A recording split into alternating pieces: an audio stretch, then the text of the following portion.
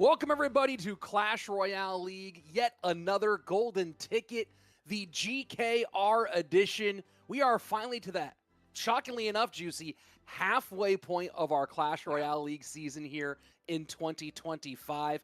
And we've got a collection of competitors who fought their way to this final 12 with a lot on the line: golden tickets, silver tickets, points, trying to go to Atlanta, all the fun stuff.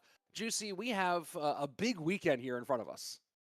Yeah, a lot of matches to be played. We have a lot of fun OG players that we'll get into in the future. We have kind of a new meta with some interesting balance changes and a new card, the new Furnace out. It's going to be nuts. I really cannot wait to see the type of gameplay, the type of decks that we're going to see here today, Rich. We're going to see all sorts. And of course, as I mentioned before, players are playing for points. More on that later. Playing for golden tickets, silver tickets. We'll see that this weekend. And also, Jackson, there is a nice little chunk of money on the line in our prize pool. Yeah, prize pool is looking huge. Every single one of these monthly finals has a huge prize pool. It's going to be $50,000. And every win that you're going up, you're going to be winning a little bit more cash here and there. It's really interesting. I mean, it's literally a mobile game. I mean, everyone sitting down playing 3 to 5 minutes of Clash Royale. There's still so much money on the line, and obviously the World Finals, being able to qualify for that as well. Here's a quick look at it for you guys. We have a first place prize of $15,000. That is nuts. Everyone today is walking home with at least $1,000. But yeah, like I said, Rach, it's going to continue to go up every single win that you get. And we have a lot of matches on the list for today and tomorrow, our normal 2-day event for Clash Royale League. Let's go take a look at the schedule of matches that we have coming up throughout this weekend. And with 12 players on the line, well, let's talk about first, before we get to the schedule of matches, the overall schedule of the event. How do things break down? Well, the same way they break down every single time for Clash Royale League. We began with in-game Path of Legends, and those top players ended up making it along to the next phase. We have our qualifiers, and then finally here we are with our event finals. So we'll show you our top 32, our group stage, all the different stages here, how that broke down in just a couple of moments. But let's go into how they're going through the tournament this weekend. That's how they got here. But of course, we have 12 players all vying for that top spot. Well, we had the ranked race, the top 1,000 players from the leaderboard, as I mentioned. We just went through our group stage and Swiss format, 1,000 down to 32. And more on that group stage in a little bit, because there were some exciting moments in that group stage. And then finally, here we are in the top 12. Double elimination bracket. Winner gets that golden ticket, a trip directly to World Finals at DreamHack in Atlanta. The runner-up, our second place player, gets the silver ticket, a chance to the last chance qualifier later this summer or early fall, depending on how you define things. And of course, points awarded throughout the way for your finishing position throughout this weekend. And as we saw at the top of that format there, our prize pool, it's all about that cash there at the beginning as well. Juice, we mentioned the points. How are those being given out throughout this competition? Yeah, I mean, every time that you're succeeding any way in this league, you're going to be getting a little bit of points. Here you can see you even get some points in the group stage, and those points are really going to matter. Like, as you said, I mean, we're already halfway through. Every single performance, you're stacking up a little bit there. And the number one person on the point leaderboard will be getting that golden ticket. They'll be qualifying for the World Finals. So you don't even have to win a big tournament. As long as you're consistent, as long as you're here every single month, you're going to be able to pop off, get that ticket. There's also a silver ticket on the line for these points. And if you guys are new to CRL, the silver ticket this year is basically a qualifier to the last chance qualifier at the end of the year, where people have one big tournament, one last tournament to try to qualify for the World Finals. So that's kind of how that 0 point distribution is going to be looking. Let's go and hop next into the top 32 qualified players for this tournament. It's obviously 12 people qualified for this monthly finals, but basically we can look at how they got here through these big groups here, Rich. Well, first, let's take a moment and look at our partial leaderboard for the event with the points that they've been earning so far through this one as they've picked up. Now, interesting notes here on some of the points that they've picked up outside of the top 12. These are the players who didn't qualify for this weekend and the points they earned from GKR towards that leaderboard. Right. Keep in mind, the 4 golden tickets awarded for the for winning these monthly finals get you a direct trip to our World Finals in Atlanta. The silver tickets give you that trip to our last chance qualifiers, where you will have one more person qualifying, but there's a collection of players who will qualify for points. So while these players didn't make it, they will have some points going their way towards that leaderboard. Now, some interesting notes here, though, as we go forward, Juicy. Samuel Basoto not qualifying for this weekend. Sandbox has qualified for these in the past, did not make it this weekend. Maybe the biggest news, though, look at there on number 3, the Pharaoh himself, Mohamed Light.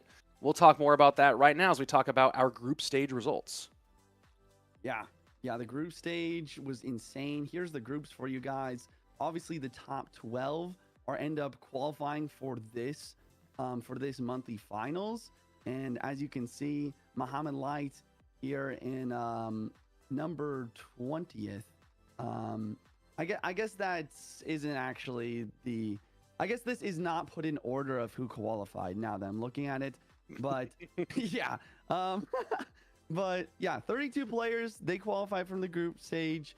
Only 12 of them made it today. Those 12, we're going to be getting into that in a little bit as actually in the next graphic, or actually not the next graphic. We have group phase groups sorted out for our next graphic here. So now we get into which of these 32 players actually qualified for this tournament. Group 1, we have Asaf and we have Arden Toas. Group 2, Pedro, Jonah, Ian. Nope. These are one more time, Juicy. These are just the 8 groups that we had for this stage of the event, or the 4 groups we had of 8. So you have Group 1 with Asaf, Arden, Inthrill, Viper, Curry, Coco, Ahmed, and Des, and then all through these groups. And from each one of these groups, 12 players qualified, the top player from each group getting that first round bye, and the next 2 players making it into the first round of our qualifier. Here we go on to our top 12, the players who did make it in. And what a collection here. Arden, Viper, Curry, Pedro, Ian, who will be joining us at World Finals this year for the first time. Very excited for that. Wallace, Igor, Mugi, World Champion, 2-time. Lucas, Clown, Adriel, and OP Sam. So a lot of World Finals experience in this top 12. A few old school faces maybe making a comeback here, seeing Viper and OP Sam. Very excited. And of course, the former world champion in Igor on this list as well. Let's take a look at the bracket to see how everything shook out at the end of the group stage and who has the shorter route to our golden ticket and World Finals and who's going to have a tougher time for it. In the top of our bracket, our opening match of the day, Wallace and Igor, which will be such a fun one. Wallace has had a lot of success in the solo era of Clash Royale. Igor, of course, winning a world championship with Team Liquid. The winner of that will go on to face the Frenchman and Viper, who's making a fun comeback this weekend. Clown and Curry in our second matchup. The winner of that going on to face one of the only 2 times on the planet, Mugi, waiting in the wings for the winner of that one. Arden Toas and Adriel in our third match. Both of those now world finalists will go and take on our first qualifier for this season in the American EN77. And then a Battle of Brazil. 2 guys who are both known for being number 2, Lucas and Pedro. Pedro, a runner-up against Mugi a couple years ago. And the winner of that will face the mad scientist who, Jackson, if you looked at the group stage at all, pulled out some interesting stuff during the group stage in his matches, including where he beat Mohamed Light in that group stage to secure his spot at the top of his group. I remember seeing one match on Twitter, like pros complaining, and OP Sam running recruits Gow Giant, some diabolical stuff. But I mean, he responded to that. He was just like, hey man, the meta's the meta. I'm going to use what I got to use to win this game. And that's what it's all about. That's what we love about him. Make some super creative, crazy stuff. Trying to surprise your opponent. It looks like it worked versus Mohamed Light. If it worked versus him, it can work versus anyone here today. Once again, super excited to hop into these matches soon. And yeah, congrats to Sam, not only qualifying, but actually making it into the first round bye here. Yeah, that first round buy, so critical. Obviously, already more money, but then, of course, easier steps. And you talk about that crazy playstyle of Sam that goes all the way back to CRL 2018 playing with TSM. You don't have to do it that much, right? In this situation, you only have to make that crazy playstyle and those weird decks work a few times to get yourself into a golden ticket position. So, you talk about the playstyle of Sam, how it came out, and for those of you who didn't watch CRL in 2018 a long time ago, he didn't join TSM until about halfway through that season, and then he came on and won something like 8 matches in a row, like eight best of threes in a row, something crazy like that. And people took a while to catch up to his style, and then as they figured it out, they were able to adjust more. But in this short situation, Jackson, where you only have to win a few best of threes to win a golden ticket, that could really be explosive. Yeah, absolutely. And you're so right, especially in that first round bye. You really just need a few wins as long as you're able to stay in that upper bracket. That's the other thing here. There is double elimination. Another fun thing about this tournament that we're doing this year is the finals, and as well as the upper bracket and lower bracket finals are all going to be played in best of 5 duels instead of best of 3, which is so fun because, once again, if you're new to competitive Clash Royale League, every single game, every duel, no cards can ever be repeated. So if you're doing a best of 5, you get to that final match and you already use so many cards from that card pool. It's really difficult, and that's where people like Sam, the mad scientist, really shine, where you really have to get creative with your deck selection, and I think that he can really shine if he's able to make it to that best of 5 situation. And while we've seen some of that conversation happen here in some of those later stages, we won't have those stages today. Those will be tomorrow when we get into the grand finals. But does that crazy style work in the best of 5s? Can you capitalize on playing a game with weird cards in it? But that's for tomorrow. Right in front of us, our opening matchup of the day. Wallace and Igor.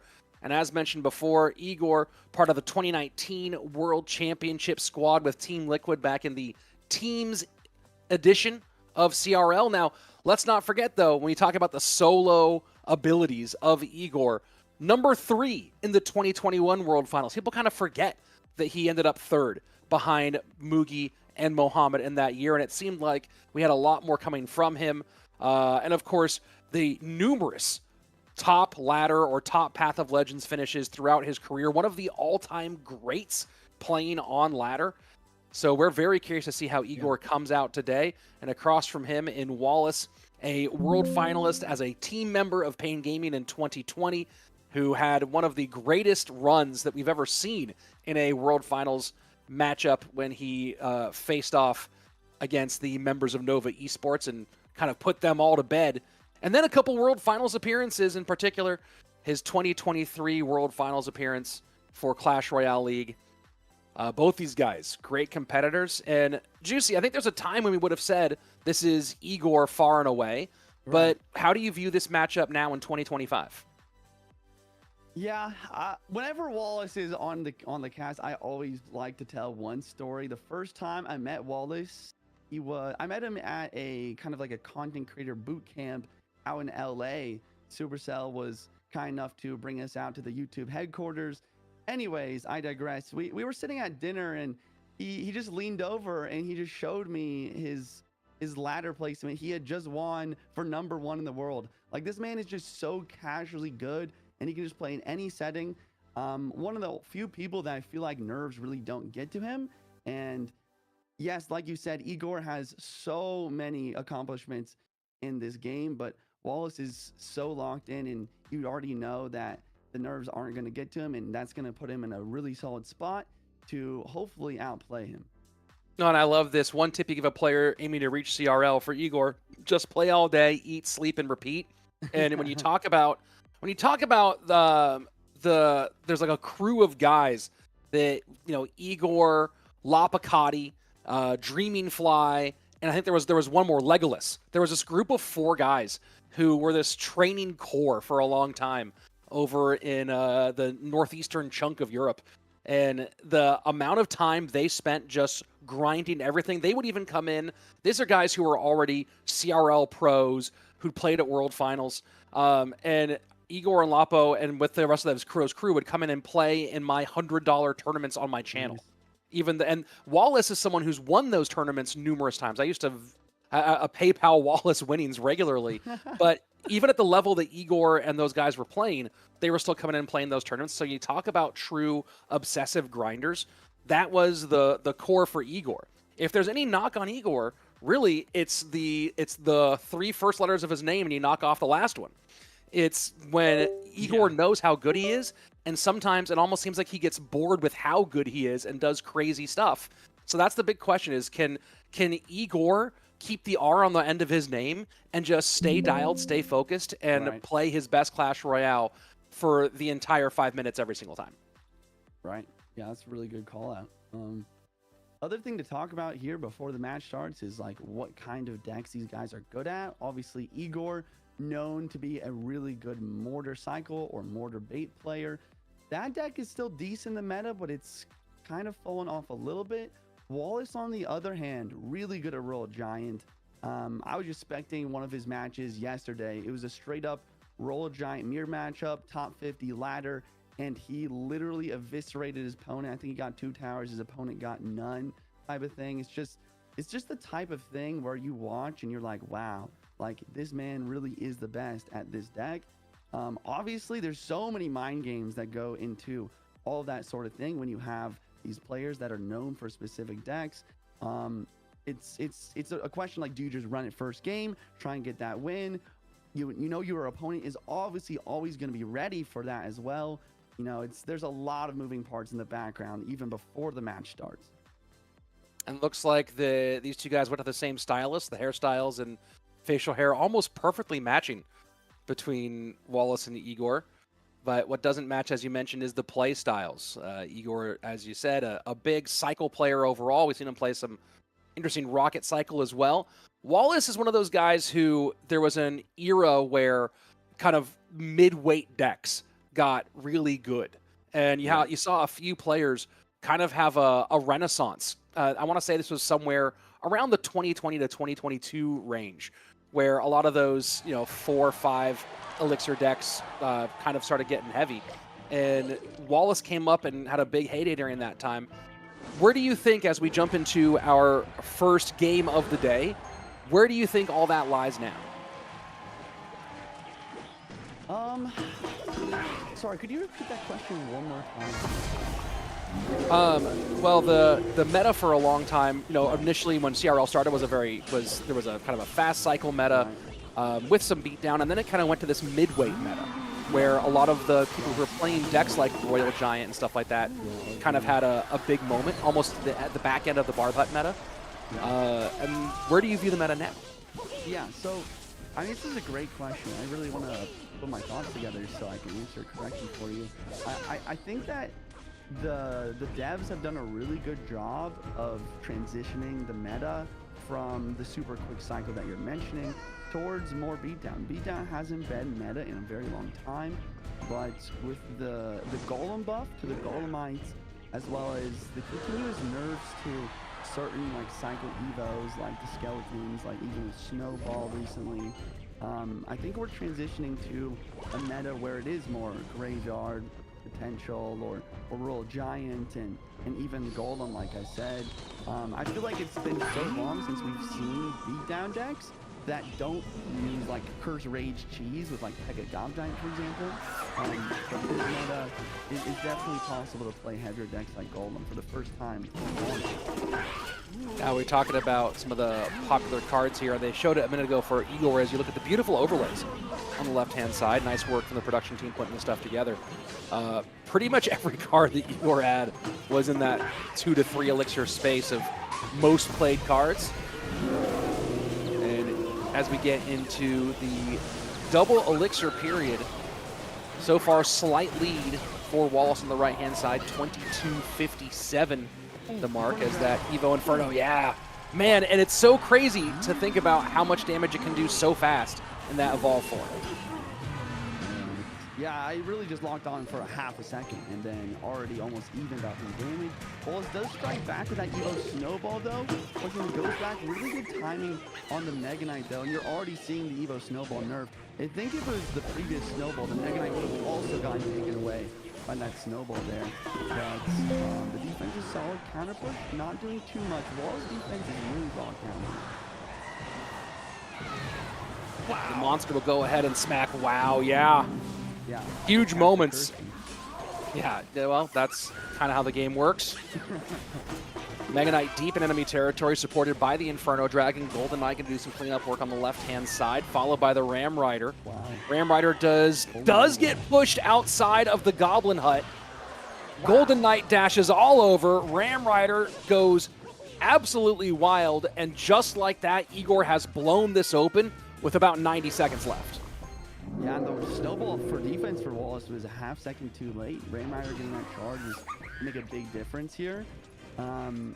Wallace just having to spend so much elixir on that right-hand side, but the other question is how does he get damage back, right? So you have the Mega Knight just defending quite well. The Goblins time will get an ability off. Wait a second, these Goblins are somehow connecting, and this game is really close all of a sudden, but Evo Inferno Drag, Golden Knight, Ram Rider left in lane.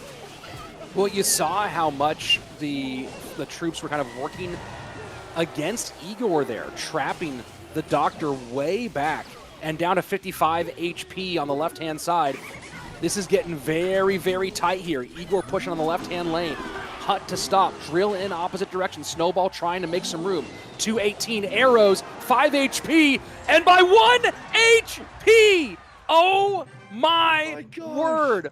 What a way to start off our day. Team Liquid in the building, losing by 1 HP, and Wallace giving us the best start you could possibly have to a weekend of Clash Royale League. And, you know, that's what I was saying. There was 55 HP. You're looking at that and going, hey, Igor can't just get that easily. He has to do a lot of work to get those last few HP hits. And Wallace putting together a perfect sequence to steal that one by the thinnest margin possible in Clash Royale. Wow, like you said, an absolute ridiculous way to start off the GKR Golden Edition. I mean, this is, I'm speechless. Like, the drill comes in on offense, the Snowball pushes the Ghost away, the Goblin connects. He also had another unit for defense.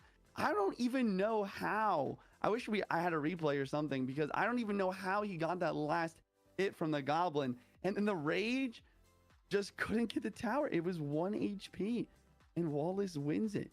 And well, sorry, go ahead. Well, where it all kind of started, Jackson, was there was a Doctor push on the right-hand side. The monster got to tower. But if you saw, the Doctor of Wallace was all the way back by his own Princess Tower. It had been back there contending with, I think it was an Inferno Dragon that had gone across the bridge for Igor. And so that Doctor was able to sit back there, and there was nothing to contend with it. So that was an easy ability. Once that monster got on tower, Wallace kind of put that whole thing together brilliantly to make sure he got that big electrocution damage. And one of the best this will probably be one of the best comebacks of the weekend, and it's certainly at least tied for the closest finish that we'll have throughout of all 2025 CRL. Yeah, it's not very often where you see 1 HP games like that, but wow. I mean, just great stuff from Wallace, like you said, getting that big damage, that big comeback. A couple of mishaps on defense, taking a lot of damage earlier on. Drill, though, Drill plus Snowball somehow connecting through the Ghost plus the other defensive unit there, and the Rage is not quite doing enough for Igor. But what I was going to say was, honestly, out of all that, I think the craziest thing is that we cut to the cameras of the players afterwards, and Igor's just got a slight frown, just almost completely unfazed, which I can't even imagine. He's just sitting there going, all right, well, that happened. Here we go. Game number 2. And looks like after going Ram Rider, going heavy, Igor going to what he's known for. Average elixir right now, very low. As we've got, and you have to imagine that Igor is a guy who was very excited by the invention of the Berserker. Right. Yeah, I think the Berserker is a really fun card. It really just opens up so many different possibilities. So like something that I actually didn't realize until it happened the other day, like I accidentally used my Berserker to lightning block for my Furnace, because even though it's 2 elixir, it still survives poison, still survives fireball. So you can play it to lightning block or your glass cannons as long as those cards do die to poison. So you can use it to block for like Mother Witch. You can use it to block Magic Archer for lightning block. For 2 elixir, it's actually such a really interesting card. Here goes Igor setting up one more time, going Cannoneer in this one after both players going Princess Tower in the first one.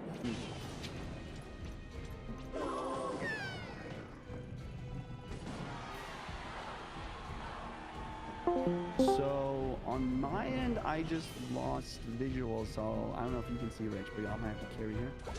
All right, well, you know, why don't I just describe the action, then you tell me what you think based off of what I'm saying. Miner to the front, and Log to clean up some skeletons. Miner will go ahead and do its chip damage on that left-hand side, down to 24-45. Archer Queen at the bridge, directly into... Wow, we have a Monk, Hog, Evo, Wizard push. EQ trying to break the Monk through. Not going to happen, but Wallace is absolutely loading up here at the bridge. Cycled back to a Hog Rider one more time. Ice Spirit to slow it down. And what an Evo Valkyrie. It looked like Wallace had found every single piece necessary, Juicy, to go ahead and get a big breakthrough. He cycled like a madman, and Igor able to hold down the defense and keep things pretty copacetic. So so Hog, Monk, Wizard. I feel like the biggest thing here is going to be the Monk. I mean, it's fairly obvious, but if you can use that Monk effectively versus the Archer King, to get deflections on offense to tank for the Hog, and even to prevent Rocket Cycle, that's going to be a big difference maker here. Log going to come through and actually activate King Tower. Really common idea with the Monk there. And the defense from Igor is really perfect. Wall's still up damage, just breaking through slowly with the Earthquake chip.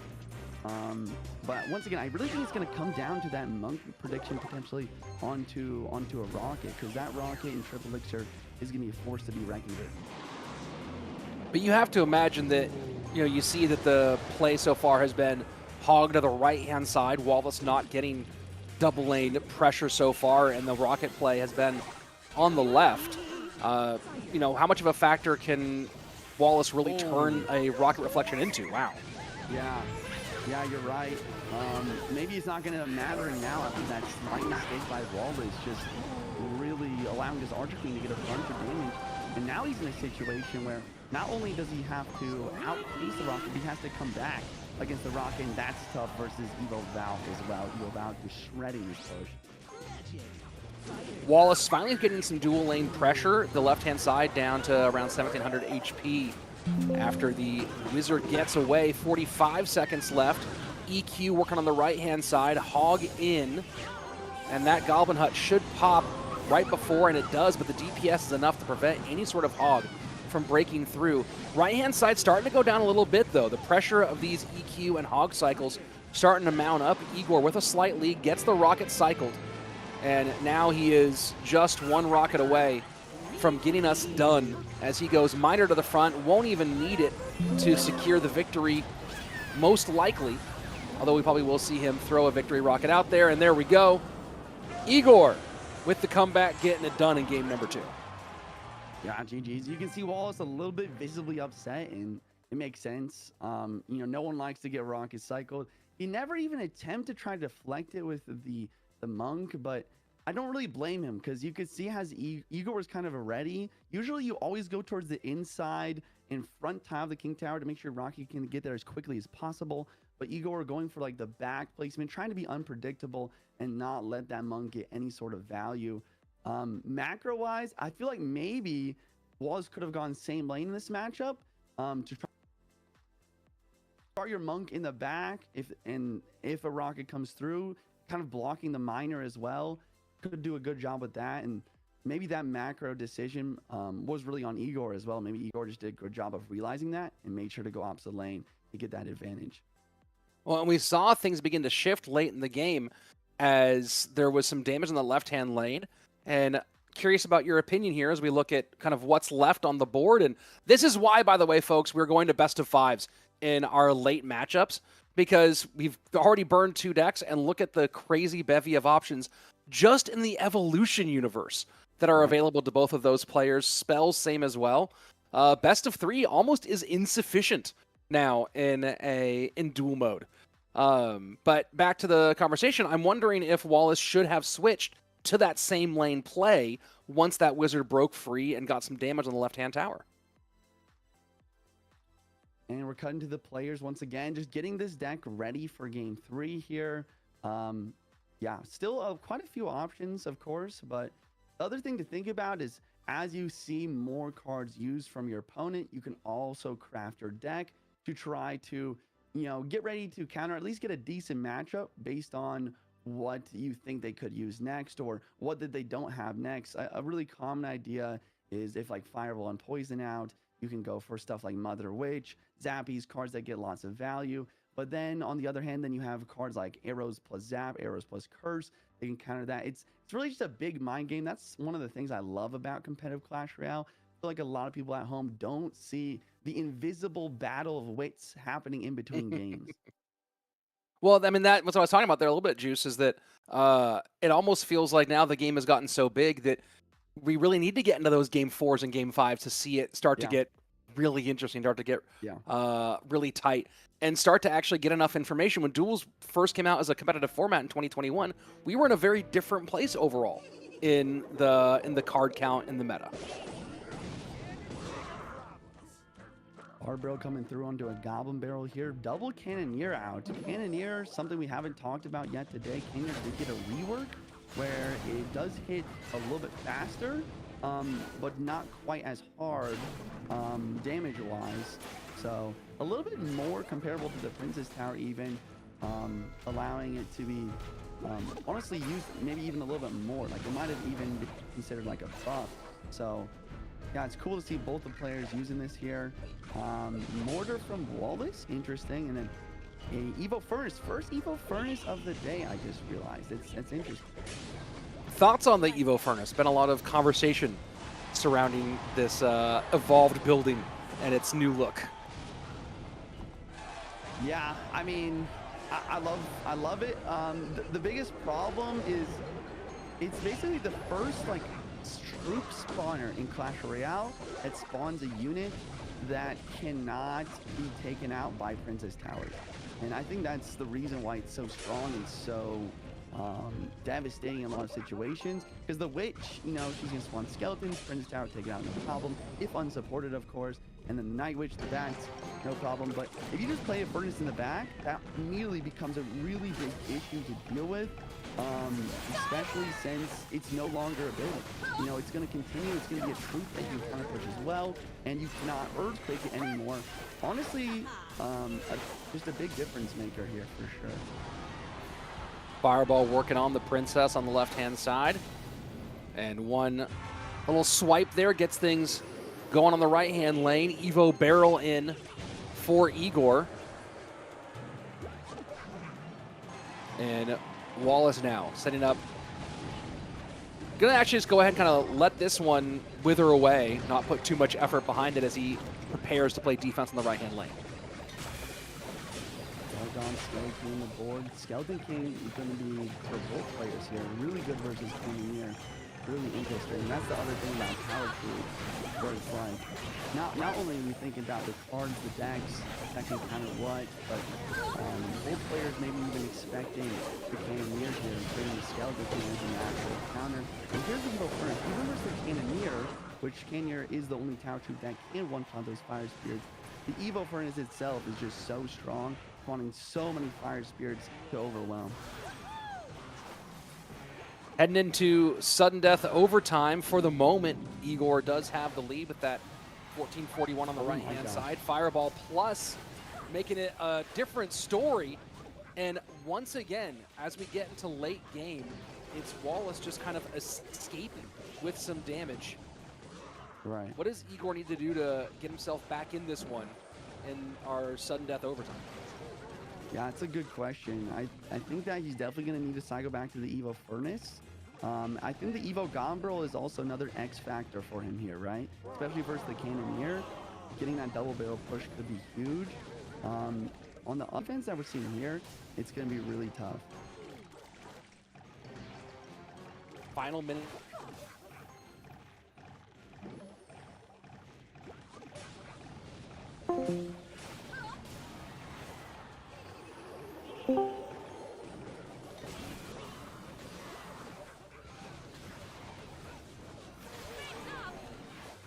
So looks like both of the casters are losing some video. Okay, the video is back on my end.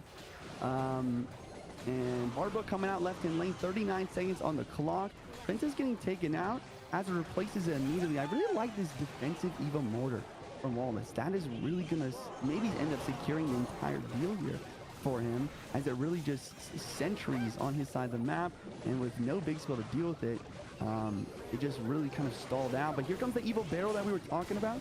Barbo coming through, Gob getting the right, but the Goblin Barrel is doing quite a bit of damage, and all of a sudden, the Igor's the one winning. Skeletons are connecting as well. No Barbaro and Cycle Mortar helps out. And Wallace is... Oh my gosh. Wallace cannot believe it, as Igor goes with the tricky barrel, or not even the tricky barrel, goes with the inside barrel, and Wallace opting to defend on the left-hand side. The right-hand side does quite a lot of damage, and that gives Igor the first round victory to open up what honestly is one of the best opening matches that I can remember in our CRL monthly finals. Wow. And then at the end there, Igor's just like, he's just like talking it up. I don't even know what he's saying. I wish we had like audio or in a translator or something, but pretty happy for him. I mean, he played fantastic. He did not let the 1 HP loss get to him. That is honestly the most impressive thing in this match I've seen from him. He lost by 1 HP, and then he reverse sweeps the best of 3 with just really solid gameplay, even coming back from a ridiculous damage deficit in this game number 3. Well played. Igor still got it, Rich. Well, I think that's maybe the biggest thing, right? Is you lose that 1 HP game, and then coming back, especially in that last game there, where it really did look like Wallace maybe had it in hand, right? Igor had to get directly on tower, didn't have spell damage, and was facing the guy who could put spell damage on his tower, and didn't panic, didn't lose focus, was able to just get the right moves done to overwhelm and get that final push through to get the win. And really just vintage cold-blooded Igor in our opening matchup. Yeah. And we can look at a bit of the stats here. Here are the decks that were used. We're looking at game number 1. Wallace, really impressive win, honestly, going up against a Ghost and a Mega Knight for defense of the drill. I think the biggest thing he did here is just really good use of his snowball. He basically just played it whenever he had it in hand, always trying to get the Evo and cycle. And then the other thing that you mentioned during the match was that Goblinstein usage was really perfect. Game number 2, game number 3, going to Igor though. Really good stuff, just ice in his veins, man. Yeah, I mean that's what it goes back to, as far back as you can go, right? Is that whole feeling of ice in his veins. His debut in real life competitive play at World Finals, coming up with a King of the Hill sweep, like one of the greatest debuts in CRL history. And that was, I think, at that point, maybe a 16 or 17-year-old version of Igor who hadn't played with the team all year. So yeah, one of the most fun guys to watch when you talk about that coldness. And the interesting thing too is, when we talk about the Igor and his career, I've cast a lot of Igor matches, but because he didn't play during the regular season in 2019, and the World Finals that he was at was 2021, I've only been in the same room as the guy once, and that's at World Finals in 2019. I am very curious to see if he does make World Finals, what the guy is like once again in person, like what his attitude is like. And this is a guy who we've seen play very little on a live stage. Hopefully we get that chance to see it one more time. But now we're moving on to our second matchup of the day, Clown and Curry.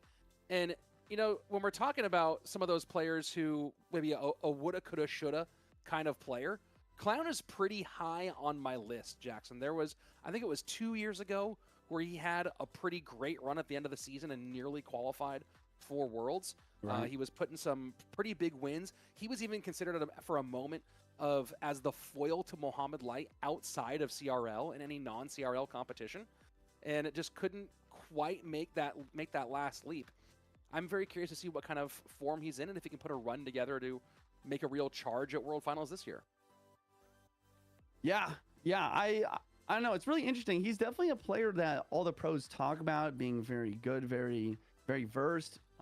We did see him, and I believe it was either in the warm up or the first monthly finals this year. It was actually the warm up, and it seems like he is very busy IRL as well. Like very impressive stuff for him to come up in a $15,000 tournament playing literally in the car. He was playing like on car Wi-Fi. And I was like, wow. He had a tough time there, but I want to see Clown in a more focused situation, in a more focused light, and that's what we're here to watch him do today. Honestly, this monthly finals is really going to help cement my opinion on him when it comes to talks of like who are the best players in the world. Yeah, and taking a look at leaderboard stuff so far for this season, let me go ahead and see if I can actually find Clown anywhere on there. Clown currently 20th overall on the leaderboard if you count the points from the first phases of GKR. So that 20th position has a chance to leap some people. A lot of the players who are ahead of him are not here on this weekend. Pompeo not here, Ta, Ali, Samuel, Coco, Vitor, Aslan, Arden. Oh no, Arden is here. Sandbox. A lot of these guys aren't actually here this weekend. So a chance for him to make up some ground. On the other side of things, Curry, his opponent, someone who we've seen make some appearances in some of the older cups, right? Like the Queso Cup, some of those cups that were the solo ones held during that 2020 to 2022 era, before we kind of started getting some of these other more centralized events for the CRL stuff. And it's a guy who has been good but has never been great. So I'm very curious to see how he fares against this pretty stacked lineup of cold-blooded killers. Yeah, absolutely. Japan's players, they do really well. I'm sure they practice a lot together. It's really interesting to see like the similar kind of play styles, but also like the similar talent that we see from these players. The other thing that I love about Japanese Clash Royale culture is that they actually kind of think reverse in what like the West might think, where they think cycle decks are no skill. They think that cycle decks don't take skill, and that beatdown or heavier decks take more skill because if you make a decision, you don't really have anything to help you out. If you make one mistake, if you misclick a 4 elixir card compared to a 1 elixir card, then the game could be over. So it'll be interesting to see kind of what decks he's gonna run here. And honestly, I'm just hoping that we at least see Golem once today. I just want to see one Golem once. It's been so long since we've seen it in CRL. Well, and just to kind of give everybody the context of how wide open Clash Royale League is this year in terms of your ability to get points and suddenly jump at the leaderboard, Curry earned 0 points in our first 2 events of the year in the Dragon League and the Kalalis Cup. He is now, based on his performance today, or this month, 24th. He's got 40 points. He's 24th is one to put it, or tied for 19th is another way you could put it, right? So just off of one time making it to a monthly final, he has jumped way up that leaderboard. So those of you who are thinking about it, there's still some stuff left out there to get done. You just need one good month, and you could suddenly be in the conversation. Yeah, and like what Rich is saying, if you guys want to participate in the Clash Royale League, if you want a chance to play on the biggest of stages for these events, all you have to do, the first stage, is top 1,000 in Path of Legends, and it's not too late. There's still ways to qualify. There's still ways to get on that point leaderboard, lock in, and hopefully I'll see you in Atlanta. Doesn't the Furnace kind of look like he should have been released during Halloween? He has like a very Halloween I don't even know, but yes, the Furnace has a very Halloween kind of vibe to it. Yeah, you're kind of right. I don't know I don't know what it is, but I can't really put my finger on it, but you're definitely right. It definitely does give off that vibe. Like, I don't know if there's lore behind the furnace. I haven't checked on it, but it looks like the furnace was magically, like, given life by the wizards. Like, maybe the classic wizard was like, Caliba Blam, and then now we have a walking... I don't know what he says. Cast a spell. He wouldn't say fireball. He does say fireball. But he wouldn't say it to turn a furnace into that's already the fireball thing. Yeah. He probably would just, like, show his beautiful, luscious hair, and then call upon the hair legend for power. Here we go, and sending that on. Dawn, is there lore behind the furnace conversion? Let us know. Here we are into approaching double elixir time. Fireball gonna go ahead and get on that evolved furnace. Doesn't matter much. And that's going to be maybe one. Did the log do its job? No. One shot does get through. So to kick off our double elixir time, Curry does connect with the Royal Giant. Really nice play there by Curry with the E-Spirit. Not only hit the skeletons, but changed from the furnace fire spirits to the furnace. And even though furnace does survive fireball, it's very, very low HP after that. So he did a good job of using that E-Spirit to clean off the board. Another big push on the right-hand lane. And the Barbro coming through does a good job of kind of tanking for the RG. But I really like the Earthquake. Earthquake, other than pros, like, I feel like Earthquake is not used enough in this sort of situation, just for the slowing down of those units. Yes, it does a bunch of damage to towers, but it does slow down all units a significant amount to really give your tower and your buildings enough time to get that damage in. And here we see another Earthquake driving down, slowing that RG. And the Monk right in front, doing a good job. Not going to take care of the furnace, though. And this push stopped easily, and now we're starting to stack the furnace play. Fisherman pulls the evolved across the board. Hog Rider should get one, and it does. Doesn't get two. 21:39 is the mark, as we are very tight. 20 HP separating in this right-hand lane with under 2 minutes to go. Berserker back in cycle dealing with the Wizard. It's going to push forward. Ice Spirit might jump on, but the Wizard is going to splash it down. We see a high furnace, but the Fisherman lock skeletons are not supporting. This is going to be a big push for Curry. It could be fairly difficult to stop, but the Evo Tesla is in cycle rate. And Monk with one more good reflection. This time the Evo RG has a pretty significant amount of HP, forces a second Tesla out. So the defense will end up holding, but now a pretty nice elixir advantage for Curry as we go into triple. Let's see if he's able to capitalize on that against the Hog Q cycles. Monk to the bridge once again. High furnace, not giving fireball value. Ice Spirit in a log. Trying to put this Monk back to a spot where it doesn't deflect the tower, but it does get pushed forward by the RG. Free fireball, but pre-placement of the Tesla in a anti-fireball position, but another Evo Royal Giant being placed to the bridge immediately with the Fisherman to pull away the Berserker. And Curry just continuing to apply pressure. The Ice Spirit does get taken out, but a solid defense nonetheless. And somehow that RG doesn't get a shot off. 21 seconds left, and it's looking like Clown, after putting together a number of great defenses, has one more defense he has to get done.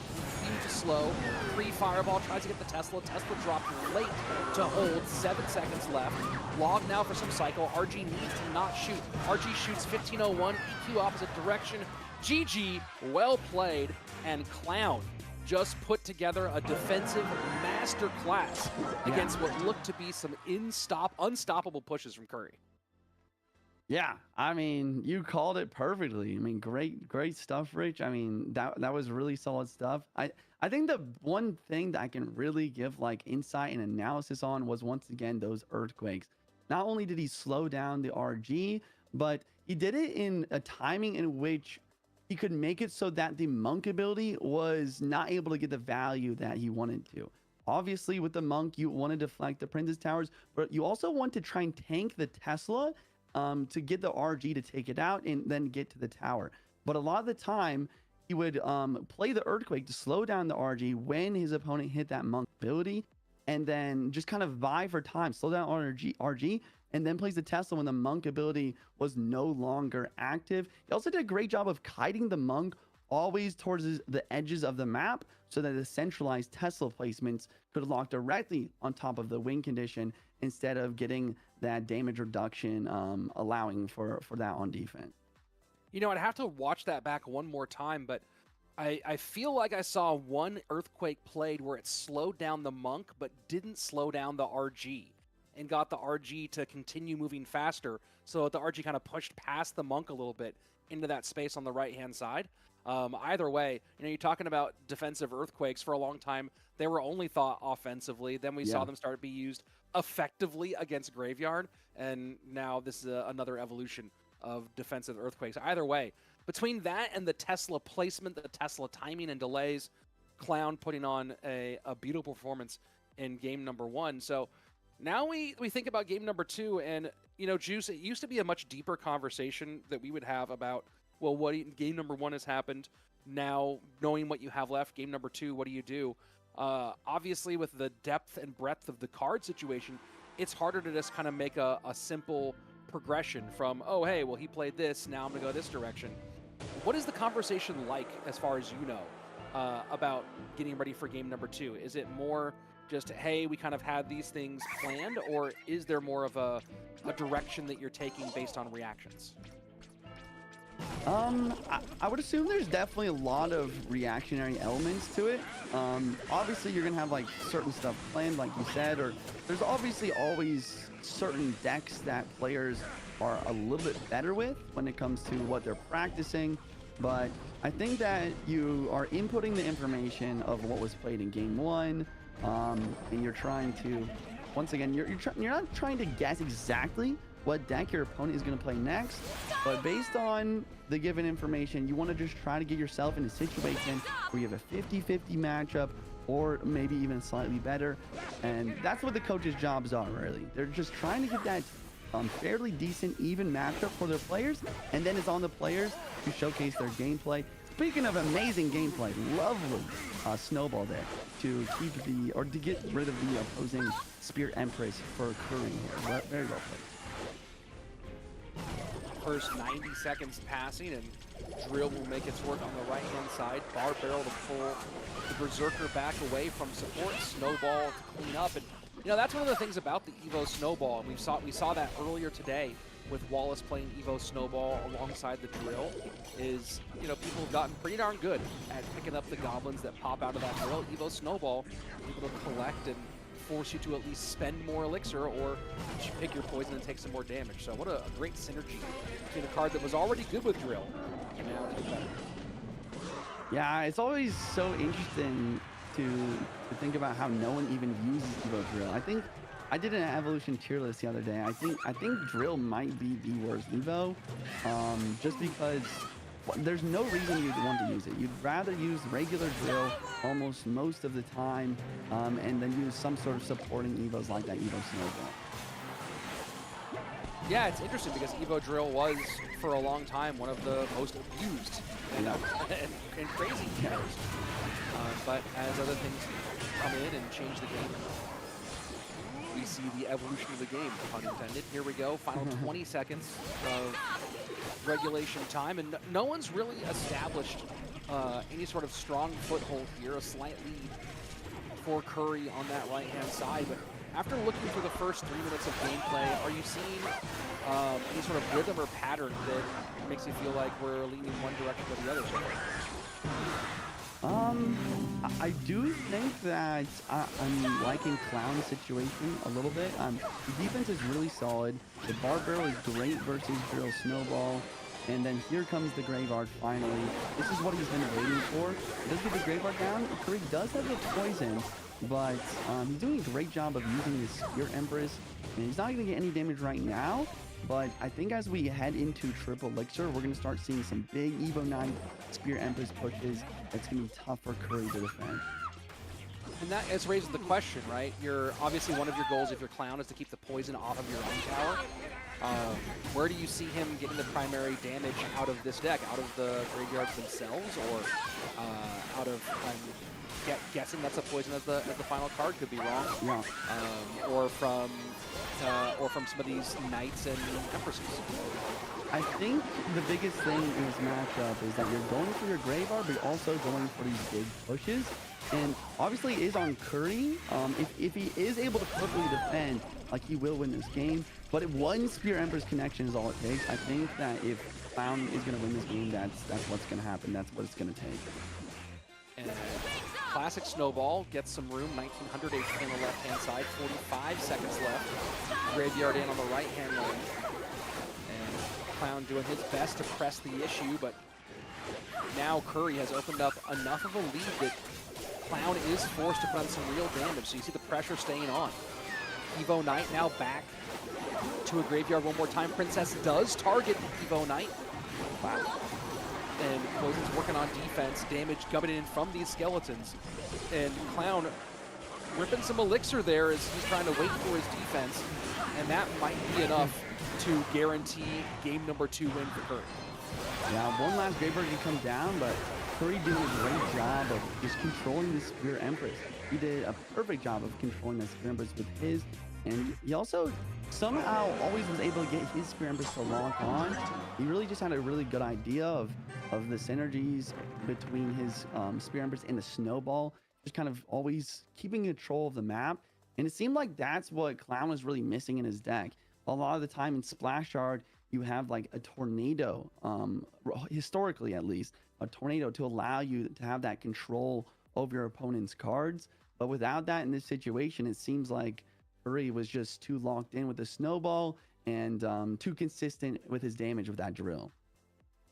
And able to open up a nice little lead there at the end with the Snowball drill combination and create some separation. And after that point, Jackson, as you pointed out, it was pretty simple there. There was one push kind of in that last third that looked like it had some danger to it. The Knight did get across, drew the Princess's focus, but as you said, the Spirit Empress not able to break away and get real damage. And, you know, it's funny taking a look at sort of the evolution of Graveyard, like what cards stick around with Graveyard forever, and the weird pieces that slide in, slide out.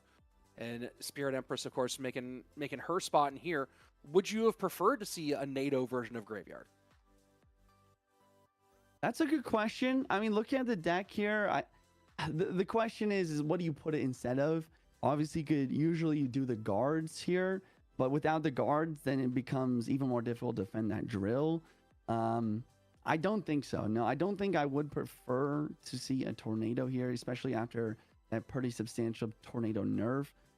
If anything, if I were to try to make this matchup a little bit better for Clown, maybe even just a quicker cycle variation, maybe even like skeletons or goblins instead of the guards, trying to get more graveyards out and just force the issue more, applying more pressure, cycle to more Spirit Empresses.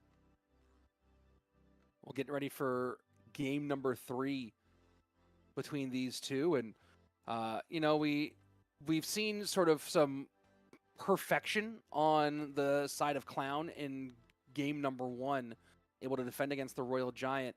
And then in game number 2, you kind of called it early on, Curry with a pretty solid matchup situation. And once he was able to just play his defense and not make mistakes, solid lockdown. Going into game number 3, as we get ready, hopefully get a look here at some of the decks, and we're going to take a look at Hog here. Any adjustments you would make for either of these two players, or continue along the course that you see? Yeah, I'm not sure.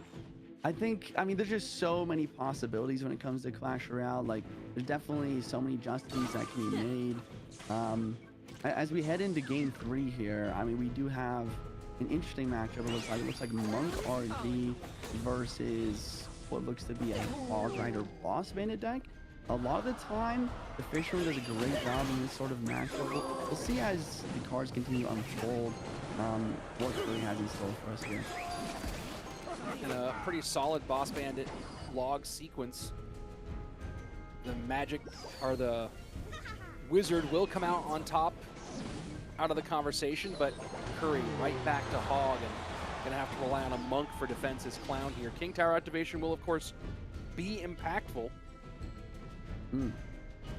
Yeah, definitely. Yeah, The Hog Rider going to struggle to connect. He's already got a solid amount of damage so far. He does have guards too. So this guards is going to make a big difference. A lot of time Hog use skeletons, which is just free fodder for the Rage and the Eastern contact. But those guards are going to be very spell resistant and give Curry an even better chance to defend versus these big pushes. And Uiz absorbs the first shot. Boss Bandit does use the ability and get back onto the Wizard. Fishboy goes down and forced to use some goblins to pick all that up. And Curry putting the pressure on here, but the Rage on defense enough to slow things down. Although, with this Monk going down here fairly soon, a slight elixir advantage it seems maybe, or it wasn't to be for Curry. Clown instead turns it around and decides to go RG in the opposite lane to our right-hand side. Yeah, this is something that I talk a lot about when it comes to Roll Giant. Roll Giant can really be played in two ways. It's one of the most unique decks in Clash Royale. You can play as a cycle deck or you can play as a beatdown deck. And I always tell people, if you're going against a cheap cycle deck, play it like a beatdown. And that's what Clown's doing right here, the double RG. And then he's got the Monk ability deflecting the tower. He's defending the right side quite nicely. And even the log gets deflected from Curry, and this Roll Giant continues to be on the tower, taking it all the way down to 470, even lower with the Fireball taking it down all the way to 0 with the last Roll Giant hit. Wow, Clown really just changing everything here in game 3, and that's going to be the set. And that's what you were talking about, Juice, about turning this thing into, you're saying in this matchup, turning it into a beatdown situation. Yeah. And Curry found himself in that exact beatdown defense problem of now this big thing is crossing the bridge Yeah. and there are so many other things there. How do I stop all the things? Yeah. And Curry just not able to stop all the things. The fireball at the end, and I really loved that play in Clown, you know, kind of recognizing that Evo RG would have just enough. There wasn't enough DPS to take it off. So Fireballs gets the Firecracker off the board to go for the final killing blow to end this thing and get his first round win. Just a really complete performance from Clown. Yeah, I think the biggest thing in that matchup is the Rage. I mean, we saw Clown do a great job in a similar matchup as that and take that win earlier in the set. But when the roles are reversed here with the Rage, instead of what normally would be, I guess, a log or a barbarian barrel, as we saw before, that Rage just increasing the hit speed of not only the Roll Giant, but allowing the Monk to get more knockback, allowing the Wizard to just pop off, get that splash damage, prevent any value from the guards from dropping down. But if we're really going to talk about what made the biggest difference, it was just a slight mistake from Curry. He played that log as second too early. The Monk deflecting that and not allowing the log to stun the Roll Giant to give him more time for defense. I mean, everything just snowballed from there. Well, that's how quickly it can go wrong. 1-2 elixir spell play just a little bit off kilter, and next thing you know, you are down in the lower bracket, which is where we will find Curry next time that we see him. Of course, keep in mind, folks, this is a double elimination tournament, so nobody you see losing in these first few matches is knocked out of the event quite yet. You have to lose twice to be knocked out, but if you keep on winning, you make an easy road, a quick road at least, to that final and hopefully a shot at a golden ticket and a World Finals trip to Atlanta at DreamHack. And if you haven't started putting it together yet, folks, if you are interested in going, it is going to be at the end of October, beginning of November in Atlanta. Get your plane tickets now, find your hotels now, and buy your tickets to DreamHack and come check out what's going to be one of the most festive Clash Royale World Finals. We're going to be a part of the overall gaming community as opposed to just doing our own private thing separately. So it's going to be a totally different vibe than you've ever had for a World Finals. I know that Jackson and I, along with Andrew and Josh, are all really excited to be going to this one. So hopefully we'll see you there, and of course we'll see some of these competitors there as well. Jackson, we're getting ready for our third matchup of the day. We've already had some interesting victories. Igor with the win over Wallace, Clown now taking down Curry, and coming up next, we have a fun matchup of two guys who both kind of had their breakouts at a similar time in Arden Toas and Adriel, two players who are post the team's era, who both started kind of making their noise really at the end of 2022 and into 2023, and we've really seen them both with Adriel's performance in the 2022 World Finals, or at the 2023 World Finals, and then Arden Toas, who I'll admit I picked against after seeing how he'd always struggled on a live stage, finally coming into his own at his most recent World Finals appearance. This is a fun matchup of two kind of young breakout stars now turning into CRL mainstays.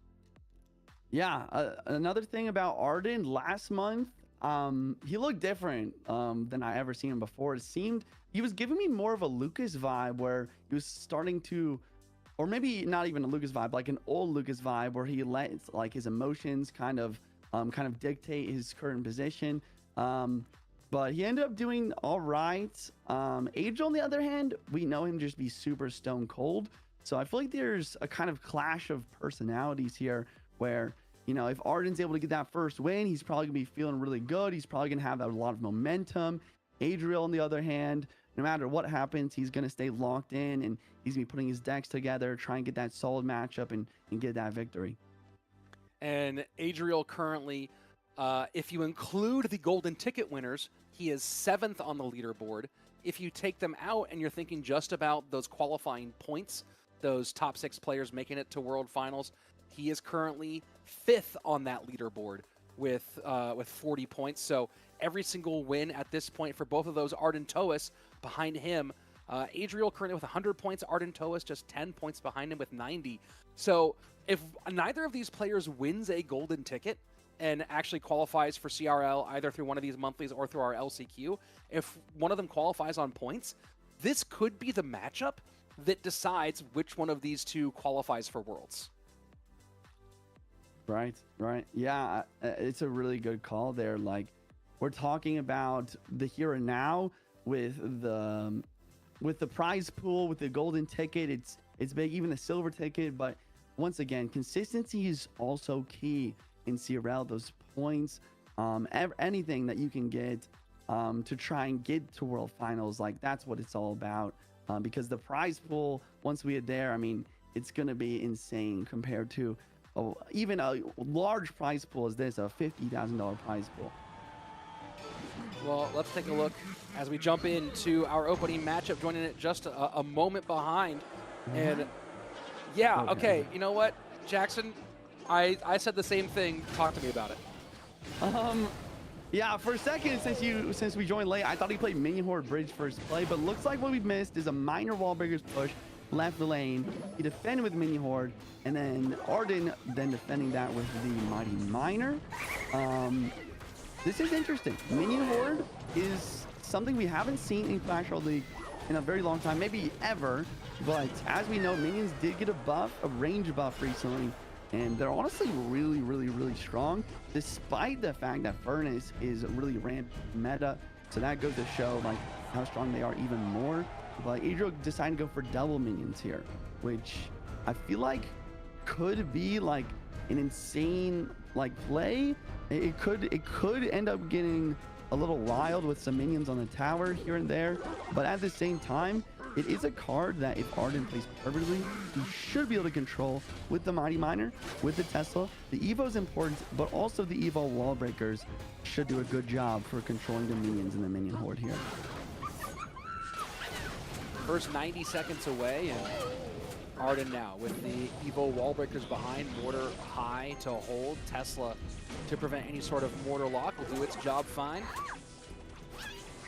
And Adriel, let's see if he sets up in the back here and uses this elixir advantage to create something. And he will. He'll send some minions in the back, kind of the best option that he has. They should still maybe interact with that Tesla. Miner goes and picks up the Tesla aggro, and now Poison to clear the defensive minions. And he's not going to get one on tower, but you see Arden had to get that Mighty Miner out, maybe in a less than ideal situation. Yeah, definitely. Minions dropping up high, gonna force the Mighty Miner ability. Miner poison left and range. deciding to switch lanes here. I don't know if I agree with that. A lot of times you do want to go same lane as Siege decks. Siege meaning Mortar or Expo, because here comes the Mortar, and a lot of the time you do want to poison the tower plus Mortar. Boy. And he's low in Elixir. Wait, Evil Mortar might just lock. Okay, he does get the Mighty Miner down in time. And for a second, that's what I was talking to. That's why I said, oh boy there, Jackson. It was, it looked for a second like the Miner might walk close enough. And this is a couple of times now where this deck out of Adriel has forced Arden to make funky plays, right? The Mighty Miner now used a couple of times for kind of funky pickups, especially that just stopping that one swipe from a minion. But look at the results of this still. Adriel up by about 300 and change, a little under 300 HP. Miner now will go ahead and start lowering the gap. But it's still this kind of harassment that Adriel is able to create is significant. Yeah, so really interesting macro here. See, as Arden just realizes that he needs to go same lane, starts attacking the right, but then Adriel, the Furnace on the left, getting one down and cycling to the Evo Furnace as well. And since Arden does not have the Kidney or he has the Princess Tower, he's really struggling to defend. And now Adriel with the Mortar Evo. So we have Evo Furnace, another Furnace, a Mortar Evo on the board, and Adriel, you can see him, that's the most emotion you'll see from Adriel. A little bit of a eyebrow raise, a little bit confused on how in the world Arden was able to defend here, but he's still up damage, Miner poison inbound, and we're heading into triplex or overtime here, Rich. And one wall breaker connects. This is going to be a fairly even match here. 859 to 1159, so just a few hundred HP separating these two. Miner goes to the inside, Wallbreaker picks up, and the Miner does retarget to the tower. That is a huge retarget that happens, down to under 500 HP on the right-hand lane is Arden with the Poison. Poison now working opposite direction, 30 seconds left. You see Arden given the sigh there, or Adriel, Arden given the sigh, knowing that he finally got overwhelmed, and maybe sitting there going, hey, what the heck was I supposed to do? And that, again, it comes back to this thing that I said earlier, Jackson, is it just felt like this deck wouldn't stop harassing Adriel. Yeah. And over time, it was almost like death by 1,000 cuts. Yeah, and that's the power of the Furnace. You know, he always was playing the Furnace in the opposite lane, spawning those Fire Spirits, always abusing the minions.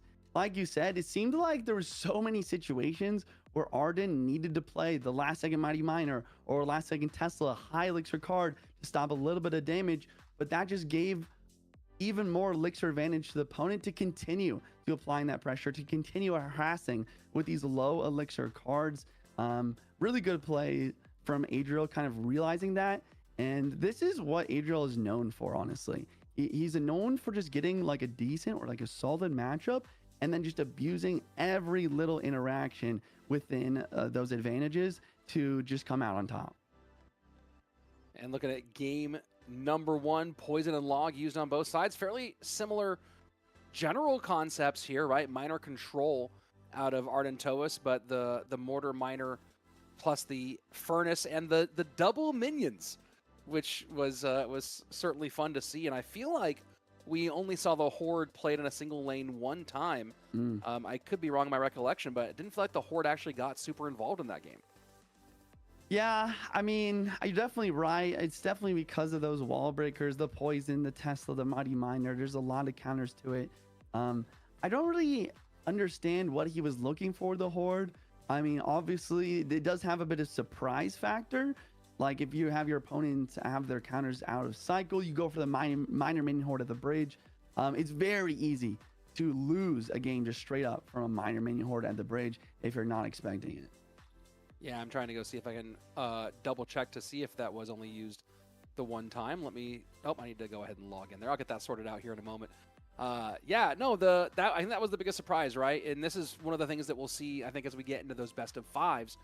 But when you make some of those choices, maybe those surprise choices, and we saw in this case the surprise got spoiled really early. Yeah. Right. It was the first card out from Adriel.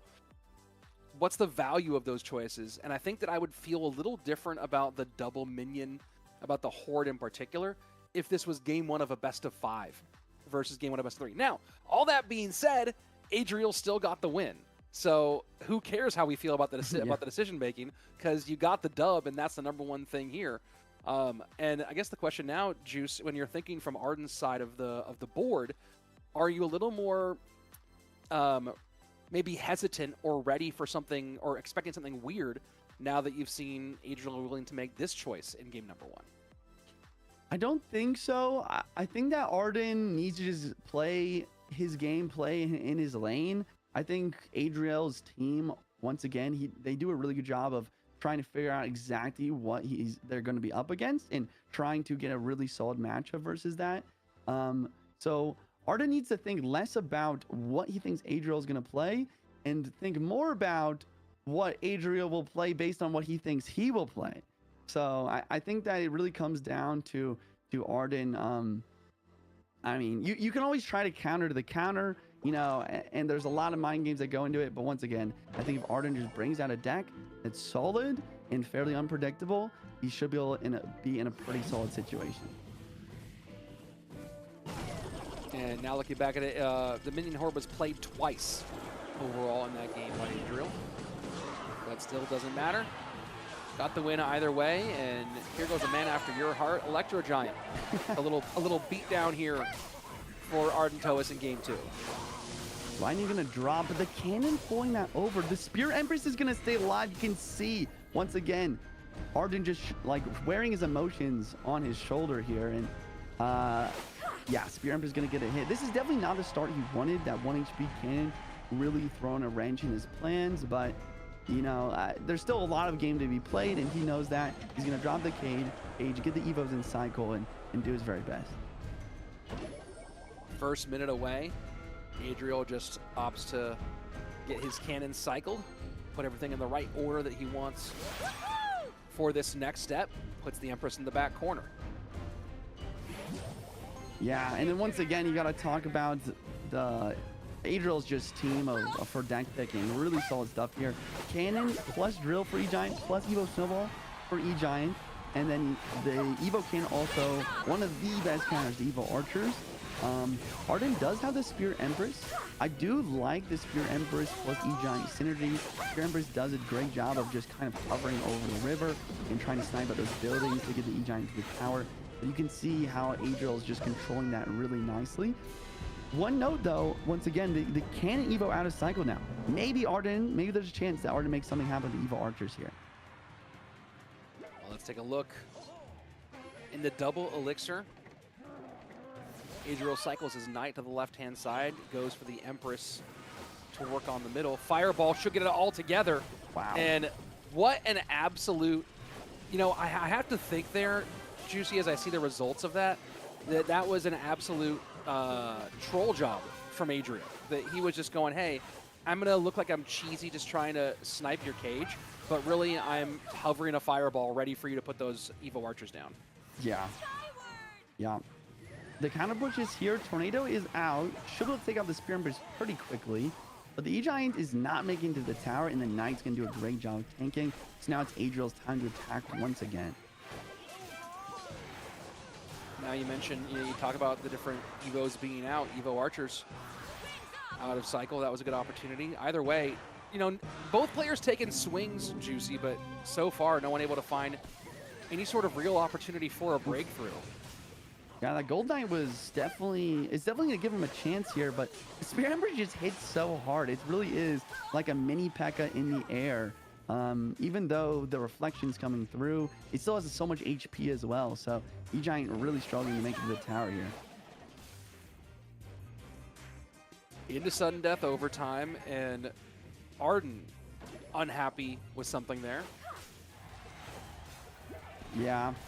And this is what I mean. I really don't think the emotions are going to help you here. I think you have to stay locked in, and you have to play the best of your ability, no matter how difficult the matchup or how unlucky the situation is. Oh, but boy.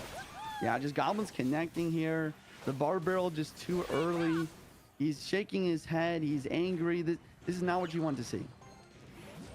Well, I'm guessing, I believe Arden streams while he's competing too, if I remember correctly. I could be wrong there. So, you know, it's also one of those things where you're also trying to be entertainment at the same time. I might be wrong with whether he's streaming or not, but I think he does.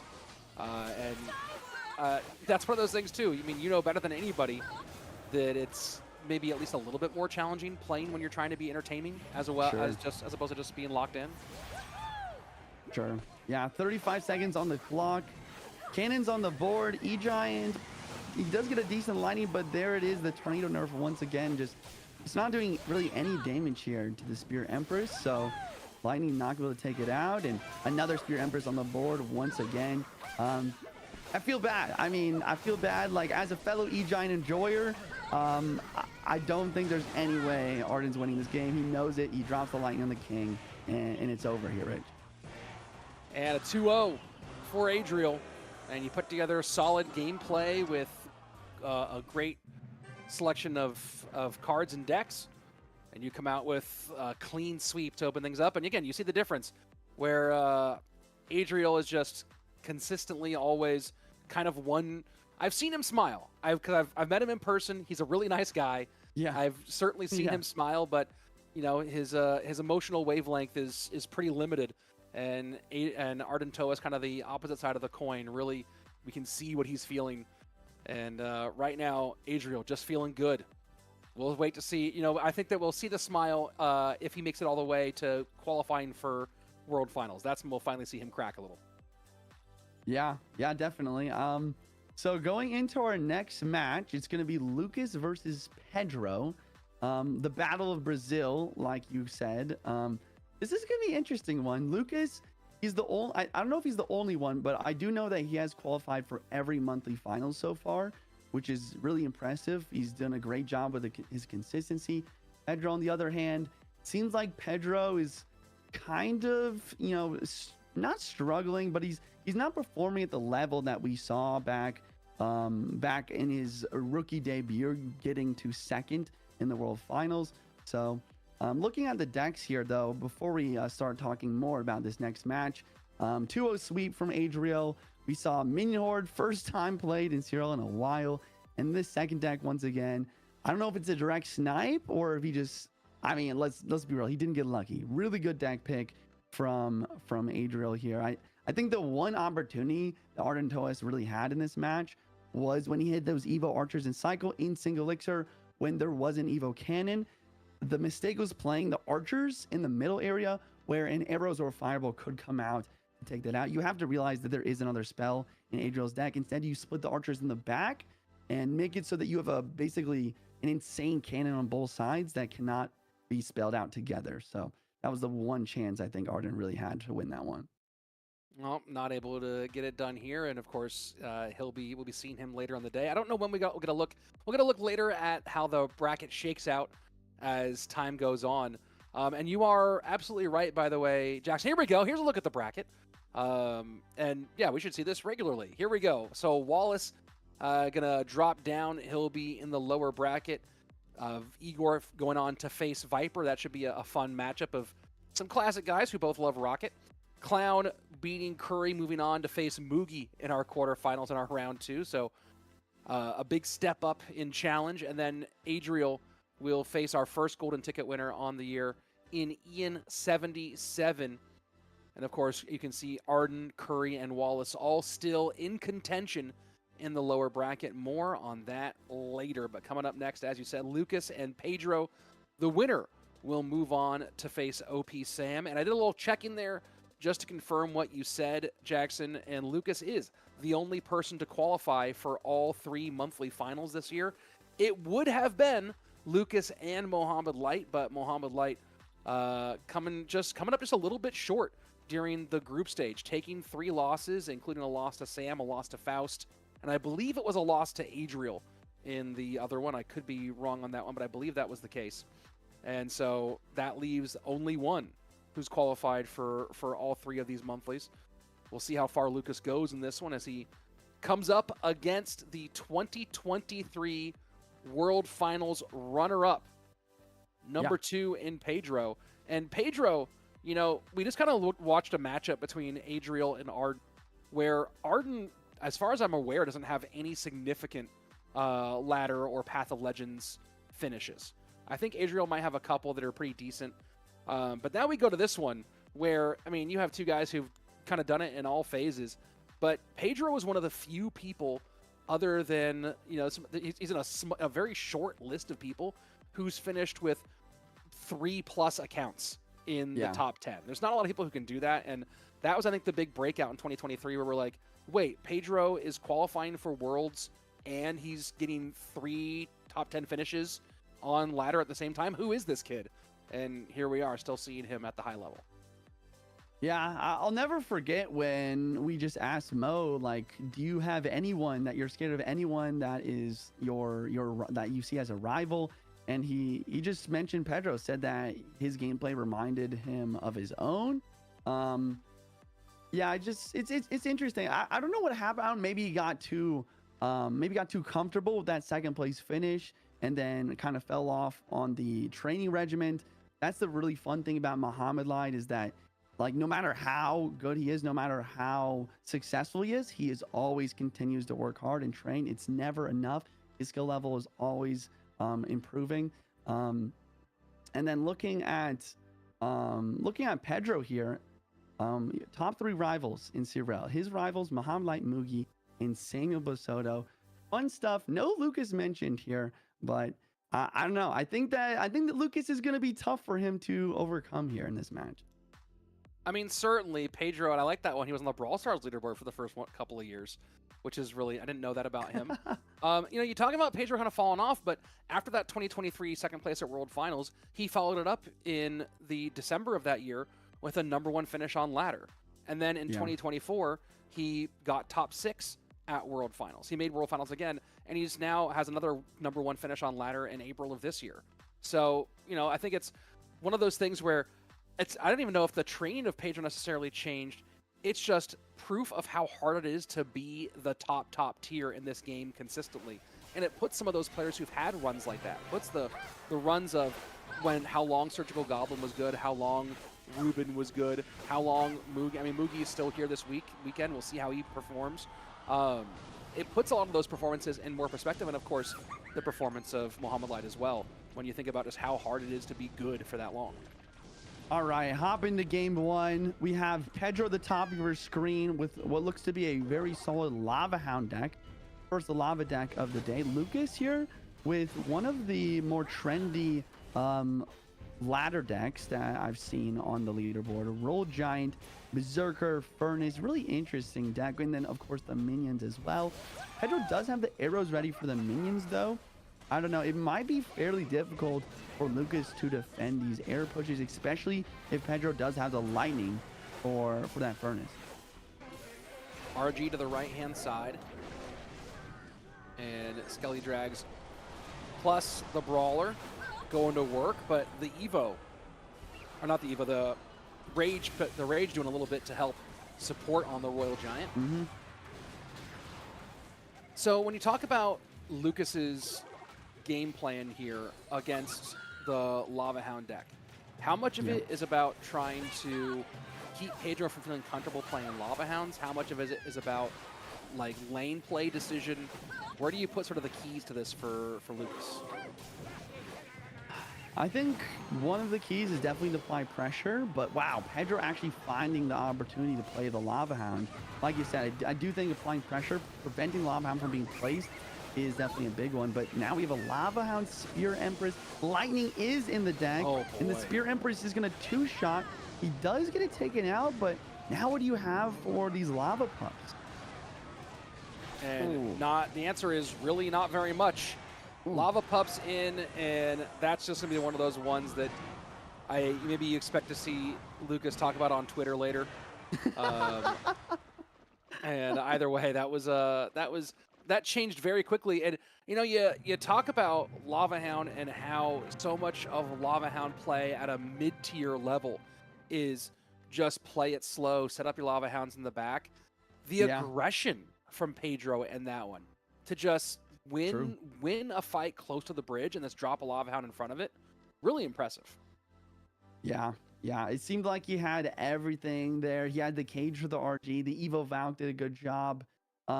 We talked about many times, one of the only ways to really succeed there in the Lava RG matchup is to continue to apply pressure, Eventually, what usually happens is you see a tower trade and then another tower trade. It's very common in this matchup to actually see it go down to king towers only. But with all the advantages Pedro had, while also getting that really well-timed lava at the bridge, it just put Lucas in an almost impossible situation. Especially, I didn't even realize it until now, but especially since Lucas didn't have a big spell. He only had log and rage. A lot of the time, a lightning or especially a fireball can really help in this matchup to deal with the skeleton drags, but the log and rage, just not enough air support there. I do want to say I appreciate the design on that last graphic. I don't know if we can throw that graphic back on or if the production's busy with something else, but I'd appreciate the design where it shows the Archer of the Night, and I think it was a wall breaker. Looks like they're all looking up at the data that we're discussing. Yeah. Right? They're all like, hey, what's going on? What is that up there? So nice little design feature. Well played, GKR. Well played indeed. Speaking of well played by Pedro in game number 1. So we move on to game number 2, and Lucas kind of got in a tough spot. There wasn't really much he could do in that one. Do you have any kind of direction you want to see Lucas go from here? RG game number 1. Do you think that he kind of goes to something faster cycle here in game number 2, or do you think he's really more thinking about trying to figure out what Pedro's up to, who kind of goes against type with the Lava Hound play? Yeah, it's a tough situation, Lucas. The other thing that is cool is that he actually doesn't have a coach or analyst to help him out, and he's been qualifying for all the monthly finals on his own. So I'm sure all of these thoughts are going through his head. Looks like he is going to a little bit more of a quick cycle with the snowball. Most likely going to be seeing a Goblin Drill deck, a Goblin Drill Golden Knight. Snowball Pedro, on the other hand, going to his bread and butter minor cycle. It's just what he's known for. It's gonna be an interesting matchup, but we'll see how the decks continue to unfold.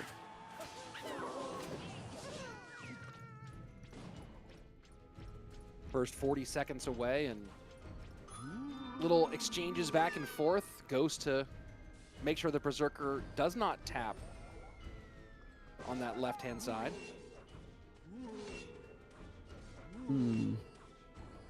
Okay. Roll delivery, interesting.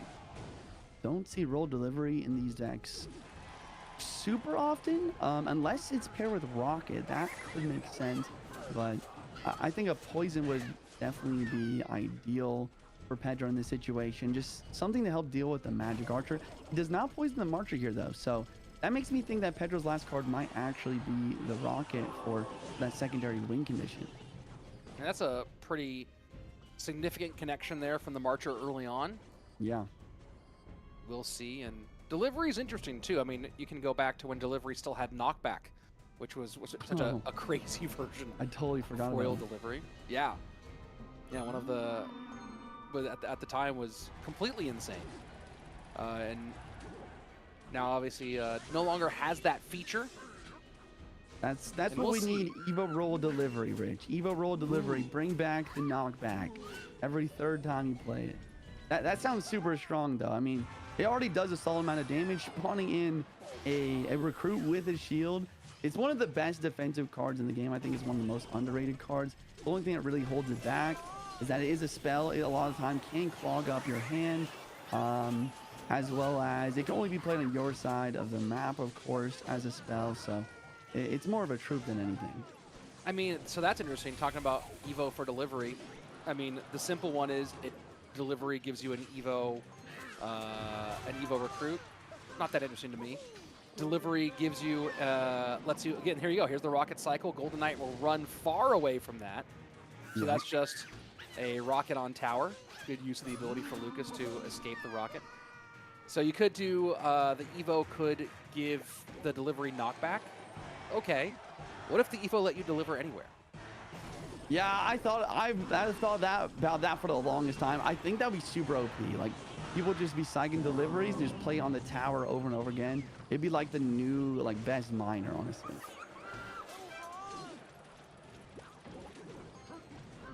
Well, we'll see. I guess it depends on how many cycles it gets. Either way, cycle working right now for Pedro, who's up one game and up a ton of damage. So far, Lucas not finding really any way to get to the second level, and with this drill deck, he needs to find that Magic Archer hasn't had much of an impact since earlier in, and that one will connect here. Miner going to go to the backside. Ewiz will pick it up.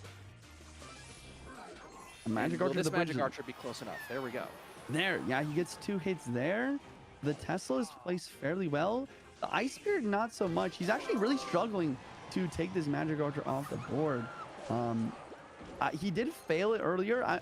Just thinking about how Lucas could win this game, I think he failed it earlier, but an Evo Snowball into a really good Marcher connection could work. The biggest problem is that Pedro doesn't have like a really good tank though.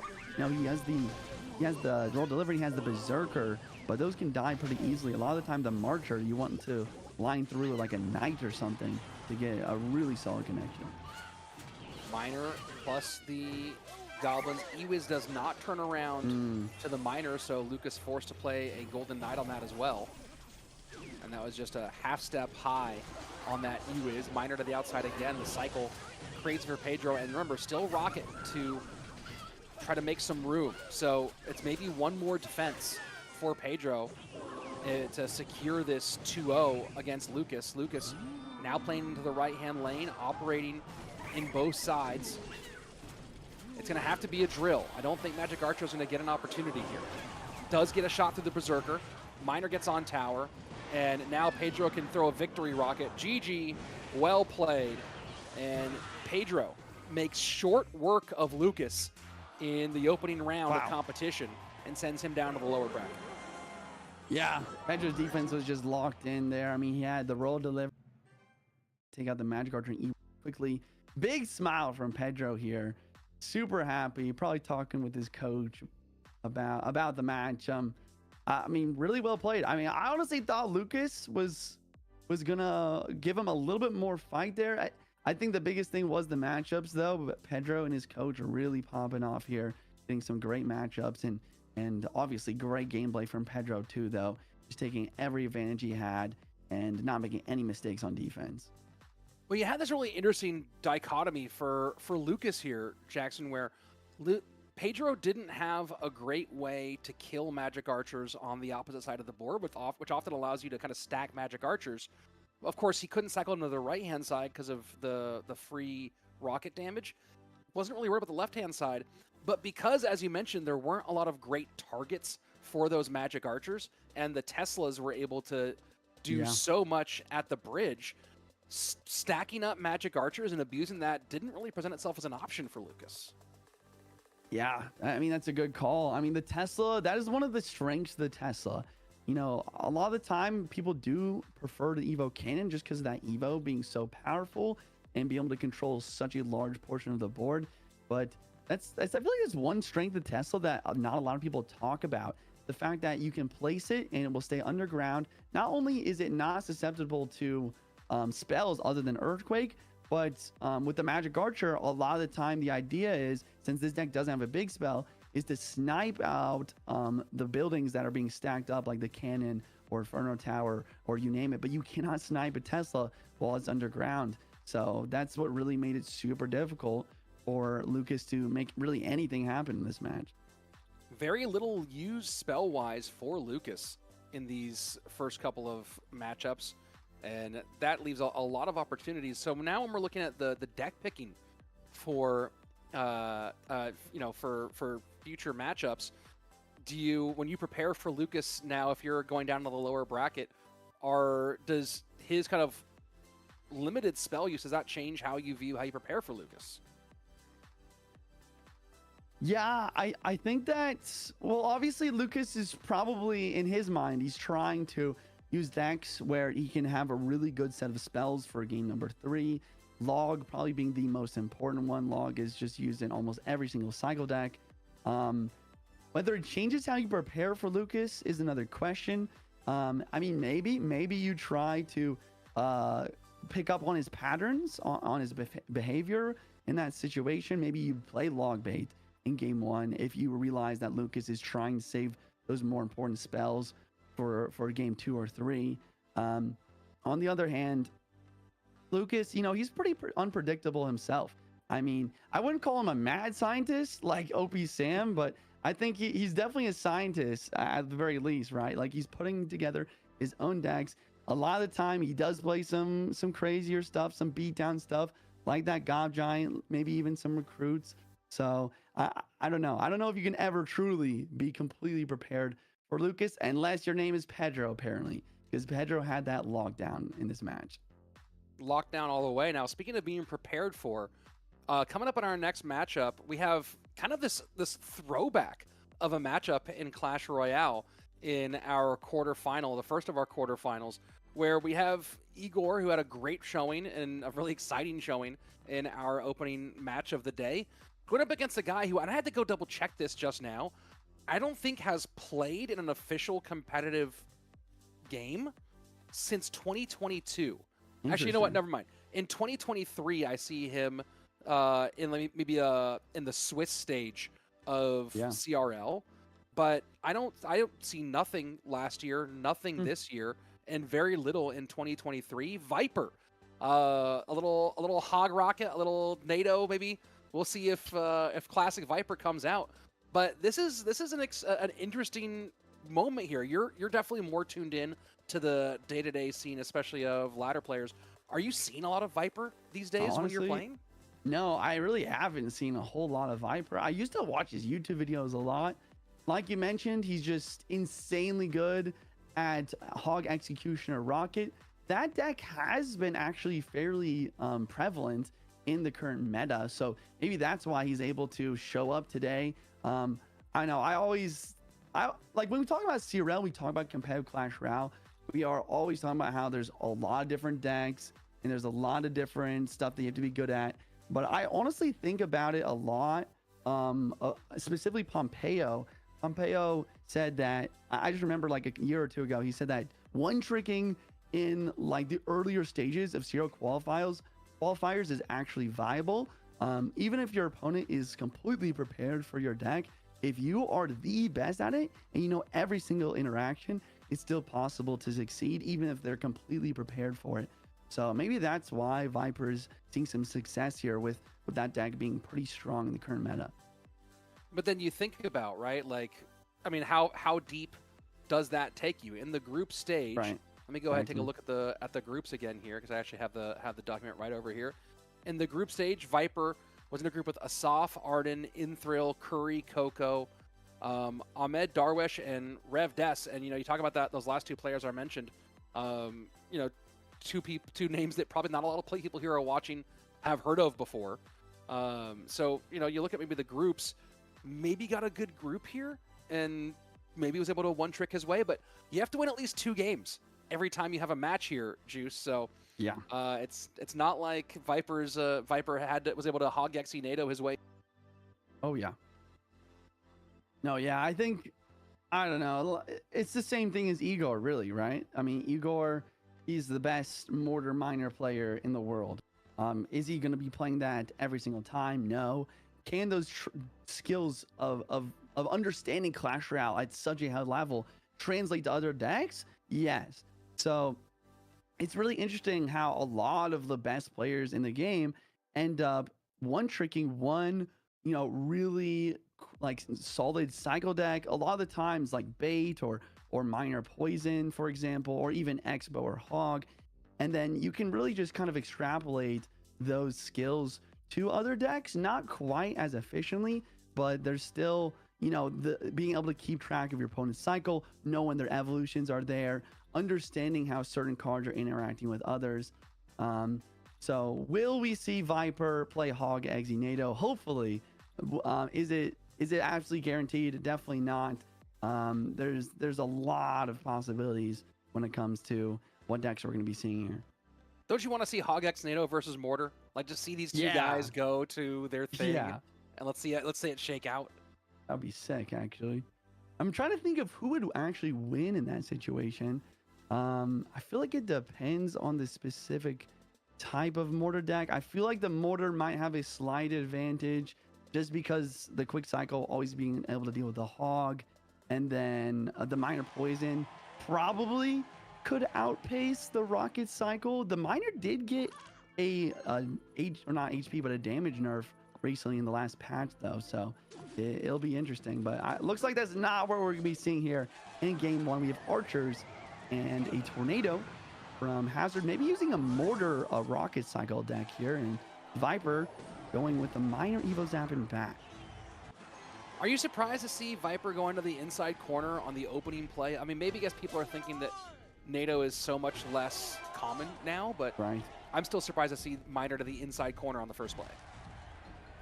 Yeah, I guess his idea was he just wanted to take out the Archer, try to apply pressure, get his bats to have some value. But you're right, Tornado really not being used very often, so maybe he didn't expect that King activation. Either way, it's going to be really solid for Hazard here, having that King activation and already taking advantage of it, knowing where that miner is placed here. Little Curse trying to apply some more pressure, and here it goes. Viper just trying to keep it on. Evo bats, NATO to pull them back. And that's twice now that NATO has been pretty significant for the former world champion. Yeah, the King Tower activation actually helping a lot there. I feel like if that wasn't activated, the Evo bat a lot of potential there to get quite a bit of damage, since the Tornado no longer is able to take out the Evo bats fully. Another part of me wonders if the bats should have been played there at all. Maybe just saving it for a more important situation where you can get a minor inbound with. But either way, both players just chilling at 10 elixir. Interesting as we kind of see both players just waiting for a triple here. And easy call from Igor to clean that up. Viper decides not to let it reset into more staring time. Nice Evo Zap there. So it looks like actually Hazard is using E-Giant, by the way, which I'm just now realizing. I really want to see what Viper's last card is here. I mean, he's definitely going to have a building. It's probably going to depend on what building it is or knowing how successful he'll be for defending against the Electro Giant. And Viper continuing to get aggressive, feeding a little bit here. E-Giant going to have a lot of elixir behind it to get moving, and it's the hut of goblins. Interesting. Yeah, it's not really it's honestly not the building you won versus E-Giant. You can kind of see why here. Really good zap by Viper there, stunning the Electro Giant, basically preventing the reflection from happening in that one singular moment, allowing the Spear Gobs in the tower to take it out in time. But yeah, the Gobbo is really not what you want, mainly just because you want to have that range DPS from like a cannon, a Tesla, stuff like that. The Goblin Hut, the Spear Gobs just get taken out, so that damage kind of gets null and voided. Igor putting a little pressure on here. Evo bats up high. They'll get worked on as the Empress was helping out with the bats. Empress trying to escape here, forcing some Spear Gobs to hold on.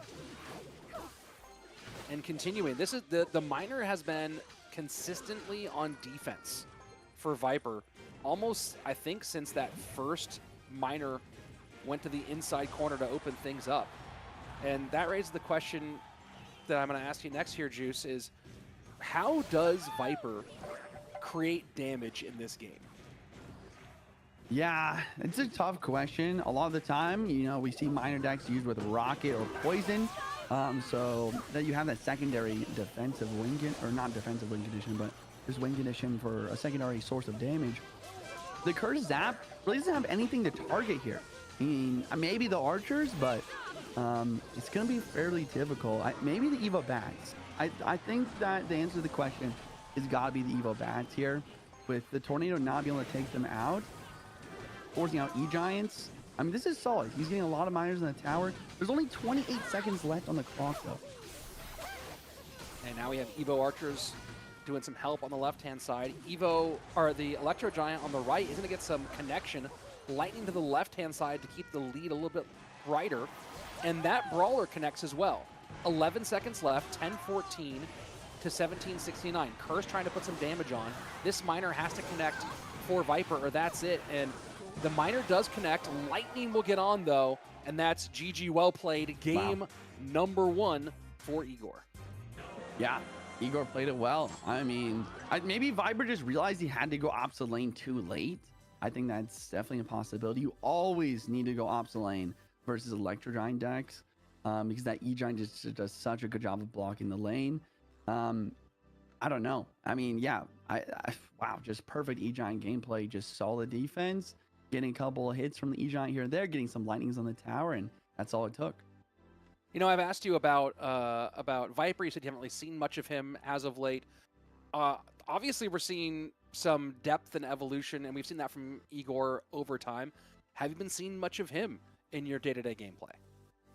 No, honestly, not too much from Igor as well. Maybe both players just in their own echo chamber, practicing, grinding.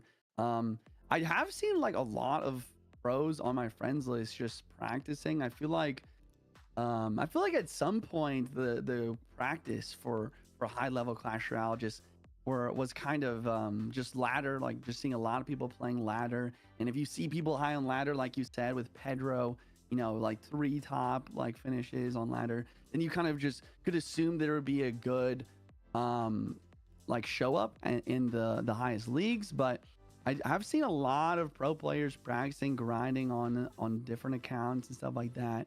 So probably just a lot of practice on maybe even alt accounts and stuff like that to try and keep their deck secret from any prying eyes. And that last graphic there showing just the zap and curse used by Viper spell-wise in game number 1. So a lot of options left for him on the spells, whereas Igor, NATO not used so as much anymore, but Lightning and Barb Barrel both gone, so maybe a little bit more clarity on the defensive spells for Viper when he's deck picking here than Igor. And of course, available win conditions, well, all but one of them for these guys. So lots of room to make those choices there. But it is one of those things that's nice about when you can find curse useful. And if this has been a win for Viper, obviously a different conversation. But some of those, what is your favorite, when you're talking about a best of 3 or even more importantly, a best of 5, what is your favorite niche spell to use in a deck that you're okay, that like you're happy to burn early because it leaves you with late game, with later set options? My favorite is gotta be Void. Like I did a challenge for like a YouTube video the other day where I sat down and could not look at chat, could not look up anything, and I just had to sit down and name every single card, all 120 cards in Clash Royale. It took me well over an hour because I literally could not think of Void because no one uses it. But yeah, best of 5s, sometimes we see it come out as just a little bit of an interesting card to try and take out stuff like Furnace off the board, and stuff like that, just because once again there is a limited amount of spells, and it does do decent when paired with like God Curse and Evo Zap and stuff like that. And it is ironic that there was a void in your mind for the void, so that played out well. Oh Rich, always coming out with the puns, man. I mean, good stuff. I took me a second. I honestly couldn't even understand what you're saying for a minute there, but I was like, dude. And here's a little Exy out of Viper. So let's see what he's putting together in game number 2. Do you think, again, not having seen Viper, not paid attention to Viper for a while, and he's going to Ram Rider here with the Executioner. Yeah, this is interesting. Yeah, this is a pretty common deck. I mean, fairly common deck. I don't really understand the synergy. Like, this is one of the weirdest decks in the game, but you can see it working well here. I mean, the Executioner plus Ram Rider push, the snowball on offense, taking out those guards, huge damage connection. Yeah, I guess the biggest synergy, instead of like the Exy NATO, since NATO is really not very good anymore, you have that Exy plus Evo snowball combination does a good job for trying to get those Exy lined on tower. The boss lines up in the back. Hog immediately opposite direction. And that Evo Exy doing some work, but Hog will connect for 1. He's gonna have enough for a Ram Rider right now. We'll see if he goes for it. No, he decides to just save up his elixir, let the Exy lock on the right-hand lane. That's not his main focus. He wants to make sure to connect on that left side one more time. Last card for Viper is going to be Lightning for anyone back at home wondering. So that is also going to put himself in a spot where, I mean, he might not even need to connect again, just about 3 Lightnings away. We'll see if we see one now in the Tesla. I don't think so. If he could have played it right away to try and take it off the board quickly, he would have gone for it. But by the time he could have got it down, his Ram Rider was already mostly taken out, especially with the help of that Ice Spirit. I mean, you have to imagine that at this point, he feels pretty confident about his defenses, and mostly it's just don't let a hog go wild on the tower. Yeah. Yeah, there's the lightning. Wow, Oh boy. what a play. Yeah, that one got it done. And so this hog plus EQ plus log, the Evo Snowball says, get that Hog Rider off of my tower. And we are just one play away from Viper tying things up, lightning in, and we're going to game number 3. Interesting. I honestly never really thought about this synergy between the boss band and the lightning. A lot of the time we see spells like Zap, Curse, Rage. You love to see those instantaneous spells with the boss band to clear stuff off the board quickly to get the connection. But the lightning's in the same boat, just on a bigger level. Getting the lightning down, instantaneously doing enough damage to take the opposing boss band off the board, and the boss bandit just connecting the tower with one dash. It does a lot of damage, even one connection. So yeah, that's what really sealed the deal there for Viper here in game 2. Yeah, got it done there in the end, of course. On the front side of things, the Executioner and Ram Rider, all those pieces working together early on to break through, get into the second level, and do some pretty significant damage. And this was just kind of a one that it never felt like Igor was really in the conversation after the sort of that opening exchange, and it would have been another miraculous comeback on the side of the longtime ladder standout. Taking a look at what they played, game number 1, Igor with the E-Giant deck, followed by the Hog Rider, Miner into Ram Rider for Viper. So thinking about these two guys, Viper kind of playing 2-type, if you think about it in sort of way with you know, those mid-size, mid-tier decks. Igor, I guess this is sort of a cycle deck, but heavier, right? When you think about some of the pieces in this cycle deck, what do you expect from Igor here in game 3? Does he go and say, I'm going to make you beat me playing Mortar, or do you think something else comes out? I feel like this is a situation where Igor does just run either Mortar cycle, Mortar Miner, or Miner Poison cycle. That's kind of what he's known for. Once again, I do have to mention the minor damage nerf that happened in the match. I feel like we're seeing a lot less success from just straight up minor cycle, like we saw in game 1 from Viper, really struggling just to get any sort of damage coming through. So maybe that will change things for Igor, but I don't know. The other thing is for Viper to think about, like, what can he use to make sure that this potential minor mortar doesn't get the value that it can. And that's the tough part. I mean, back in 2023, we saw Pedro just show up every single set with minor mortar poison because that's what he's best at. And despite like the overwhelming meta at the time, like no one really was able to take him down using that deck.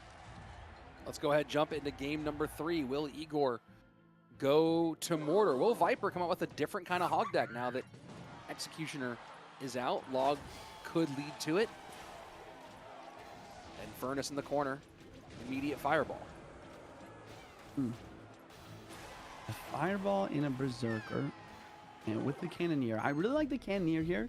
Once again, if you don't have the Cannoneer and you're going into Furnace, you're going to really struggle. Cannoneer does a great job, though. Going to be taking out these Fire Spirits. Monk from Viper. Probably going to be Roll Giant. Ooh. And a little Fish Boy battle there in the middle. Interesting Electro-Wizard. Instead of the Electro-Wizard there, I would have loved to just see a Monk ability drop down. He could have deflected the minions. Maybe we'll see it now, but he doesn't get the timing correctly. It's honestly a tough timing, really. And the RG the Bridge seems too aggressive to me. He's very low in Elixir, and Hazard, he just has so much ready for the defense. He just get one shot, but now here comes the counter push. Berserker up front, Furnace working behind. Fish Boy does get clear. Berserker absorbing a lot up here, and the Fisherman will go in. This is going to let a lot of damage come in from the Furnace behind, though. Yeah. Yep. There you go. The damage is done. Princess Tower really struggling to deal with that Furnace here. Roll Giant in the back now for this RG mirror matchup, as the Cannoneer does get even more value, cleaning up this Fisherman without any extra support. The other thing to really mention here is that Hazard doesn't have the monk. Viper having the monk here definitely changes the dynamic a bit, as we see it's really solid versus the RG. Into double elixir. The elixir advantage that Igor had, turning into nothing there, but as he cycles the exchange, he goes behind King Tower, and Viper getting aggressive right at the bridge. Fireball trying to clean up behind it. Minions going to work on the Evo RG. They will stay alive, but not before that Evo RG does a ton of damage. Log trying to clear. Rage getting in front of things, but the Ewiz plus Furnace just cleaning up all of that. No connection from the RG, and Viper has turned this game upside down, plus the missed fireball. Oh no. Yeah, it's over, honestly. You cannot miss a fireball onto the Evo Furnace. The Furnace is going to wipe out everything, spawning infinite amounts of fire spirits. Fireball dropping down to clear the minions. RG connects, and Viper, with maybe even a bit of an upset here, taking the 2-1 to Igor here. Wow, insane stuff. What a big win for Viper, who I can't tell if is he looking at the camera. He's looking to the side of the camera. I thought he was just giving us a cold look into the camera after that win for a second, just being like, yo. But instead, he was just getting things turned off here. Viper with a huge win. And now after not seeing Viper really at all for a couple of years, here we are in our bracket, and Viper is in the upper bracket semifinals of a CRL qualifier for Worlds. Wow. That is fascinating stuff, honestly. Like, he didn't even play the Hog XD NATO either. Like, I don't know. I mean, is he being grinding in the background? Is it just a good meta for him? Who is this man, and why is he performing at such a high level here? I mean, I was really impressed with Igor's set in the first round as well. So, just crazy stuff to see Viper just take down a former world champion. Take a look at the matchups. Game number 1, Igor just shut things down with the E-Giant deck and looked like he was in pretty firm control. But game number 2, unable to find any purchase with the Hog, and an early breakout with the XE Ram Rider deck completely shut it down. We move on to game number 3, Royal Giant for Royal Giant. And in your mind, does this come down to the Monk? Right. Yeah, I think the Monk definitely plays a big factor, but I think the biggest mistake, I think there were mistakes made by Igor in this match. I think both the Royal Giants placed in the back were just not a good play. Going back to the Royal Giant play style, once again, you can play it as a beatdown deck, starting with the RG in the back and making that dual lane pressure, or you can play as a cycle deck. When it comes to the mirror matchup, I've found that RG in the back, especially versus the Monk, it's not really great play, because it just gives your opponent a lot of time to stack up defenses and really kind of block the lane, which Viper did a great job of. You know, he continued to get Fisherman value, block the lane, and also applying pressure whenever that RG was placed in the back. The RGs of the bridge is better in the matchup, in the mirror matchup, in my opinion. So Igor will fall down into our lower bracket, and we'll see. I think we'll get a look at that in just a moment here as Viper moves on into our upper bracket semifinals. And every single win when you're in this upper bracket is kind of just a lightning rod forward, because not only do you get yourself closer and closer to a golden ticket opportunity, but also those points begin to dramatically rise every time you take that step forward, right? So now Viper guaranteed top 6, and the points for that, I think I had the graphic open here just a second ago. I don't remember all the points off the top of my head here. Points for top 6 are 60 points.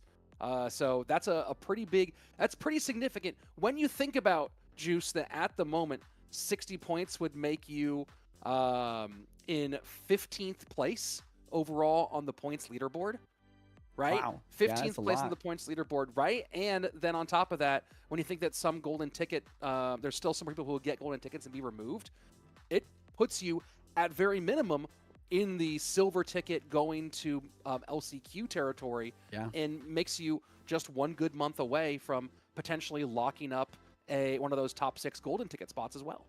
Wow. Yeah, I mean, you get the first round bye, win a game, and seems like a lot of things are going well for Viper already here. Wow, it's crazy just to think about, like you said, the last time you participated in CRL was really like 2 years ago. So good on him. Great work. Can't wait to see more of him. In our next match coming up, I believe we have, I think it's going to be Ian. No, it's going to be Moogie versus Clown. So yeah, really, really excited for this one. Moogie, obviously one of the fan favorites, two-time world champion, only person that's two-time world champion other than Muhammad Light. And then Clown, I was once again very impressed from his gameplay in the first round. We'll see if he can back that up going against a world champion. Yeah, and when you talk about the things that make Moogie great, a lot of them are the very similar things that you talk about that that make the other two-time world champion great. You know, consistently good with all sorts of decks, good at reading the macro of a matchup very, very early on. You know, I think that maybe the biggest difference is that Moogie has more of a social life than a lot than anybody else. You know, you see a lot of players talk. I'm curious to see when they run the things that say, "Hey, what is your the little questionnaire things they've had on screen today?" A lot of people talk about what's your practice regimen like, and we've seen a lot of 6 to 8 hours a day. I'm very curious to see what the answer is when Moogie's answer comes on screen. I am waiting for that one. Yeah, I feel like Moogie is one of those players. I always say I would never call him like the best player in the world. That's obviously Mo, but I always say that Moogie is probably the most talented player in Clash Royale. The only other person that comes to mind in the conversation would maybe be Samuel Basoto, another player that is just so talented. It seems like he doesn't even have to practice. He'll just show up and he'll just win games. I do get the same vibe from Moogie. I think he's just kind of chilling. You know, he plays this game. He's played this game for a very long time. And when he wants to get to #1 in the world on ladder, he'll want to show up and do it. When he wants to play in the monthly finals, here he is. We'll see what he's got to bring here. I think the biggest thing that he's always struggled with, I talk about a lot, is the deck picking element. Whether he hasn't found the right fit for a coach or if he does it himself, it seems like he struggles to get those really good matchups, and that kind of holds him back. But sometimes his talent is just so overwhelming that it overtakes that. Yeah, and that we've seen that go all the way to a couple of World Finals wins. So certainly when you talk about talent, there's a short list of people who just have that in spades. And, you know, I love that you mentioned Samuel Basoto there because our first World Finals in Helsinki, a lot of other players were spending a lot of time grinding and focusing, getting ready. And despite not doing the same thing, Samuel Basoto was able to have a pretty successful performance that time around. When you look at the current standings here, Moogie earned 25 points in the first season in Dragon League, and then put up 60 in our Kalalis League, so made it to about a similar place to where he is now in our second season. And then here he is with the third one. Currently, if you take out Mohamed Light and Ian from the points leaderboard, he is third overall on the leaderboard, so in that position for qualifying to Worlds from a golden ticket for leaderboard points. Right. Then if you put Mo and Ian back in, he is currently fifth in the point standings overall. So we'll see how important that is later down the road as we get closer to World Finals. And, you know, the other side of things with Clown, his opponent in this one, Clown came in today at 20th, but adding those 10 points that he has puts him up knocking on the door, tied for 17th overall. One more win here will put him with at least 60 points, and he will be just in that range of you're qualified for the LCQ once some players earn their golden tickets and silver tickets. Right. Yeah. Looking at here we go. Toughest opponents, Muhammad Light. Top 3 rivals, Mo, Lucas, Ian. Best memory for CRL winning. Okay, so we don't have the practice regimen. Maybe the practice regimen was so little that it didn't make it to the final cut on the screen. Production, we have to see the other questions for Moogie at some point today. Those are so important. Although it's interesting to me, he puts Ian as one of his top rivals on that conversation. Yeah, I was looking at that too. It's interesting. Ian's obviously a fantastic player. First person to qualify for World Finals this year. I don't know. I don't know. The more I watch Ian's gameplay, the more impressed I am. And it seems like he continues to kind of bridge the gap between a solid ladder player and then insane content creator and then to pro player. He just continues to become more comfortable. Interesting shout from Mugi here too. I mean, like, if you're gonna get a compliment from anyone, like getting one from Mugi is definitely a big one. And Mugi with the fitted 5950 with the tag still on, throwing back all the way to like 2002 era hip hop style with the hat. Sir. Yes, sir. Always looking good. And Ooh. I believe this is our first Prince of the day. Yeah, this is actually one of my favorite decks. Once again, Mugi, like, it just seems like he doesn't like play decks that are like super like well vetted and really good and trying to predict what his opponent's gonna play. Like, he's gonna get a tough matchup here. He's going against the God, but he's playing against guards. But he's got Giant, he's got Prince, he's got triple instant small spells. It's gonna get wild, and I've seen Mugi do some crazy plays with decks like this. Clown sets up to respond to the Lumberjack. We'll just hold here on the right-hand side. And both players, after a little bit of cycle early on, just going to take a step back and maybe wait for double. In the And back, no, Mugi Mugi goes Giant opposite lane. Interesting. No burying cycle to defend the guards, going for the zap. I like it. Getting that zap. Evo in cycle already. Lumberjack Evo is also in cycle ready, if I'm not incorrect, and I think that might be able to make a solid push. Spear Empress on defense, that could be tough. Here comes both the Evos, the Curse. We'll see if he's gonna be able to get a rage down as well. Lumberjack working on the back with the Evo Knight, still completely alive, trying to find enough room. Wow. Maybe to get the Prince free. Prince not going to get anywhere. Does the charge connect? And did that Evo, did that Lumberjack Ghost get a swing on? Yeah, that's the only damage he's gotten so far. Just one Lumberjack Ghost. It's interesting card. Like, he runs out of the rage and he'll die a second later, but sometimes he can just get that last hit in before he evaporates into the air. I don't know, what is the official designation of the Lumber Rage Ghost? What do you mean? Like, is he a ghost? Yeah, I think he's a ghost. Yeah, it's like the Lumberjack, he dies, but then he comes back from the dead for a final try for some damage. Curse working on defense against that graveyard. Here we go into sudden death overtime. And these big pushes just have not amounted to much so far. Yeah, I mean, I kind of called this out earlier, like the Gob Hut, guards, poison, Evo snowball, Spear Empress for defense. The others on the other side though, like Clown is gonna struggle to get graveyard damage versus the Curse. Curse is such a good counter to graveyard, but the poisons dropping down will slowly but surely get Clown his damage lead. It's really on Mugi to try to make a push, try and get creative and get that breakthrough. He really needs to get a Gob Curse plus, like, the biggest problem is that he needs a Gob Curse plus spell on guards and Gob Hut. Like, he needs them both, so it's gonna be tough for him to make something happen. Empress in the middle targets the Knight rather than the Goblins. Curse on. Curse might get, can't tell if that Curse got onto the, I don't think it got onto the guards as well, so did not get what you were talking about. Two Spirit Empresses down, 44 seconds left. Slight lead for Clown extended by the snowball.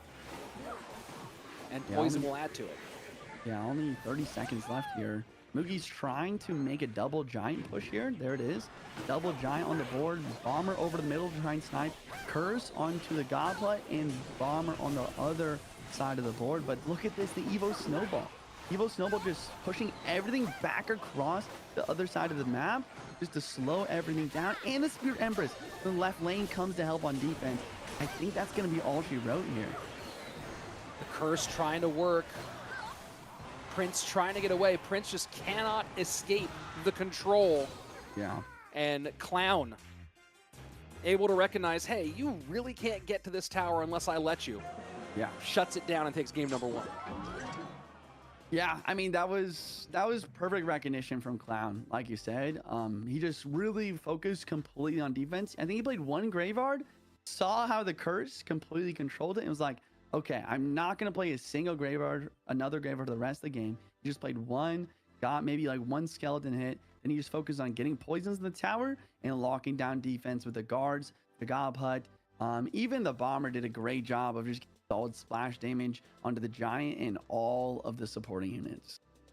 Yeah, I mean that was pretty significant, and that's, you know, from a playstyle perspective, it's why I've never liked a deck that has no true way of delivering direct damage. Right. Whether you have a true spell that can get you damage when you have no other options, or whether there's a way to put, that's part of why Miner has been so popular throughout the length of this game, because hey, at least I can put this right on the tower, and we see the problem here, right? You're not gonna zap, curse, rage cycle your way to direct tower damage. Although, hey, I'd love to see someone try, but yeah, it's you look at that and you go, well, you got to break through to the second level, and you got to do it in a really significant way, and it seems like it's the most likely way to get yourself completely hamstrung.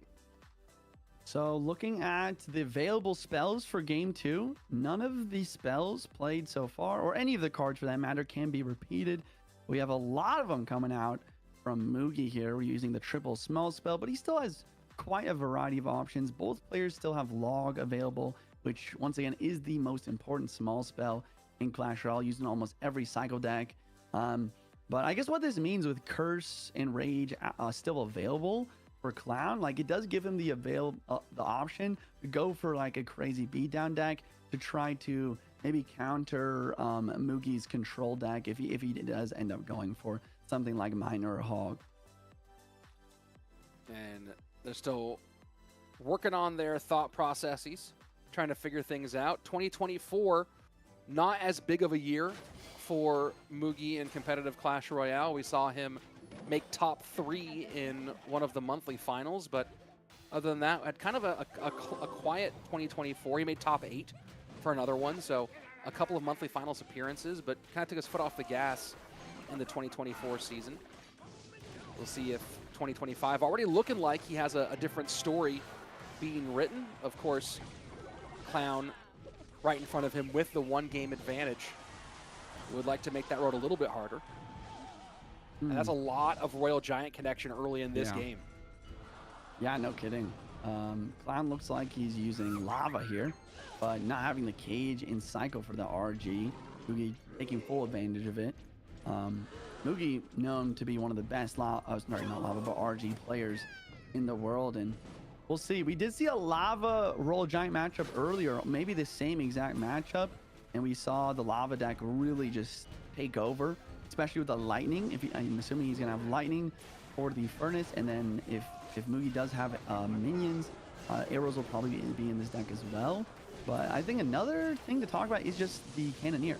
Cannoneer on its own does a fairly decent job for dealing with everything, and he's got the Fireball instead of the previous Rage, the Log Rage that we saw. So Fireball already showing up to really help out in defense. And really want to call out how great that Fisherman was. Mugi playing it at the last second and biggest distance. That Baby Dragon looked like it was going to target tower and just barely bumped and turned towards the Fisherman. You talk about being a great Royal Giant player and knowing the interaction. That was phenomenal from Mugi. Yeah, the other thing I really like about what Mugi's doing here is he just keeps playing the Furnace as soon as he has in cycle.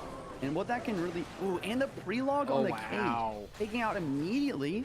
Usually we see the cage really controlling the RG, but the RG's taking this tower down below, maybe fully down with this Evo Furnace still alive. Fireball goes to work, 3:10 remaining, so Clown will survive for a few more moments, but looks like it's going to be difficult going. He decides to go with a full lava push opposite lane. Fireball to clear some of it. Berserker goes under, maybe looking for pups a bit early. Is that Berserker Furnace coming out to work, and this should be enough to finish off the defense and send us to game number 3. And what a sequence by Mugi to take off the Evo Goblin Cage, break through, and absolutely decimate the left-hand side of Clown's defense. Man, yeah, it really just seemed like Mugi was in control the entire time. Like I said, always spamming the furnaces, out cycling the lightning continually. Not having that lightning cycle when he had that Evo Furnace RG push was just absolutely brutal to watch. Honestly, I feel like a play for Clown, there maybe the only play to actually come back and win would be to kind of ignore the push on the right. For I guess it would be his right, on the left for us. Kind of ignore a little bit, play a Lava Hound, let the RG come through, drop the Valkyrie directly on top of the Evo Furnace, lose the tower, and then try to make the push to break through on offense. But yeah, just playing the Lava Hound, the bridge, it just wasn't enough. The Furnace and the minions, yes, he has lightning and he does have arrows for that, but if you don't have anything supporting the Lava Hound, it's not going to work out anyways. So game number 1 for Mugi was the giant beatdown deck. Didn't get much from it. RG absolutely runs right through in game number 2. Spell usage pretty significant here with with the majority of the small spells. Snowball, I believe all that's left of the 2 elixir spells off first glance. And on the other side, Clown, and throwing up his old school name there on the screen at the moment. Graveyard game number 1 got the victory. Lava game 2 not doing it. And looking at the pieces that are remaining, do you feel like RG is pretty likely for Clown here in game 3, especially considering he's been a good RG player in the past? Yeah, it's definitely possible. I think another thing that we could see is maybe some mortar here. Like you said, a lot of small spells used for Mugi, Log, Zap, Rage, and Curves. I think a mortar bait, similar to what we saw from Adriel. Maybe not double minion, but just maybe mortar with some minions could be really solid for Clown. He is also known to be a very strong mortar player as well. So if I had to guess what he would play, I guess it would be that. And I don't think Mugi's like super focused on exactly what decks he's going to be going up against. Instead, more just like picking a deck and playing as we know him to do. Like with his RG deck, he just did a great job of simply outplaying instead of focusing on the matchups themselves. Barbarrel and Snowball to 2 elixir spot possibilities available for Mugi at this phase. So we'll see what he chooses to go for here in game number 3. Clown putting maybe a little bit of stress as he goes and tries to pick, knowing that this is one of his big opportunities. Mugi kind of playing a little bit with house money here with the position he's in points-wise so far. Clown knowing that this is really a critical month for him overall. Yeah. If he wants to have a less stressful route to World Finals. All right, Mugi with the Drill Evo Snowball. Really strong choice here. If you're going to just pick a deck and try to outplay, I love this as an option. Already getting a Snowball off, just one more and he'll be to the Evo. Clown on the other end, maybe your prediction was actually right. Looks like it might be a Monk RG cycle here. So first minute away, a little bit of chip coming in, courtesy of Mugi so far. And yeah, just kind of looking at what Clown had left, it felt like RG was a good spot with what he played already. And we'll see. Now you talk about Mugi picking a really good outplay deck. Can he make the outplay here? Mighty Miner in guards at the bridge. Electro Wizard in the deck though. Gonna stop this Mighty Miner from getting the value that he wanted. Goblin Demolisher up high as well. Trying to turn this into a counter push since that already did get one shot. But looks like the Furnace might be able to control everything. And Goblin's dropping down the Demolisher as well. And Mugi going Barbarrel Snowball. So, you know, talking about how he had burned so many of the 2 elixir plays, maybe he was sitting there going, hey, Clown sees all of the 2 elixir plays are gone. Let me go ahead and load up here. So triple spell, Barbarrel Snowball, Poison for Mugi. And, you know, still a good combination overall. There was a time when Barbarrel Snowball together was pretty nasty. Drill Evo Snowball tries to get damage. I really like how Clown's defending here. I like the Snowball, or sorry, the Log, just to take out that first Goblin and then getting the Electros down late. Lecture Wizard's an interesting card that, I mean, it did get buffed maybe a few months ago where it does do some extra damage. It's still not very used, but it seems to be doing a great job this game, not only on offense, but on defense. We'll see how this game continues to evolve. We'll see if this push is able to connect here with the Monk ability dropping down, but it's dropping down too late. Fireball going to work on the Demolisher on the right-hand side. Evo RG looking for one, doesn't get it. Here we go into sudden death overtime. Lead still slight for Mugi. He'll add to that with the drill pop plus the poison on the left-hand lane. So as we go into sudden death, 24-44 on the bottom right-hand tower for Mugi. Top left, Clown sitting on 2040. So 404 separating these two crosswise as Clown continues to play on the right-hand lane. Fishman going to try to lock into the Mighty Miner to make it not as helpful. The pre-Monk ability for the Barbarian Barrel is huge. It also deflects the Goblin Demolisher. RG still a threat.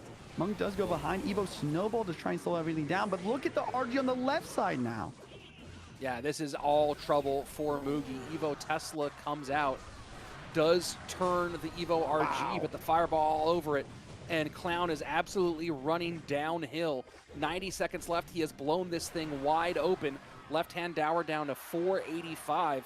Mugi needs a miracle. And yeah, what is that miracle entail? It probably entails Snowball on the offense. The problem is he just used on defense. So he's going to have to cycle 2 more Snowballs before he can get a single Evo Snowball on offense again. Meanwhile, the Furnace Evo's on the board is spawning infinite Fire Spirits, locking everything down, and a Fireball coming out from Clown. He just needs 1 more Fireball with 2 logs to win this game, and not even that after that Monk ability connects. Yeah, Monk does it. Fireball in, and Clown showing up on this Saturday. Yeah. Coming out with some heat to open up his CRL campaign. A little bit of a smirk here for Clown. I love it. You got to be happy, man. You just beat a world champion. And like you said, he's gotten 60 points at the very least for completing, or from getting this far. And then it's just 1 step closer to that golden ticket for qualifying for World Finals, as well as even further into the prize pool here. I mean, everyone is vying for that $15,000 grand prize today. And Clown is definitely excited with the steps he's taken forward. We'll take a look at the bracket later to see kind of what his route looks like. But I believe that means Clown is done for the day, can relax on the rest of this Saturday. He'll be back tomorrow to continue his run towards the top of this GKR Golden Ticket Clash Royale League event. Mugi drops down and has to regroup because we are going to be going down to the lower bracket and sending some players home today once we finish with our quarterfinal section. And I think, when we get back to it, Jackson, you said that the one knock on Mugi, if there is a clear one, is the deck picking, the deck selection, not really having kind of a clear direction he's going in. Do you feel like that was the big issue today? Yeah, I think so. Looking at the decks here, okay, never mind. I don't know what those decks are. Those were not the right players, but looking at the decks overall, I mean, even the last match, Roll Giant versus Drill, Roll Giant usually just has so many good counters of Drill with the log, with the guards, even with the Fisherman for a cheap option. And then on defense, it's even tough to defend, especially versus the Monk. The Tesla, a lot of the time, it just isn't able to hold its own. You might rather have like a can in that situation to cycle quicker, to get multiple stuff on the board.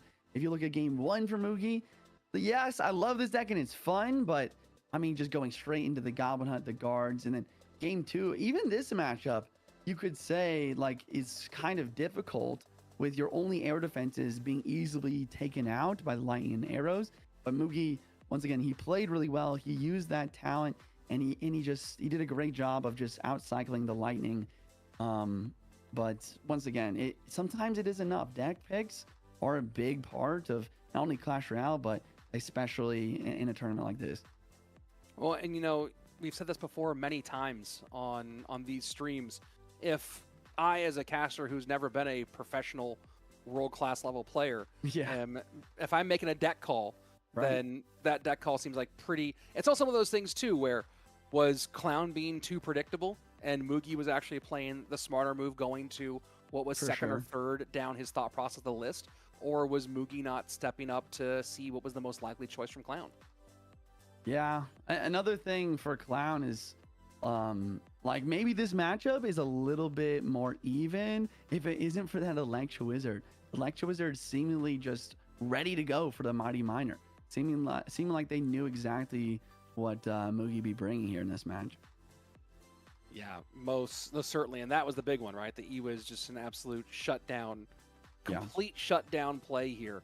So Clown gonna move on to the next stage of this golden ticket event. And to remind everybody, we do have a prize pool on the line here, as Jack mentioned a few times, the kind of money that's out here this weekend. But we also have the winner overall of the weekend gets a golden ticket direct shot to CRL World Finals. The second place gets a automatic invite to our last chance qualifier, and everyone gets a lot of points towards World Finals. So here's a semifinal that maybe nobody called from that side of the bracket. Viper and Clown as the upper bracket semifinal. One of those two will be in the upper bracket final against one of our next four players. They are both just 6 wins away from being a CRL 2025 World Finalist. And you also look at the kind of the matchups that have happened from there.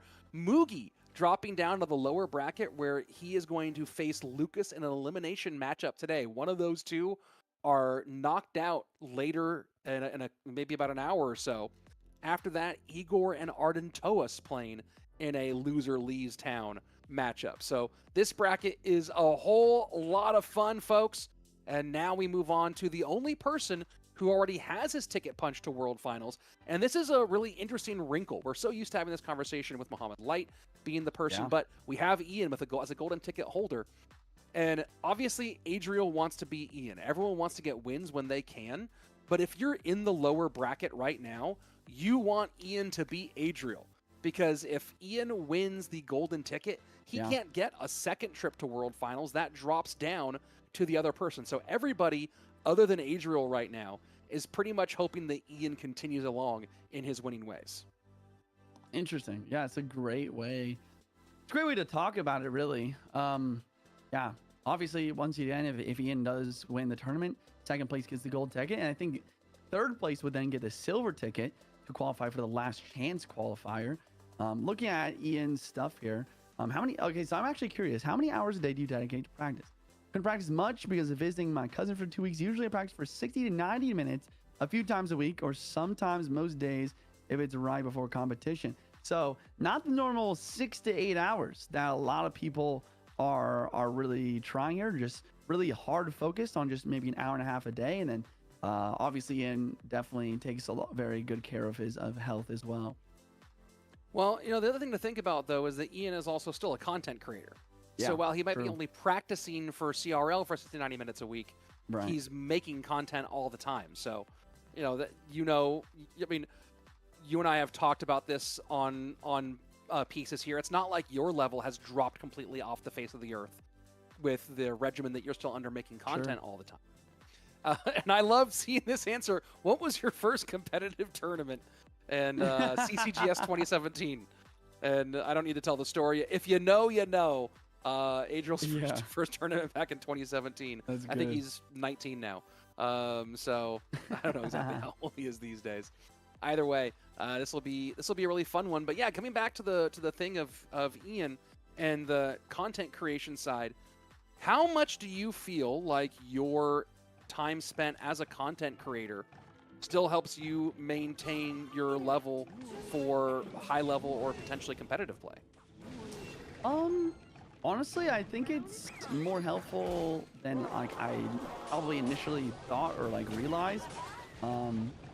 Even if you're just, even if it's not ladder, like even if you're just on the game for 4 or 5 hours a day, like I am, I think that definitely does just keep the cogs moving in your brain of like understanding how the game works, understanding cycles. And I mean, we've talked about a lot how the game has evolved over the years.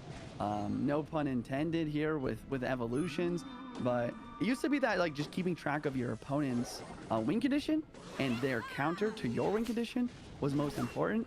But now it's just evolved to the point where you have to keep track of win conditions, two evolutions, the spells, then their counter to their evolution. So just even if you're not like specifically practicing or duels formatting best of threes, just being on the game is definitely really important. So after a couple exchanges back and forth, giving the lead to Ian 23-75 on the right-hand side, we've got a nice opening. And as you look at this Ram Rider versus this Mortar Bait kind of deck, thoughts on the matchup? Looking at this matchup, I think overall, I think that my initial thought was to give it to Adriel because Executioner is going to be one of the last cards here. Does a pretty good job, but I feel like the Spirit Empress from Ian actually does a great job of kind of controlling the Executioner. Once again, just a mini peck in the sky.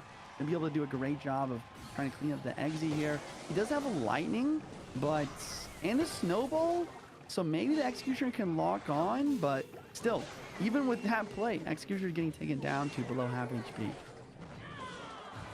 Exy does do its work to slow things down. Ram Rider going to connect. Exy gets picked up by the Spirit Empress. And Ian did say that he's not a big fan of the Spirit Empress just because it's so hard to kill on the opposite side of the board. Yeah. So we see him using that to the opposing effect.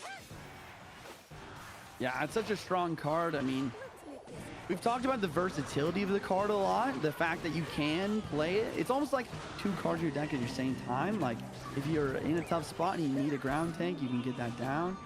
Wait, I gotta take a second to stop my train of thought here because this Ram Rider is connecting for a lot of damage here. And the push isn't over.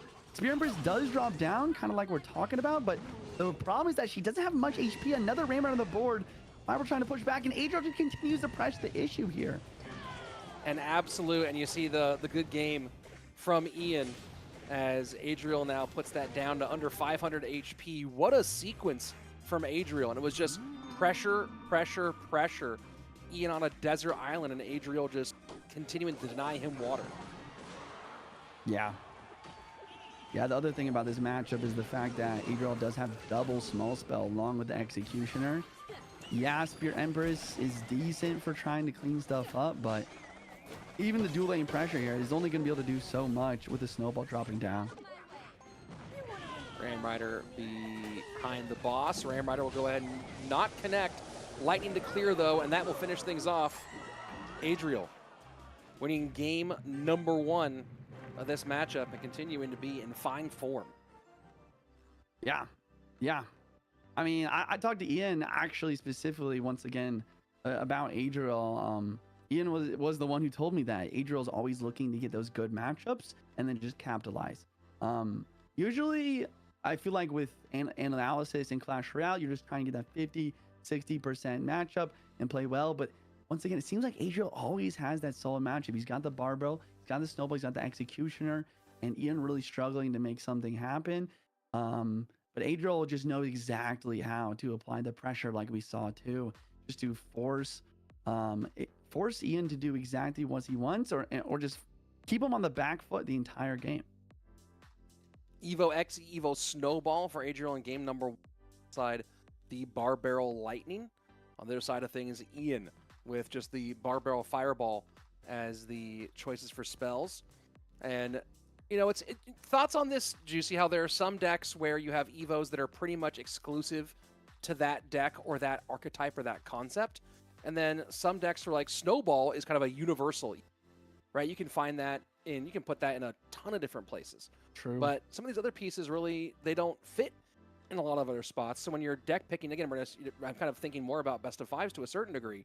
But even here in best of 3s, it does feel like if you can get a win with Evos that are more narrowly focused rather than broadly focused, that's always a big win.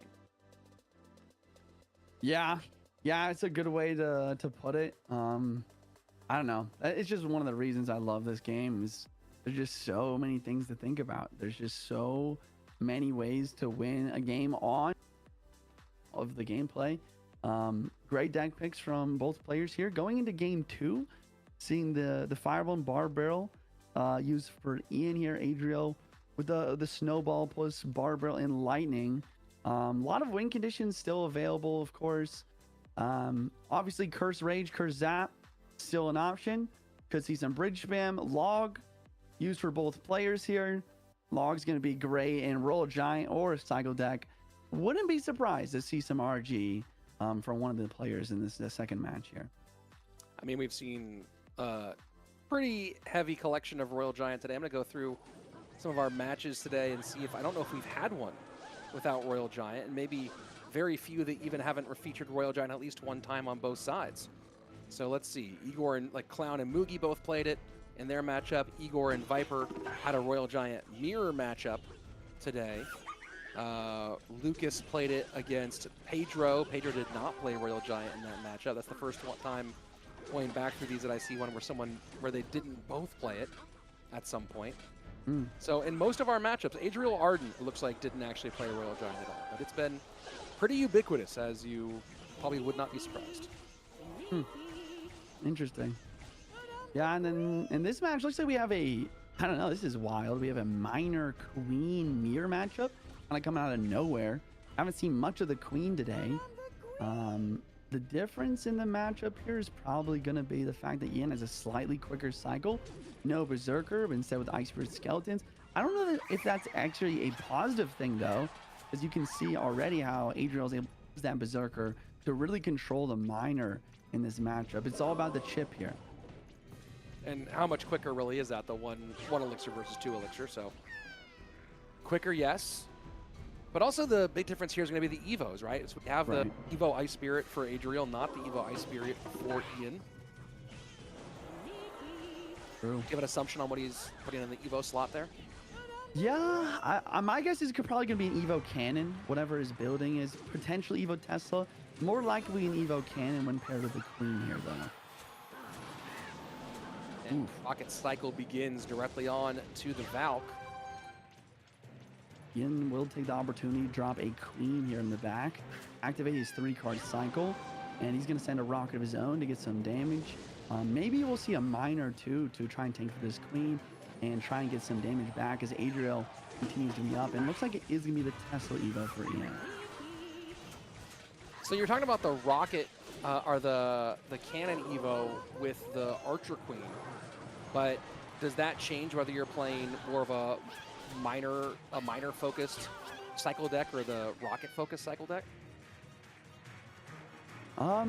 Good question. Good question. I think it might change it a little bit. The only reason I would have said Cannon instead of Tesla is mainly just because it's cheaper. Like, you do talk about how, like, 1 elixir, how much difference can it make? And you're right, especially for the cycle cards. But when you add up, like, the amount of elixir you're spending on buildings over time throughout the match, a lot of the time you do want something a little bit cheaper here. And you can kind of start to see how, as he spends so much elixir on these Teslas, he's not having as much for defending against the Miner. And Adriel just up so much damage here. I don't know how, but he just seems to be applying so much better pressure while Adriel continues to catch these Miners every time with the Berserker. And a really great Ice Spirit in the back there as well, timed perfectly to contend with the Rocket. We are pretty even right now, though, and able to cycle Queens, both players, into their non-playing side, or into their own offensive side, if you will. Rocket cycle both directions, Log to pull the Miner back a little bit. Miner going to work on the right-hand side, down to 455. Ian running out of time. Yeah, running out of time and running out of HP. Miner, or Rocket comes down for Ian, but it's already just Rocket range for Adriel, right? GG, well played. Adriel just absolutely crushing it today.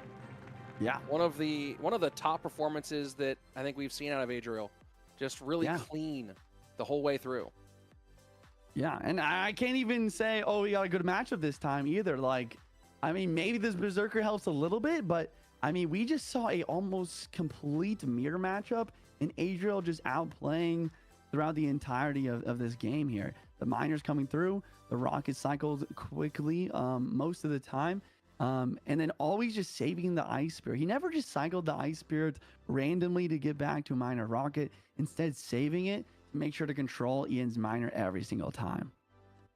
4 games for Adriel, 4 wins for Adriel so far on this Saturday as he continues his march towards another World Finals appearance. And as we talked about, you know, I mentioned that before. I thought that maybe that Adriel Arden matchup might end up being the one that decides who goes to World Finals, right? Or who gets where in the points qualifying. And with Adriel now putting together a couple of key wins here, giving himself that top 6 berth, 60 points now for him. That's going to move him all the way up into that top 4 conversation when you take Mo and Ian out of it. So just as he continues to show up here, this is one of those ones where he's starting to create some separation between himself and the rest of the pack. Yeah, Adriel, I mean, he's always been consistent, but I mean, this match and Ian really just cemented him as like a really big contender for this year, like you said, especially with the points. But I'm sure that Adriel does not want to qualify in points. He's getting very, very close to getting that golden ticket. I think really just need I don't know, like maybe 2, maybe 3 more best of 3 wins or best of 5 when it gets to the finals. Yeah, just really clean 2-0 sweep here versus Ian. Looking at these decks, I mean, game number 1, solid stuff for Adriel. He's got the Executioner and double small spell to deal with his mortar bait.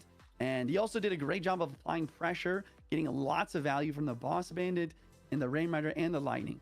Game 2, I mean, almost complete mirror matchup. Like we said, only real difference here is that Berserker.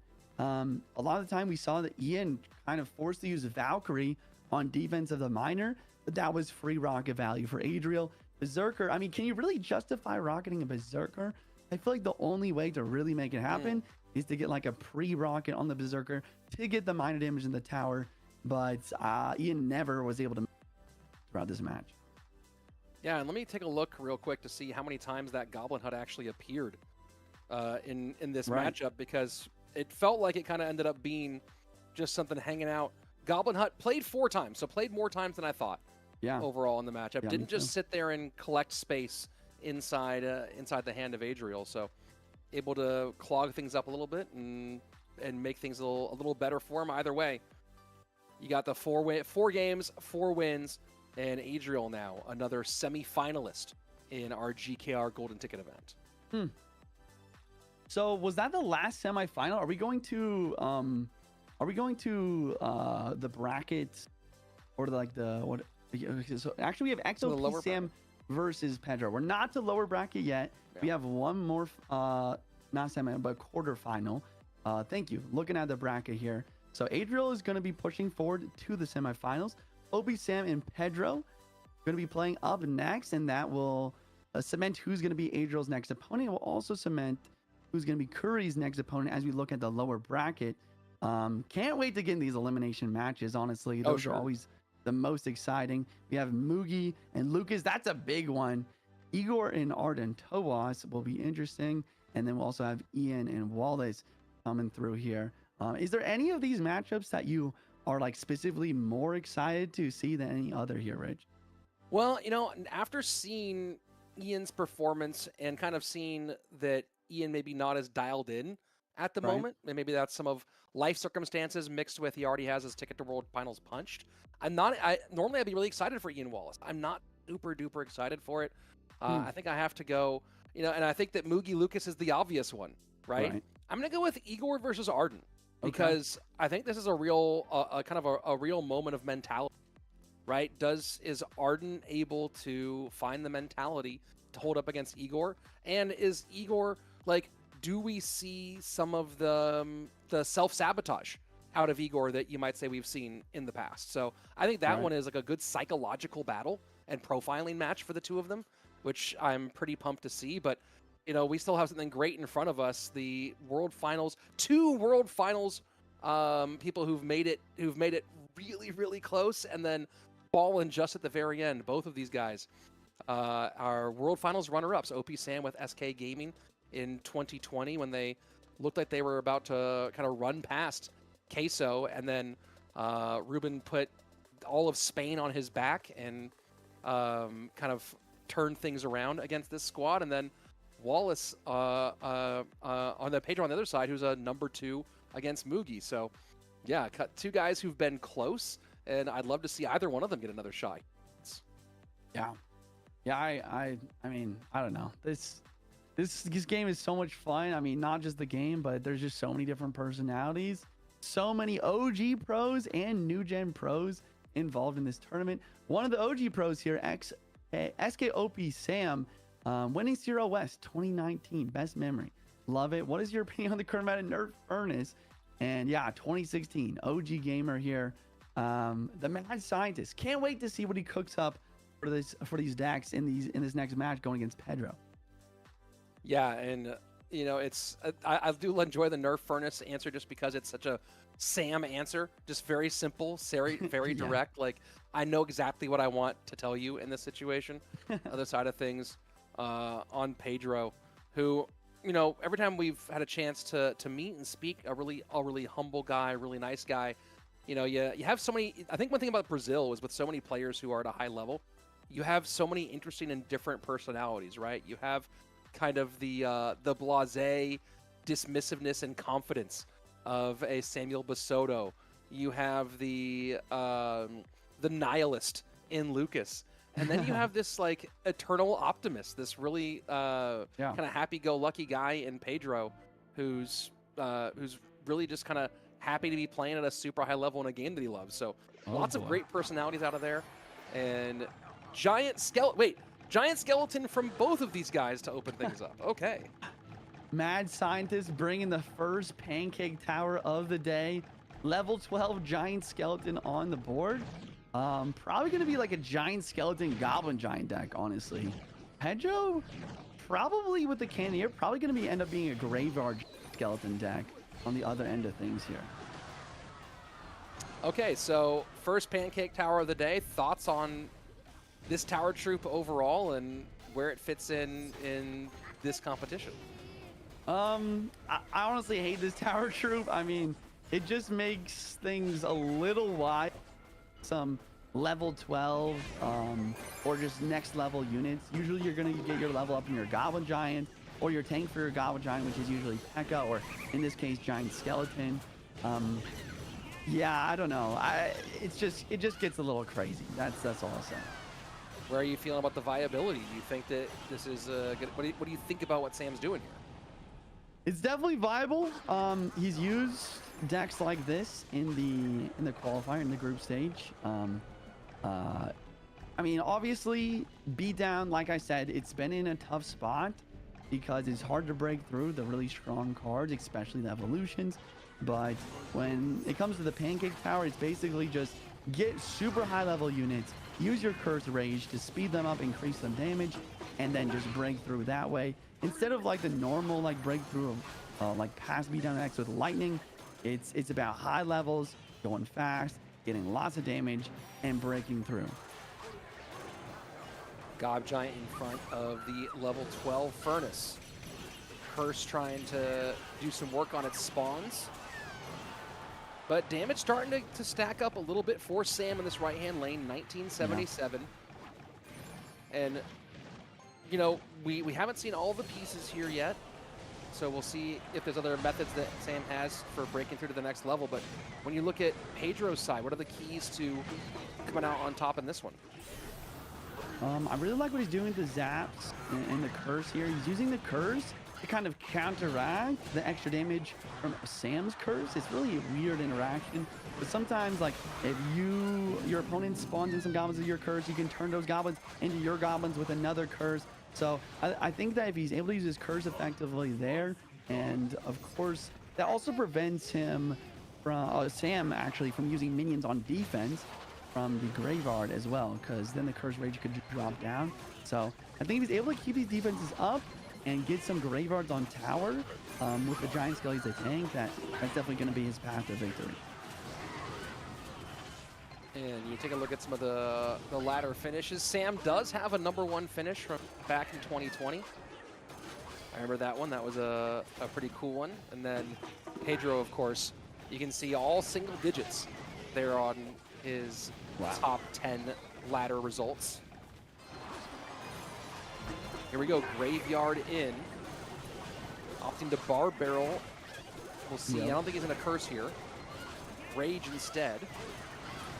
Interesting. Yeah, I mean, just seems like Sam got some damage early game with these big pushes with the Goblin Giant, and I just kind of hold on to that. Yeah, I mean, that's a good call out too. Like, yes, he doesn't have to play minions. And look, the Goblin Giant getting another hit on the tower, but because he has the curse too, he can use the curse on defense. We'll see if he opts to do that now. And curse comes out from the opposite direction. Right. 16:38, 30 seconds left. Sam's in a position where he does have to score. Right. He cannot sit back and play defense here. He might go ahead and rage this Goblin Giant on the left-hand side, playing curse on defense, trying to stop more of the graveyard damage, but oh my word, that completely turns upside down. Goblin Giant on the left-hand side, can it do enough? Can the Goblin Giant do enough? Oh my word, gosh. Sam absolutely going mad on the left-hand side. 4 seconds left, 8:21. Sam in both lanes. OP Sam in the very last seconds cooks up something with the chef to get it done. Well said, Rich. Very well said. GG's, Mad Scientist coming out, making it happen. I got a little bit worried for him with the curse on defense of the graveyard. I guess now it makes sense why he didn't want to use the curse in the graveyard originally, because the play that I talked about before ended up happening. He spawned in a bunch of goblins from his own curse, but then Pedro using his curse plus zap to turn Sam's goblins into his goblins, getting so much damage in the tower, but he was able to come back with the Barbarian Barrel and as well as a Rage on defense. At that point, I was so focused on defense, I didn't even realize that Sam had already gotten a Goblin Giant on the tower left-hand lane.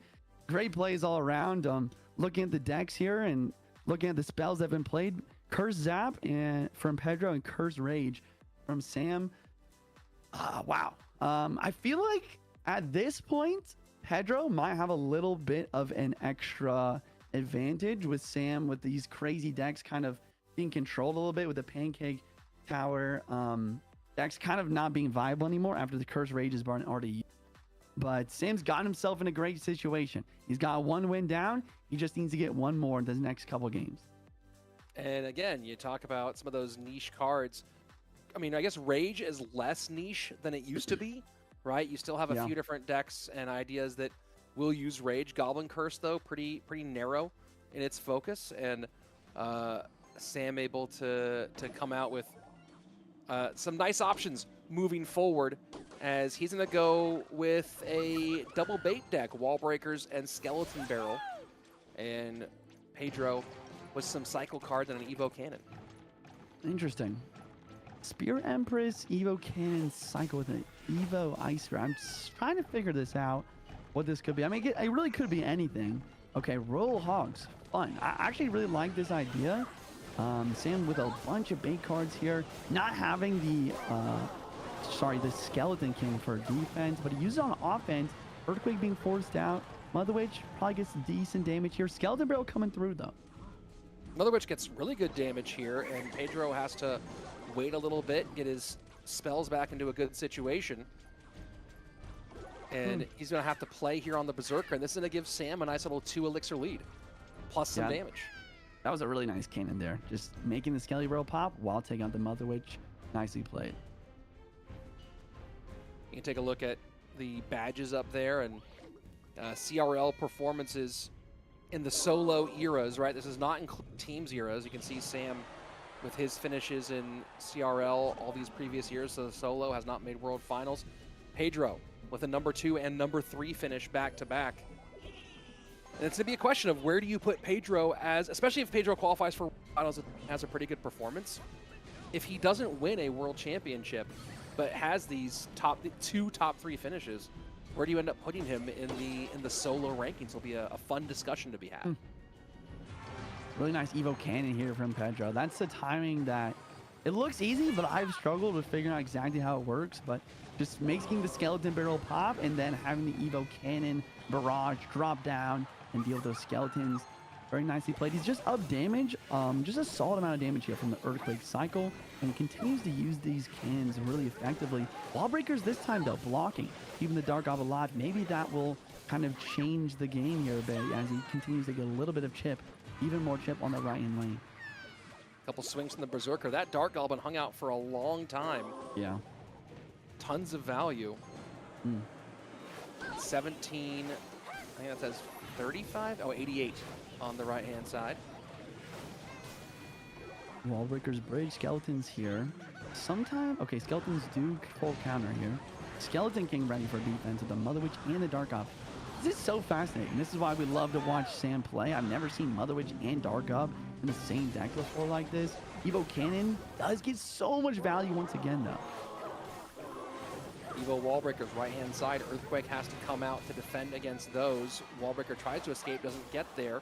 Mother Witch does some damage in the left-hand lane. Right now, things are fairly thin. 1788 top right-hand corner, 1711 bottom left-hand corner with a little over 90 seconds left in our sudden death period. What do you think is going to end up deciding the flow of this game in the end? Warlock's getting a lot of damage. I think that what's going to really decide this is being able to outcycle the Skeleton King.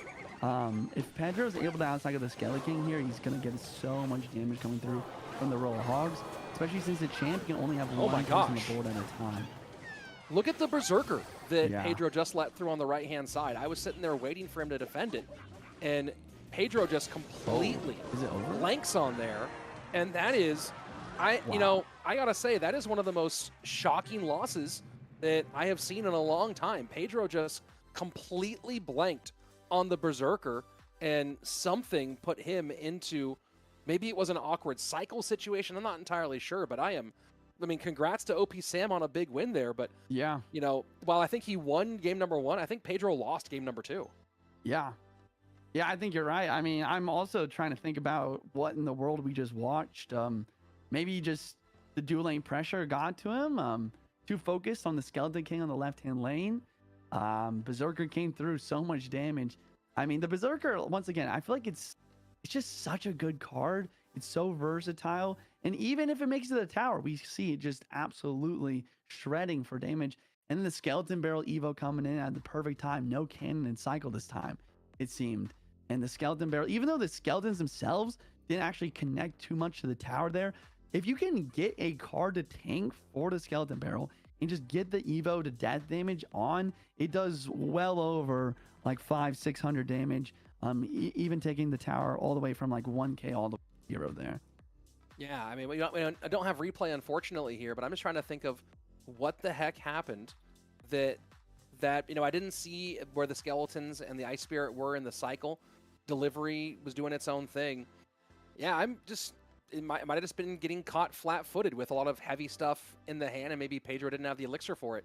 But either way, that Berserker went and just suddenly opened up the game, and then maybe there was a bit of a panic from Pedro there, and Sam puts together a very typical OP Sam kind of performance. And gets himself into our upper bracket semis and joins the ranks of those who were just 6 wins away from World Finals. Yeah, another thing to mention on Pedro's deck as we're looking at here is he doesn't have the Queen. He doesn't have 3-card cycle that we are kind of used to seeing with a deck like this. Spirit Empress, really good in a lot of situations. What it's really not good against is these swarms, the Skeleton King, the Skeleton Barrel, the Goblin Gang. It's too expensive and it doesn't hit quite fast enough for it to be useful versus all of this stuff. So yeah, thinking back on the match, he almost never played the Spirit Empress. Like, he played a few times towards the beginning for sure, but once it got to like that double elixir, triple elixir time, Sam just doing a great job of overpowering the opponent somehow, some way. And yeah, even with the Evo Cannon log and delivery and Earthquake, it still wasn't enough. It was not enough, and Pedro will now have to drop down into the lower bracket and continue fighting today. But we'll look at our bracket here in a couple of moments. We do have our 4 undefeated upper bracket semifinalists, who we will be saying be seen again tomorrow when Andrew and Josh are away in the conversation. And now we get into our first chunk of elimination. So there you go. Tomorrow, Viper and Clown, Adriel and OP Sam. What an interesting top 4 in the semifinals. One of those 4 will be in the grand final, playing with a life to give and a chance at a World Finals berth. Now we head down to the bottom. Elimination. Mugi and Lucas, Igor, Arden Toas, Pedro and Curry, Ian and Wallace. 4 of those will find their August journey ending today. 4 of those will move along and gain some points, put themselves in the top 8, and keep themselves in the hunt for that final championship, for that final berth. We'll see where they're able to go. And, you know, now that I think about it, it's going to be a whole lot of fun to see who's able to come out from all of these, because we have matchups like the one I mentioned earlier, where the mentality of Arden and Igor is going to be fascinating. We have Pedro, who really, we're going to see, can he recover from what seemed like kind of a brain shutdown to fend off Curry. We have Wallace and Ian, and it really does feel like, you know, it's a question of who's prepared the most for today.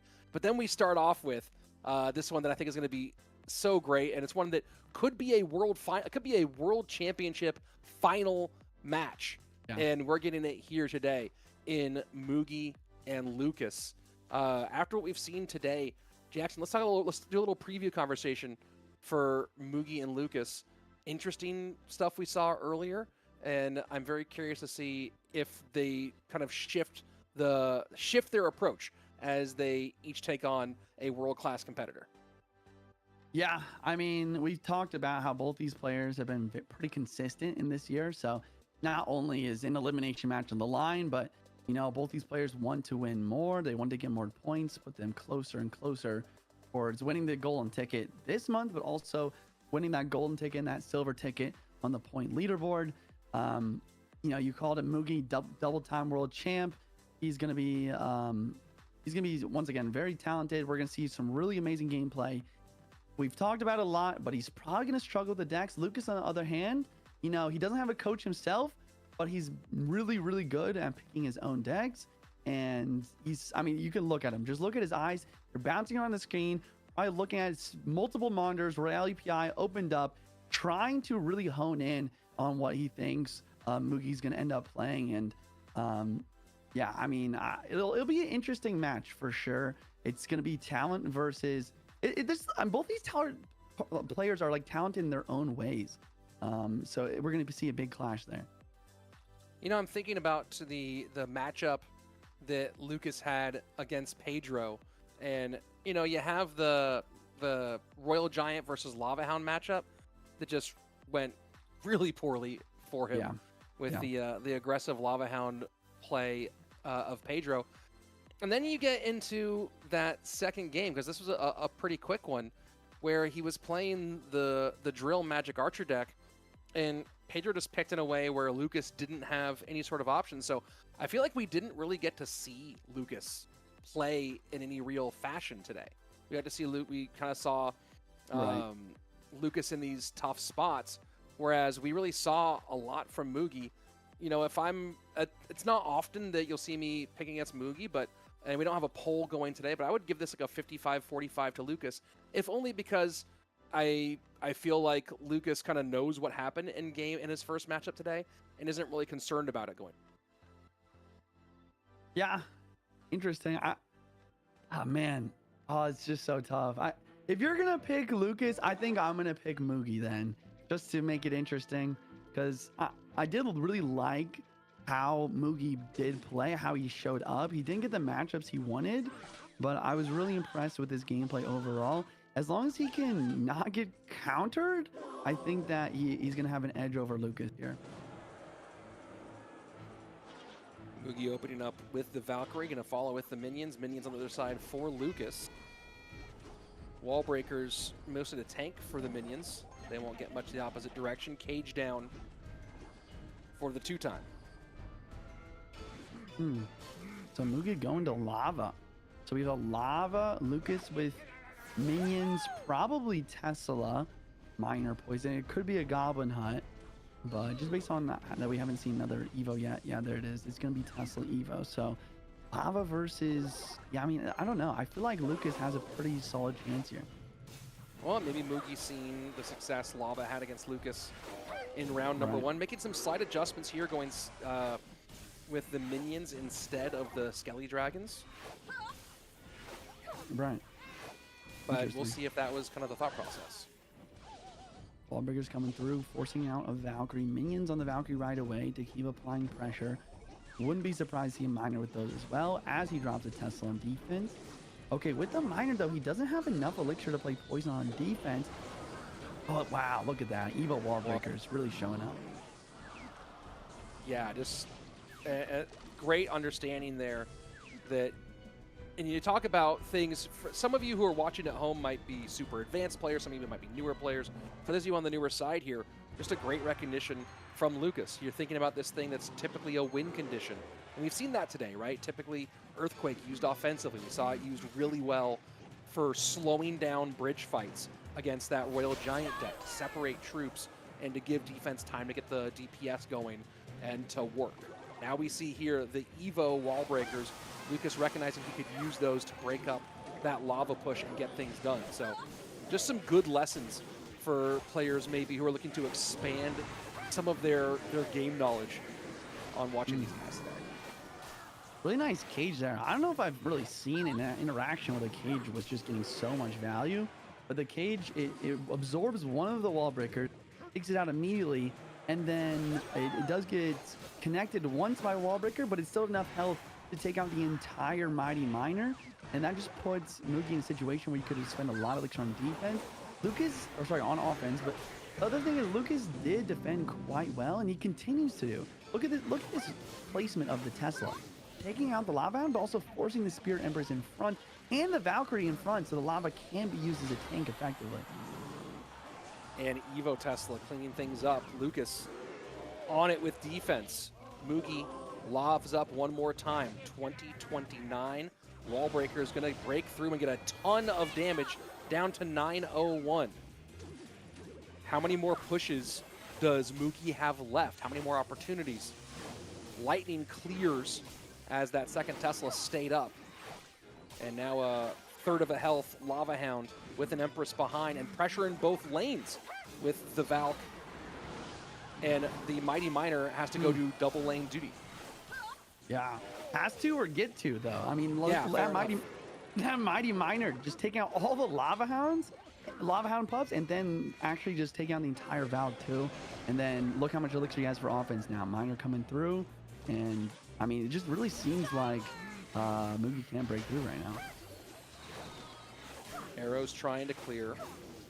Spirit Empress going to stay pretty healthy, but Poison, with everything being held at the bridge, going to do a good job of clearing the pups and the Empress. Possibly the last meaningful push for Mugi with 35 seconds left. Yeah. Spirit Empress over the river trying to predict the Tesla. Doesn't get it. Poison coming out early here. But with Mighty Miner 3-card cycle, he's going to be back to Poison almost immediately if he does need it. Lava Hound right side now, trying to go with the Spirit Empress. We do see the Evo wall breakers get some solid value once again, but with only 15 seconds and just desperation plays at the bridge from Mugi. I just don't know if any of this is breaking through. Lightning on the right-hand side. Lava Hound is still up. Wow. Empress on the left-hand side gets a couple of swipes. On the right-hand side, that's a lot of pups here. Poison trying to work. And oh my word, Lucas knows that he just got away with one, as that right-hand tower was absolutely surrounded, and he's able to hold off just long enough for time to run out. Man, this is why I love Mugi, bro. Never give up mentality. I literally said, I don't know through, but he's got the lava, he's got the dual lane pressure, he gets the lightning on the Tesla at the end, and the Evo Tesla did drop. But even though it hit all the lava pups, the tower ended up targeting the Spirit Empress, which is pretty tanking. So those lava pups were just able to get a little bit of damage at the end. But like you said, Lucas just barely getting away with it as time ticks down the poison dead just a little bit, just enough to get the victory here in game 1. Well, you think about it, there was really only need for one more second for all of those, for that whole swarm to change this whole thing. If there was maybe another half of a second, I would love. This is why I wish I had a good simulator and I could reload that game, that game in and see how much more time was needed for that tower to actually go down.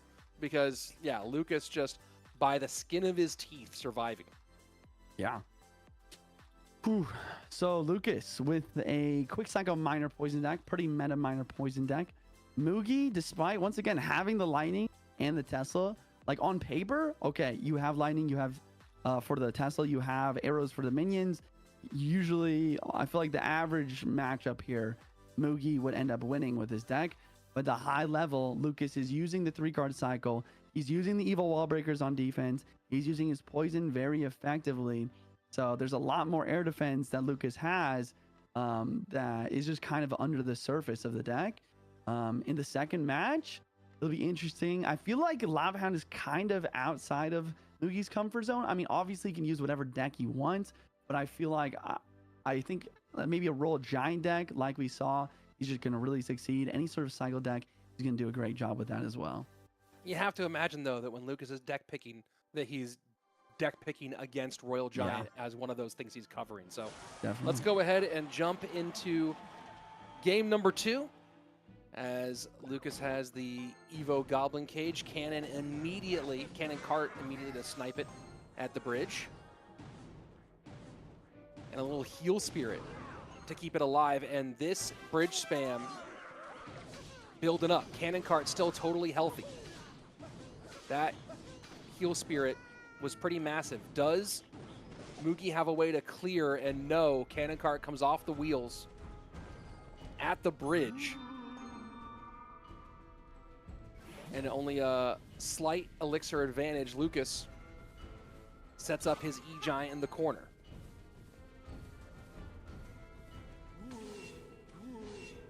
Intercepts the Ghost in time, not to give any splash from the Royal Ghost. The Evo Cage. And the escape by the Boss Bandit out of the Evo Cage. And this bridge spam deck is starting to continue to show pressure opportunities, and the Boss Bandit connects. Battle Ram behind it. Battle Ram connects. And just absolute devastation right now for Mugi. Oh my goodness. And the Cannoneer is going to be perfect for defense as well. Does he have the elixir deal with the Golden Knight? Golden Knight dashes, Curse is down. I really like this Curse, just spawning a Goblin here or two. But wow, look at that. Goblin Curse plus Cannoneer. One of the best defensive ideas that I've seen here. But Golden Knight does get one dash in. Lucas he's not giving up. He's trying to get some damage through. It's not going to be easy though, going against Cannoneer with E-Giant. And easy finish of the tower for Mugi. And now we're in the final minute of regulation, and Lucas does not have any room to budge. Has to get a tower down to send this to sudden death. If there's any card that can do it, it's this Spear Empress. I don't know what Mugi's last card is, but it's possible he doesn't have much air defense with Spear Empress. And obviously E-Giant's going to struggle, but maybe a double Spear Empress on the board is what he needs. He's got one down. Evo Berry gets cursed. And now E-Giant at the bridge, trying to take advantage of the Spear Empress staying alive. But as you said, these E-Giants are just barely able to stay on the board. Here comes that double Spirit Empress. Oh man. I feel like this push had potential, but unfortunately for Lucas, the time is just simply run out. Mugi going to be taking game number 2 here with a wild display of pressure with bridge spam. Just great stuff all around. Yeah, I mean the spam right at the beginning. Just it happened so fast where suddenly Lucas was like, hey, we're just kind of starting this game, we're filling each other out, and then boom, boom, boom, boom, boom, boom, boom. Mugi just began a total pressure campaign, and there was not much for Lucas to do about it. So now we're all tied up, and both guys kind of feeling the situation maybe where they were at a moment late in the game where they began to kind of feel like, oh, just give me for Mugi a half more second. For Lucas, give me 10 to 15 more seconds. But Yeah. both players able to use the clock effectively and get things done.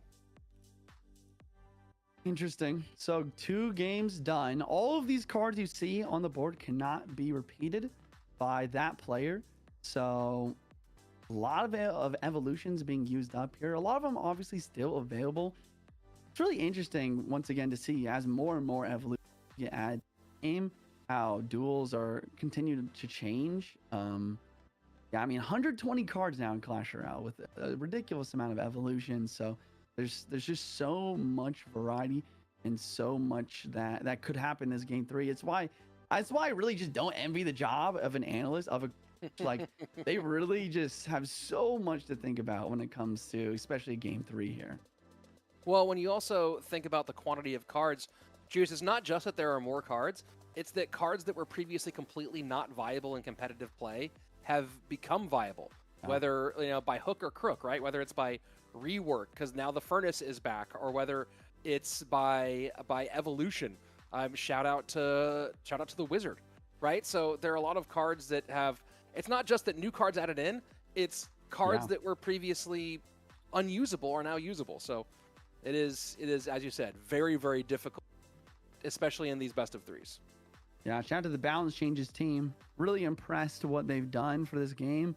Not only balancing the evolutions, but I just never, ever thought in all my years, like, just imagine telling someone from like 2018 CRL, yeah, we have Goblet and Furnace, one of the best cards in Clash Royale when it comes to not only defense, but Furnace is literally an offensive menace now as well. What do you mean? They'd all believe you because remember Barb Hut in 2018? There was a no win condition deck. I'm trying to remember the name of the guy who made it. He's like a American guy who was like a hockey player. But there was a no win condition deck that was the hottest thing for about 10 days. And I remember it got played in CRL, and then then there was the Barb Hut meta for a while. But I think they'd believe it. Maybe it's you talk to someone from 2021 and they'd be like, no way. But yeah, right. See, no, what was the guy's name? Oh, it'll come to me. Either way, here we go. Game number 3, and speak of the furnace. Yeah. I like it. I mean, just drop the furnace to the back, get your Evo and cycle quicker. Same thing with the Zap here. He's just getting his Evos right away. Looks like Movie's got one as well. And again, it just looks so much like it's a new magical creature. I need to look it up. There has to be some lore that says, oh, the wizard accidentally spilled his newest concoction on the furnace and it came alive. They should just hire you to create the lore. Right? You've seen Fantasia, right? Where Mickey Mouse gets all the brooms to try to clean up the mess he made. I can't say that I have, honestly. They turn into a problem. Oh, man. Oh, yeah, I do remember that. Oh, man, you just unlocked a memory. I was probably like 3 or 4 when I saw that. Well, I'm happy I can be here for you. Here we go into the second 90 seconds of our opening stanza, and Lucas has opened up a pretty significant lead, 1874 on the right. Yeah. And really given no chance to Mugi to get any real offense going. We're this deep in, and Royal Giant has yet to make an appearance. Yeah, I feel like this is once again just the power of a Furnace Mirror matchup, but one person has the cannon here. Here comes another Graveyard, since he just got positive Elixir trade, forcing out Fireball plus Log. Log back in cycle with the Eastern Ewis. He's doing a fairly good job. Maybe we will see an RG here. But he doesn't have that much Elixir. He does go for it. He goes to 0 for it. Does he have the Fireball for these Zappies? Fishboy gets... Oh, Fishboy targeted onto the Monk for a minute and got stuck. And now this Royal Giant, can it go for one more? And it does. Oh, my word. And that's all that Monk had one pull. One tremendous pull that it blocked and changed everything. This graveyard Giant has skeleton. to go well. The giant skeleton! The giant skeleton! The giant skeleton! Oh my word! The giant skeleton! No way. Can Mugi get anything done in time? I don't think he can. I don't think What so in either. the world did we just see? The giant skeleton escapes and decimates Mugi's tower, making him the Wow. first guy eliminated on this golden ticket weekend. Wow. I mean, I'm almost speechless. Lucas going for a last-ditch effort push with the giant skeleton graveyard. I thought it was going to be an easy defense, but the log that Mugi played to defend the graveyard skeletons just barely missed the giant skeleton in the end. I think if he does hit that by like a half more tile, then he has enough time to kite that giant skeleton backwards. And you can see Mugi at the end very desperately trying to get something towards the tower. I'm sure there's at least 20 people in the chat somewhere saying, why didn't Mugi just fireball the tower?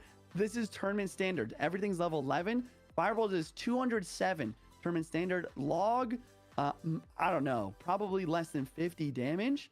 So Fireball log was not enough. He was desperately trying to get the monk at the bridge to get one reflection of the cannoneer to try to get the fireball to be enough. But Lucas, understanding that, blocks at the bridge and somehow wins his game despite Mugi's insane damage lead from the beginning. Somehow is the greatest way to put it. Somehow wins this game and keeps his hopes alive. What a moment. What a fun finish to that game. And Lucas now makes his way into the top 8, stays alive. Mugi will head home with just the points he came with. Currently, if everything stops today, he'd be 3rd overall in the points, not counting Mo and Ian with their already qualified. Lucas, though, is going to add a few more here. He will now surpass Muhammad Light. He'll be 2nd, whether you're including or not including the golden ticket holders, with 200 points, right behind Sub, our current points leader overall in the season. So Lucas, and that's the thing to keep in mind, is that Lucas is one of the players who, maybe more than anybody, really doesn't have to win a golden ticket to qualify for World Finals. Yeah. Just a solid performance this weekend will probably be enough to lock in one of those top spots in a trip to Worlds. So let's keep a very close eye on that, and maybe we'll get some more clarity. It's certainly going into the final monthlies, but we'll get some more clarity on who's clinched just based on how many people can get points or not going forward. But Lucas probably very, very close to doing that. Yeah. Once again, he's just done a great job being consistent, showing up monthly finals every single time, always getting a few wins as well. Another part of me just wants Lucas to pop off, especially with Mo not being involved this month. I want to see him pop off, go through that lower bracket run. Someone from the lower bracket has got to be in that finals. It'd be cool to see Lucas. I'm a big fan. Yeah, certainly. Well, we're going to have to wait to see more of Mugi, who, again, is still currently way up there in the hunt points-wise for a World Finals berth, but will likely need to put together one more good performance in our last monthly if he wants to lock that in. We'll see how that one shakes out. Lucas, though, moving on in the lower bracket, he's done for the day. He will hang out and await to see who shakes out as winners and losers in our remaining matches. He'll face the winner of Igor and Arden Toas, which we'll be seeing very soon. And then, of course, we will move along through all of that. Tomorrow, we still have 3 more matches left today, but tomorrow we will be crowning the GKR Golden Ticket Champion. One of these people will secure a direct trip to World Finals, so someone will get locked in for the last chance qualifier, and a lot of points and cash to be awarded. But we still have 3 more matches and 3 more players to send home today.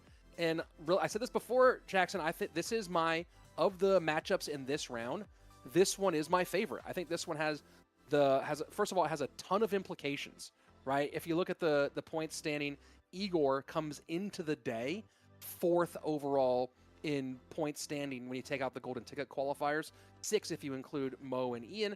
But Igor with, especially now that Mugi is out, Igor with a few more moves could move up that leaderboard with some more points awarded, and more importantly, create separation from some of those guys who are just outside of that top 6. And one of those guys just outside of the top 6 is Arden Toas, currently 9th or 11th overall with 90 points. And he's a guy who needs to be putting some points on. I don't think Arden is one of those guys who feels super great about competing in an LCQ. I could be wrong in that evaluation, but I think that Arden is somebody who, if he's going to make worlds, he needs to make it in either a golden ticket form or one of these top 6 points forms. Yeah, interesting. Yeah, that's what I love about you, Rich. You're always thinking not only about what we're seeing right now, but you're locked in on those points leaderboard. I mean, these are some really important things that we need to be thinking about. Not only is every single win going to influence how much money these guys are winning. We have $50,000 on the line for this weekend. We have the golden tickets, we have the silver tickets, but we have the points as well. It'll be interesting to see this match, and like you said, it's got big implications for how everything's going to end up working out. Igor doesn't seem like it's making much pressure to him. He's just chilling, relaxing in the Clash corner as always. He's ready to go. I mean, it was wild watching him win with that 1 actually come back after losing by a 1 HP match earlier. So let's see what he's bringing for us in game number 1, Arden versus Igor. Let's see it. Well, you also think about the psychological impact of, hey, whether you're someone who made it, who won your first round matchup and then lost your second, or someone who earned a first round bye and then lost the results, or someone who just loses both, right? The results are the same for all 3 of those people. You leave in the 9th through 12th space in the same amount of points, same amount of cash. So it's kind of an interesting thing. Like, hey, you lose twice, you win once, lose once, or however it goes. I'm curious about how these players view that as they prepare for their final month. But right now, let's focus on who can get the win here. Arden top of your screen, Igor at the bottom.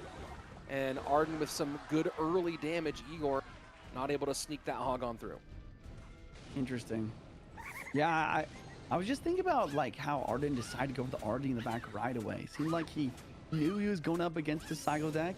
He decided to play that right away, make a push off of it, get the Evo and cycle quickly, and it's working out for him really well. He's got a bunch of damage, and not to mention the Candy are starting with less HP than the Princess Tower.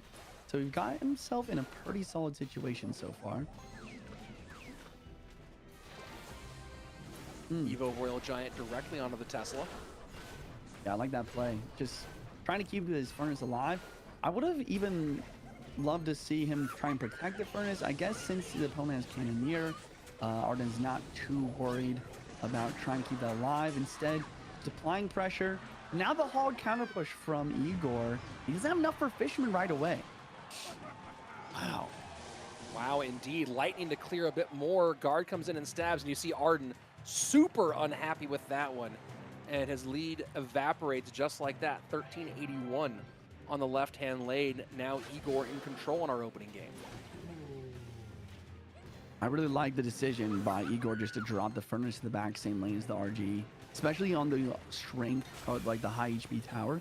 Evo Furnace Bridge, the Lightning's gonna drop down right away. Igor is not playing around. He knows the power of that card. He's gonna wipe it off the board, defend the right very easily.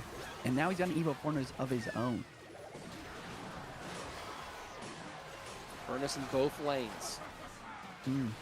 Fisherman trying to hold at the top. Hog connects for Igor. Furnace working on the right-hand side. Jeez. Wow. I mean, this is just so much Furnace value for Igor. Arden hasn't shown us his last card yet.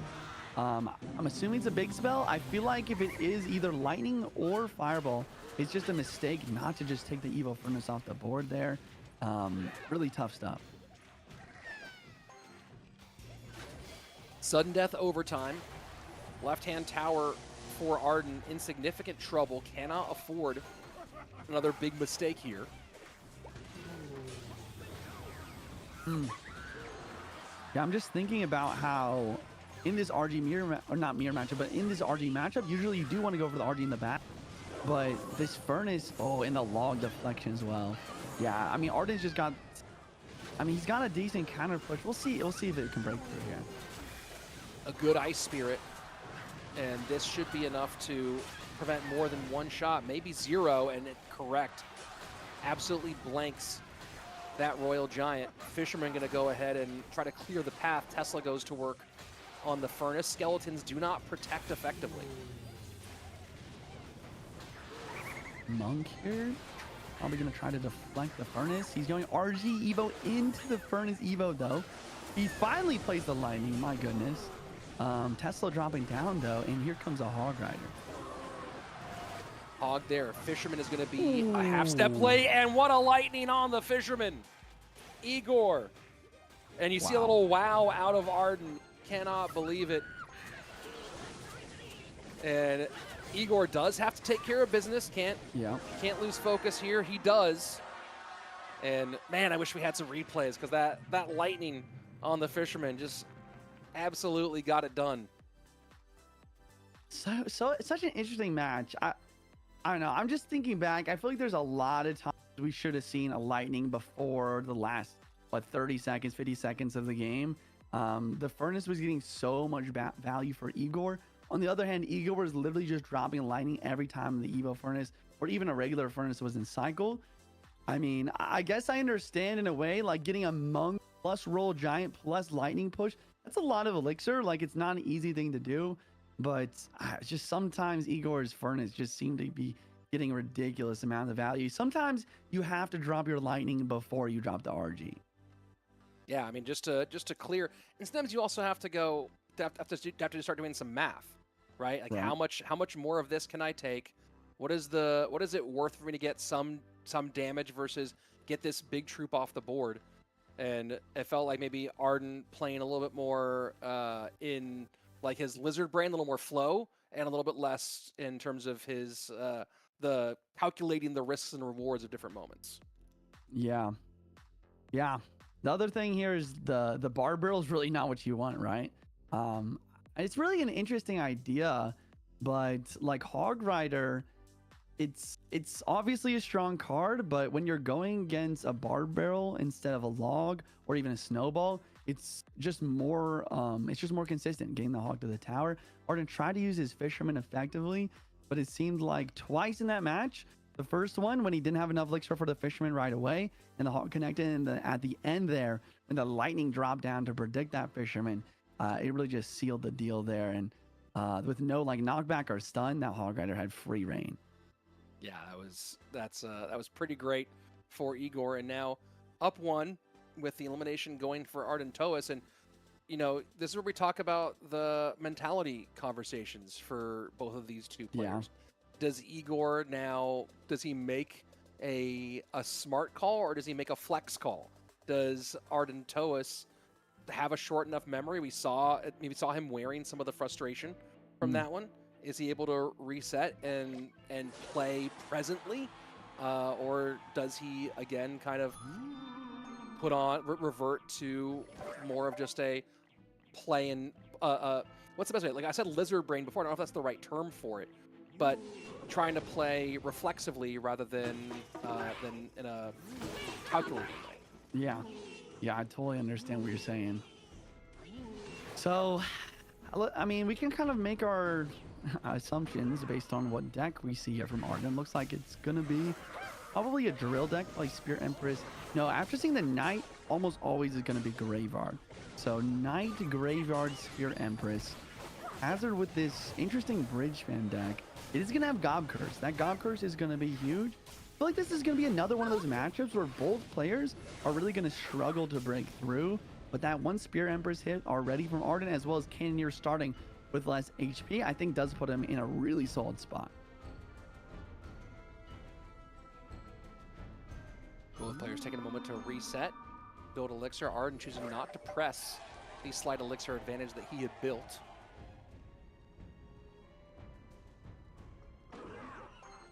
And there we go to the right-hand side. Full-on connection from a battle ram. Yeah, I'm kind of surprised. Yeah, I think I don't think he had Snowball and Cycle. If he had it, he definitely would have played it. But that's not even the mistake. The mistake is the macro idea, or macro or micro, I guess, whatever you want to call it, of the Goblin Hunt. You need to place that Goblin Hunt one more tile. Since it is still technically a passive building, even after the rework, it does have a large pull radius. As long as you play it up one tile, you should be able to pull Battle Ram, Hog Rider, Ram Rider from both lanes. But the centralized placement is going to allow another Battle Ram on the right-hand side. And Knight tries to push it over.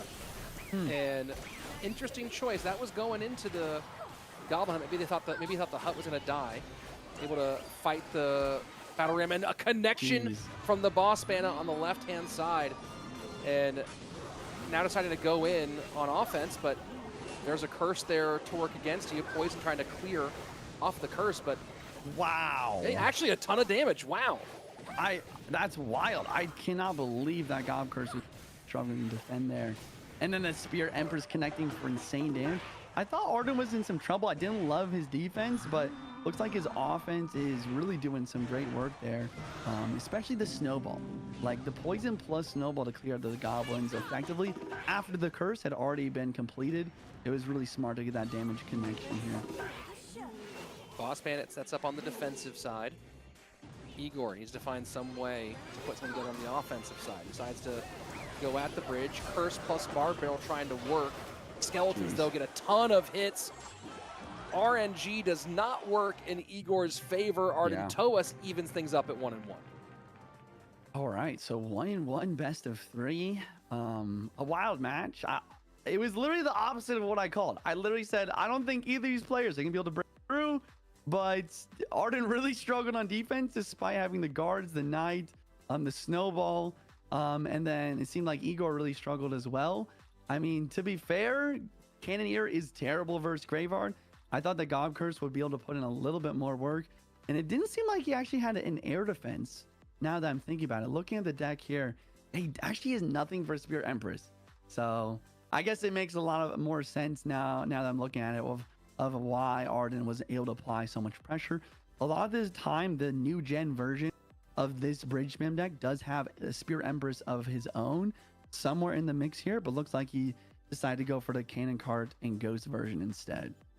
I mean, absolutely nothing for a Spear and Empress. You gotta hope that your Cannoneer takes care of business. And this was just a tough situation from top to bottom. So all tied up, 1-1. Game number 1, Igor with the Hog Lightning Log deck. Game number 2 goes with the Bridge Spam deck, Lightning, Curse, Barb Barrel. So lots of big spell action still available for Igor. Arden lost with RG in game number 1, RG Lightning Barb Barrel. Game number 2 went with the Graveyard Poison, Snowball there as well, gets the win. So I hope I've laid enough of a groundwork here for you, Juicy, to think about what you like from these two going into game number 3. Yeah, it's always so tough to try and figure out exactly what's going to be happening. I think that Roll Giant is always a threat. I think that obviously we have Mortar as an option for Igor, or some sort of minor chip. Arden on the other hand, okay, so it is going to be Mortar from Arden actually, as they're dropping a cannon. Maybe going to be a Hog Rider or Roll. It is always fun to see someone play their opponent's one trick. Yeah. And Arden going Log Fireball on that. A rare show of some sort of reaction after seeing that. What? This is interesting. Igor's just signed a League Elixir and wait for the next play. And then he Earthquakes after the Skeleton Barrel. Strange for sure. Fire Spirit does clean up quite nicely for the Skelly Barrel though. And this, this deck kind of does feel in many ways kind of vintage for Igor, who is known for, I mean, obviously it's not that revolutionary to do a fast cycle deck with skeletons and a spirit. Obviously other spirits tend to usually take precedence in these Hog or Royal Hogs decks. But the idea of going uber fast cycle with a deck that is known for just being more of a quick cycle or mid-weight deck. Very Igor. You know, you go back to his old RG triple spirit deck that he used in competitive play. So yeah, this is certainly interesting to see. yeah. I also like the idea to use Fire Spirit when you don't have Log available. Obviously, Log used in deck 1 from Igor with the Hog Lightning. Yeah, Snowball instead, which is decent, but Snowball does not one-shot goblins, so Fire Spirit does a good job of kind of covering that situation. The Evo Cannon as well. Roll Hogs EQ. Roll Hogs inbound right now. We'll see what Arden decides to use on defense. And does end up using the Fireball with the Dark Goblin and the Cannon card on the board. Fire Spirit to clear against the Dark Goblin. Here we go. Double Evo push. He does have the Evo Cannon to try and help, but wow. I mean, Skeleton Barrel, once again, as long as, even with the Skeletons not connecting, the death damage from the Evo Skeleton Barrel is, wow, and Evo Mortar connects as well. Evo Mortar connects, but look at what the Royal Hogs are doing on the right-hand side, 1737. Yeah. So, you know, Igor able to find a moment to break through, and he and Arden Toast going blow for blow, toe-to-toe, as we head into our sudden death period. Fireball going to work on the piggies. And how much of this that you're seeing out of Igor, and look at the Snowball EQ to get the Dark Goblin off, wants to get the connection from the Empress, can't do it, but Skelly Barrel not going to give offensive pressure. How much of Igor playing these pigs the way he is, I know it's going to be a +1 trade for his opponent every time, but how much of that is just trying to keep the Fireball out of the offensive conversation? It's definitely a lot. I mean, obviously, if you wanted to prevent the Fireball from getting too much value, you could split them. It's probably a little bit too late to start doing that now, but you're right. He's probably doing this just to force Fireball on defense every time, force out positive trades, and then focus on defense with stuff like the roll delivery and all that. Mortar is definitely the biggest threat for Igor to deal with, though. If this Mortar can lock, it could be a difference maker. But the Spirit Empress does so much damage, not a single hit comes out. Both towers for Igor in the 1600-1700 HP range. The right-hand tower of Arden Toas starting to show some trouble at 1058. This is one of those ones that's going to hang on a thread. Skellies to hold the Mortar conversation. Attention to the middle. Empress working on the left-hand side. Evo Cannon does its job. Fireball going to come out here against the piggies. Yes, it does. So holding at 1058 on the right-hand side. Empress, though, makes the left-hand side down to 1081. Can't down here in a second. Igor has to be careful, and Arden not happy about that exchange. And you see the big wow, the big reaction. He knows that that might have been the one that sealed this for Igor. There's still 30 seconds on the clock. I do not love this show of emotions. You have 30 seconds. It's not over. Fireball's going to drop on offense, miss the Spirit Empress. And this is what I mean. You cannot let your emotions get to you. I understand he's trying to just get some Fireball cycle, but and he does get another Fireball out. It's fairly close, but the Earthquake cycle is probably going to be too much to deal with. Evo Mortar does let one go. No, it doesn't do it. And Igor gets the win. Wow. Looking out Arden Toas and putting himself into the top 8. GG's. I don't know. I liked Arden's gameplay here, but I think that there's just more to be had. I think there's more possibilities to win this, especially since Igor did not have the log in this deck. Like, the Darga value is there. I liked how Igor continued to apply dual lane pressure, though. I don't know. Overall, it was a very solid match, but I just think that Arden Toas, he has a lot still to be learned if he wants to compete with these players at the highest level. And Arden Toas out, Igor staying in, and you know, Juice, I know I'm all about these points leaderboards, and Igor now has added a couple more to his stack. If World Finals was locked in tomorrow, right, with not counting the golden tickets that are still on the line for today and for our final monthly next month, the top 6 players at the moment, not counting Mo and Ian, are Sub, Lucas, Mugi, Igor, Adriel, and Katashian. So what a fun, you know, we'll see, of course, how things shake out down the stretch. but already, what a fun potential look at world finalists at this stage. Looking at the decks, game number 1, we had a Furnace Mirror matchup. One with Hog, one with RG. Fisherman, I feel like should provide more value. I feel like that was the big match that Arden needed to win and probably could have won if we saw a little bit more usage of his Lightning. Number 2, this was a really good one for Arden. The use of the Spirit Empress was perfect to provide a lot of value. He was struggling a little bit on defense, but he got great offense down nonetheless. Game number 3, we have a Mortar versus Pigsy Q. To give it just to be nice to Arden, I guess what I'm trying to say here is like this matchup isn't easy for him. The delivery, the Fire Spirit, the Evo Cannon, and especially the Earthquake from the Mortar definitely make this difficult.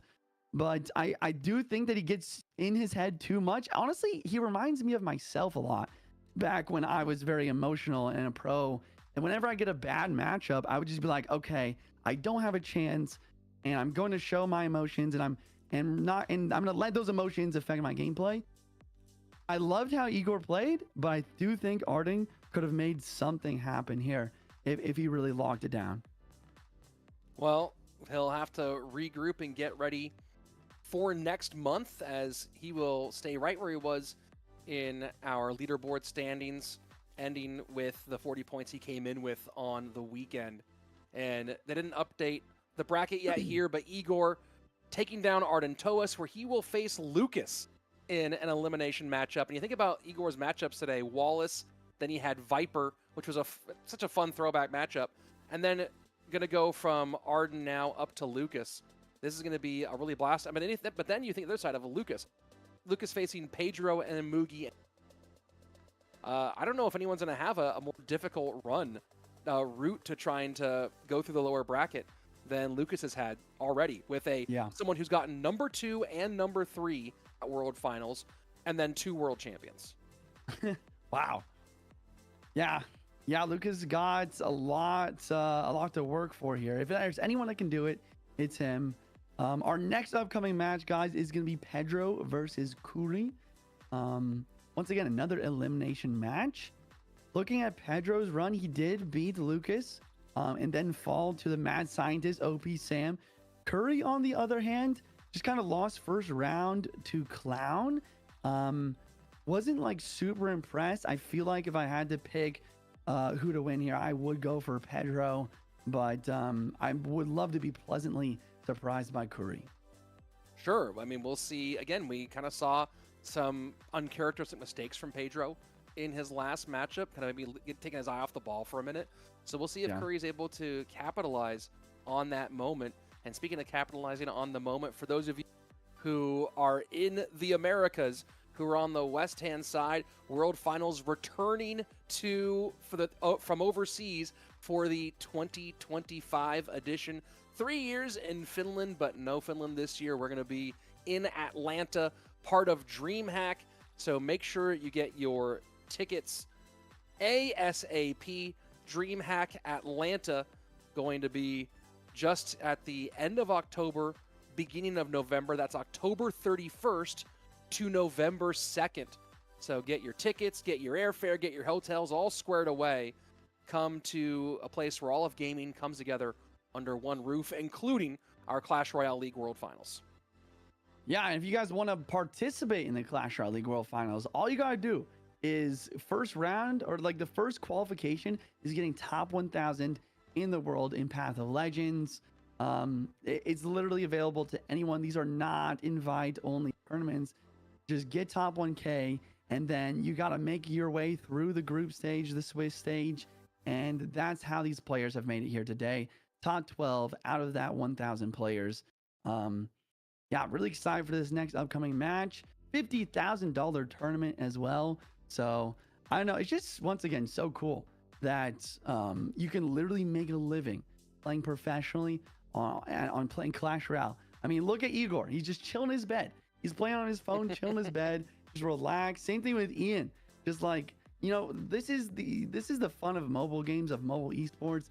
You can really play in any circumstance. Yeah, what's the coolest place you've ever played Clash Royale?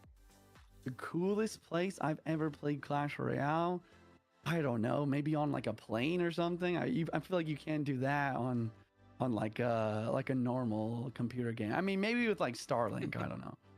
I tried playing on the plane to the World Cyber Games in 2019. It did not go very with my with the combination of my connection and my skill. It was not the best. I decided to put it away and just focus on my notes for WCG that time around instead. Here we go. Game number 1, Pedro and Curry. Pedro bottom of your screen, Curry at the top. Let's go. Mortar the bridge right away from Curry.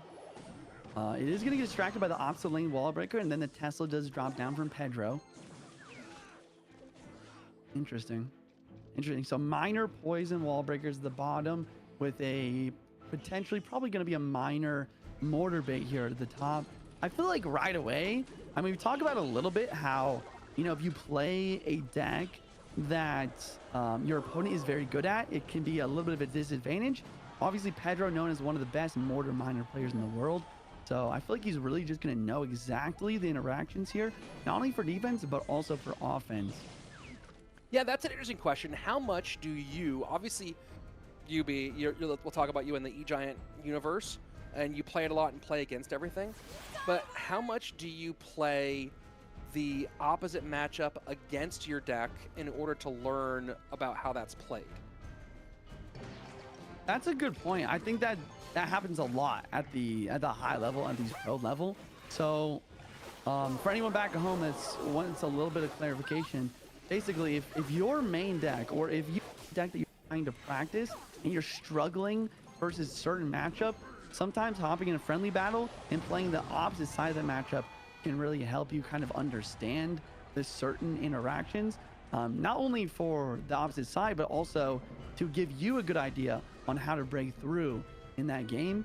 And I definitely think that happens a lot. I think that's a very common idea for these pros. Skelly barrel to the right-hand side. Evo Tesla to meet it at the bridge. First 2 minutes away into double elixir time. And so far, slight chip for Pedro on the left-hand side. Curry opting to build up in that lane, given some poison value. I really like this Tesla placement. Another common idea with the Tesla here is like, if you're using the Tesla Evo specifically on defense to defend what we saw the skeleton barrel, instead of playing it low on your side, play it all the way up, because that increases the chances of the skeleton evolution, or not the skeleton, but the Tesla evolution, and getting more value in the future.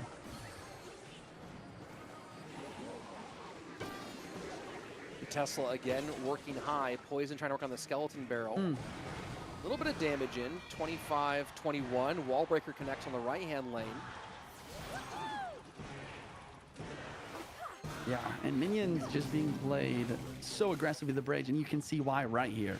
With the extra range from the minions, the chances for them locking in the tower, that minor tanking, are just so much. It just happens so much more often. It's honestly so annoying. Minions super strong after that buff. Right-hand side, and same story once again. Yeah, Evo Tesla doing a great job. Curry is controlling decently with this Spear Empress. The problem is that Pedro's just up so much damage, and I don't know. Curry needs to get a way to get some damage on offense. I'm trying to think how. It really seems like Pedro's doing a great job controlling every mortar with the Tesla, and Curry doesn't actually have miner in this deck either. He's just using skeleton barrel and the mortar, so he needs one of those to connect. But once again, Pedro just always has an Evo Tesla in cycle.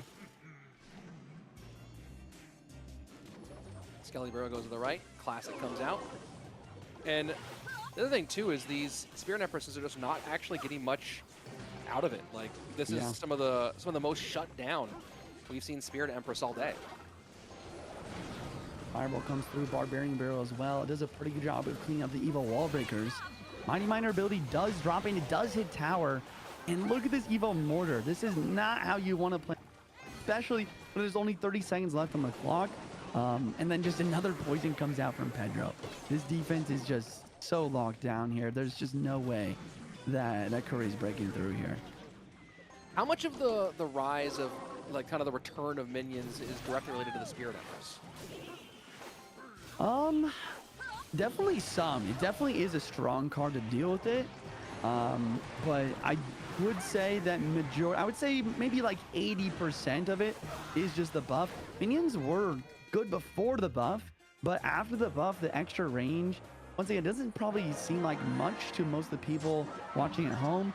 But I mean, I've literally lost a game from someone just playing minor minion over the bridge first play. And I played a Spirit, and with the extra range, the minions just take it out immediately. It's very scary. Pretty big difference. Scary right now are the situation for Curry, who is kind of getting his big moment in this one. And again, Curry did not appear in either of the other 2 weekends. So Curry either needs to get at least one win here and give himself a good jump up the leaderboard, and then perform at least make it to monthly finals next weekend, or Curry needs to get it done entirely, in our next month. So pressure on for Curry in a way that not feeling the same level for Pedro, who is kind of right on the cusp at the moment. So looking at deck number 1, this minor deck is everywhere right now. The wall breakers, the minions apply so much pressure, and it makes sense. You don't really see the regular minor cycle decks anymore. A lot of the time with minor, after all the damage nerfs that it's got, you do need to see those secondary win conditions like skeleton barrel, wall breakers, or even minions. But this deck's still doing such a great job defensively. The thing that I love the most in this game from Pedro was the usage of the Mighty Miner. I think a lot of it kind of just went under the radar, but he always had a Mighty Miner on the board, which allowed for more Teslas, really, more than anything. His Tesla, once again, was always in Psycho for the mortar, and it was always in Psycho for the skeleton barrel. And that is only possible because the Mighty Miner 3-card cycle allowed for just that. And got it done. So now we get on to game number 2. And, you know, when you think about these rare opportunities, right? You've been kind of on both sides where you're getting to play week in and week out, and where it's like, oh, hey, here's this one might come and go and be gone forever. What's sort of the difference in mentality and mental preparation from those two perspectives? A Pedro who knows he'll probably be here next week, right, or next month, or has a great chance of being here next month, versus Curry, who he might feel like this is his one and done. Yeah, I mean, I think that there's definitely a lot more nerves on the ladder here. Like, obviously, Curry knows that he needs to pop off and he needs to win. I don't know how that actually changes the preparation. Like, mentally, obviously, you have to have confidence. In the actual gameplay preparation, maybe you do go for riskier decks here and there that can allow you to get a good matchup. Instead of just trying to go for that even matchup, maybe you need to go for the victory. I think that's probably what he needs to go for right now. He's down 1 game in an elimination set versus Pedro. I mean, this is gonna be tough. He's gonna have to get a good matchup and have the gameplay to back it up if he wants any chance to continue on in this tournament. Well, poison value for Curry there at the bridge. Pedro RGs into the opposite lane. So probably Graveyard. Graveyard with Poison Snowball makes the most sense. From Curry, RG Electro-Wiz, another RG Electro-Wiz deck. I don't love the Electro-Wizard here. It just doesn't seem like a good pick because, well, I don't know. I guess he was worried about a Mighty Miner.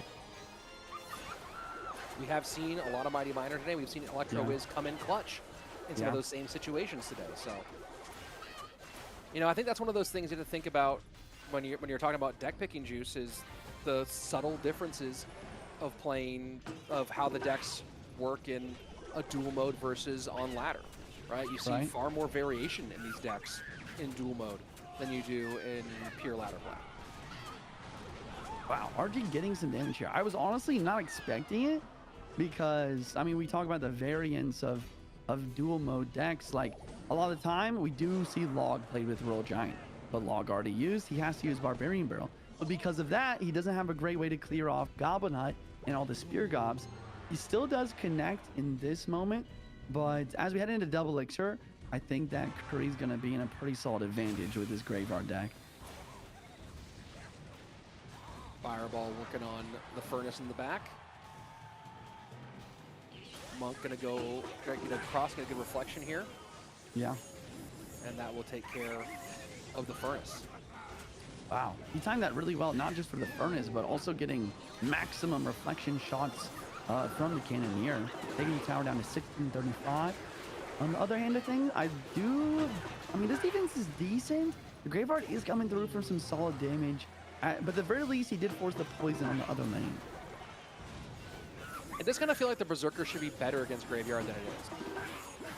Yeah, honestly, it is pretty good versus Graveyard most of the time, but when we talk about the RNG aspect of Graveyard, you just never know when those skeletons are going to spawn, and Curry getting some pretty solid skeletons spawning on the other end of where the Berserker was in this situation.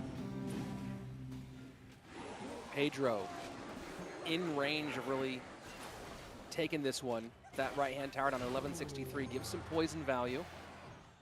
Curry's been forced to give fireball value kind of a lot. Yeah.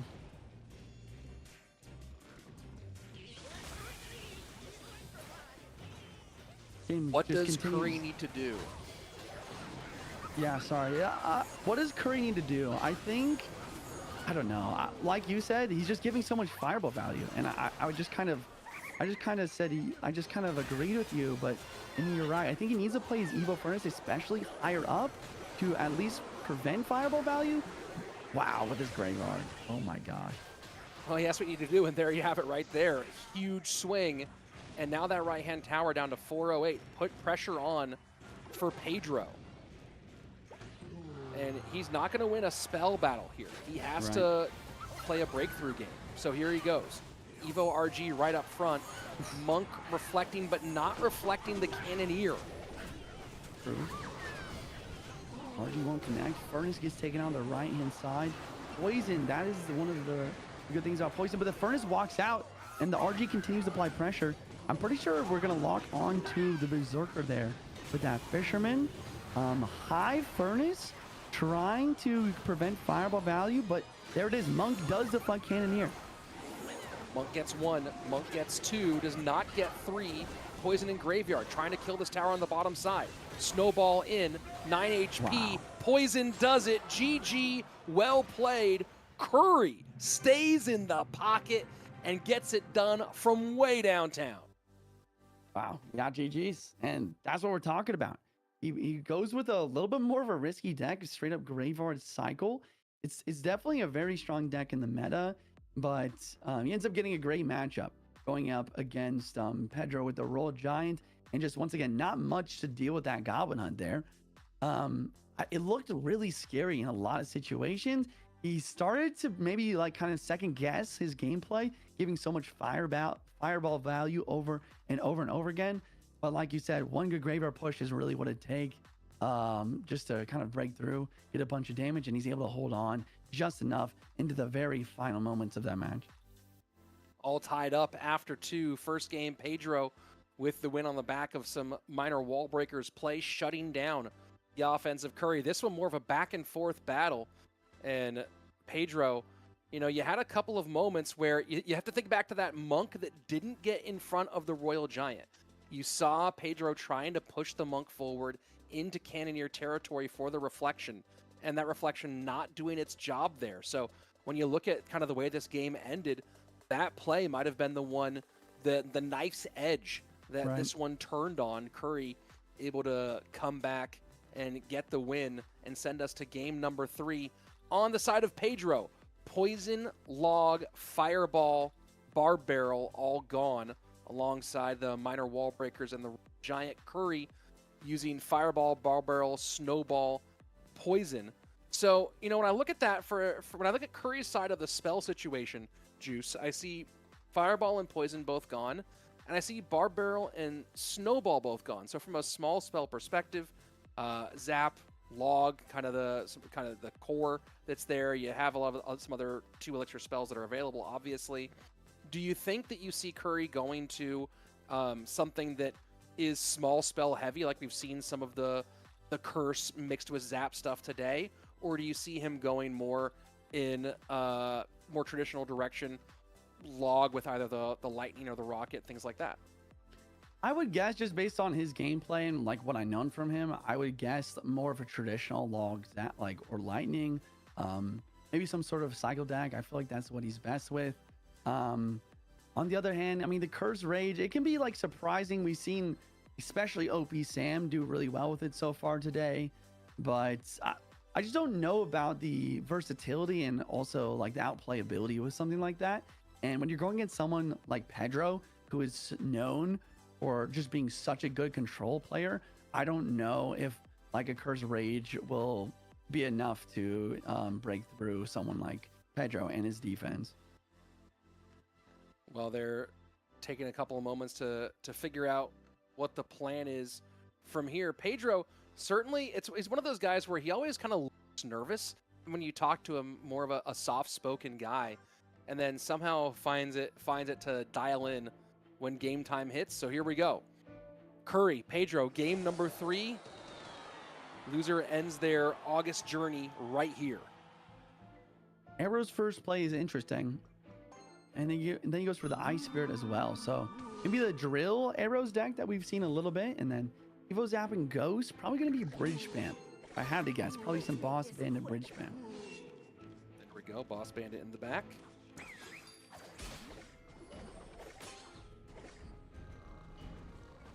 Pedro sets up a Sleepy Hut. Ooh, nice Valkyrie. Preventing the lineup from the Executioner. Boss Bandit to try to get the lineup, but then a Snowball to prevent it once again. We do see a Curse here. No Zap. I mean, this Curse is not working at all the way that he had hoped. And Spear Gobs end up doing a bunch of damage here on counter push. So really interesting. We see like this kind of two-part, this really sharp play from Curry, followed by kind of a misstep there. Do you think that maybe he thought that there'd be a little bit more damage onto the spears, or what's the thought there? I think that he just underestimated how long the Boss Bandit would survive all of the goblins. I mean, you get the curse down, you don't need to play Zap in that situation as long as the Boss Bandit can hold the line until the Goblin Curse gets enough damage onto those spears to spawn the Gobbies. But I think he just kind of overestimated the Boss Bandit's tank ability. It did get nerfed a couple times so far. Boss Bandit in, takes out one spear. Pedro is content to sit back and wait for Curry to make some moves. Wow. Really good idea. The Zap there just slightly played too early. I do think that if he did get the Zap timing to hit that last Spear Gob, if it weren't for that last Spear Gob hit, the Boss Bandit could have connected. And that's the idea once again with the instantaneous damage from stuff like Zap, but also last card Lightning. You've got to watch out for the Boss Bandit plus Lightning that we've seen are to be super successful today. And Evo Valk gonna pull one Xe in. A little bit for the second one. Executioner staying away. Oh, the Snowball then kind of almost works against Pedro a little bit. Put the Xe back in line, but damage done. 15-52. Ram Rider opposite lane now. Ice Spirit gonna slow it down. And the Spear Empress is obliterating everything. Curse plus Zap does drop on, but Snowball's ready. I mean, I don't even know, man. Spear Empress is such an interesting card. Sometimes it does nothing, and sometimes your opponent has nothing for it, and it literally just drops your tower from 2k to 631. Evo Xe sets up on the right-hand side. Minute 42 remaining for Curry to make his argument. So far, it has fallen on deaf ears. What a nice Snowball here. Still defending, though. Does Curry stay same lane here? And he does. Oh, my goodness. The Lightning does drop, but... Oh, wait, the Ice Spear dies! The Ice Spear dies, the Executioner. Rain Rider does connect, but the arrows drop down, and the chance that I saw for Curry dwindles very quick. But Curry now still alive. He's closed the gap significantly, 17-43, very different from where he was. Doesn't matter. Never mind. Pedro decides to stop me in my tracks, as well as Curry. And he will stay alive one more day. GKR Gold Edition. Oof. Wow. Intense battle. These elimination matches are... I'm not even playing, man, and I'm just stressed out watching, but really good stuff from Pedro. Honestly, the biggest thing that I saw this match, we saw a very similar matchup like this before, and we saw a very different... I forget who played it, but we saw a very different outcome there. But the difference maker here is Pedro was just playing his Spear Empresses high and basically preventing lightning value. And then it was doing a fantastic job of controlling those executioners and getting so much value, just kind of blocking that lane, as well as getting a lot of value on offense as well.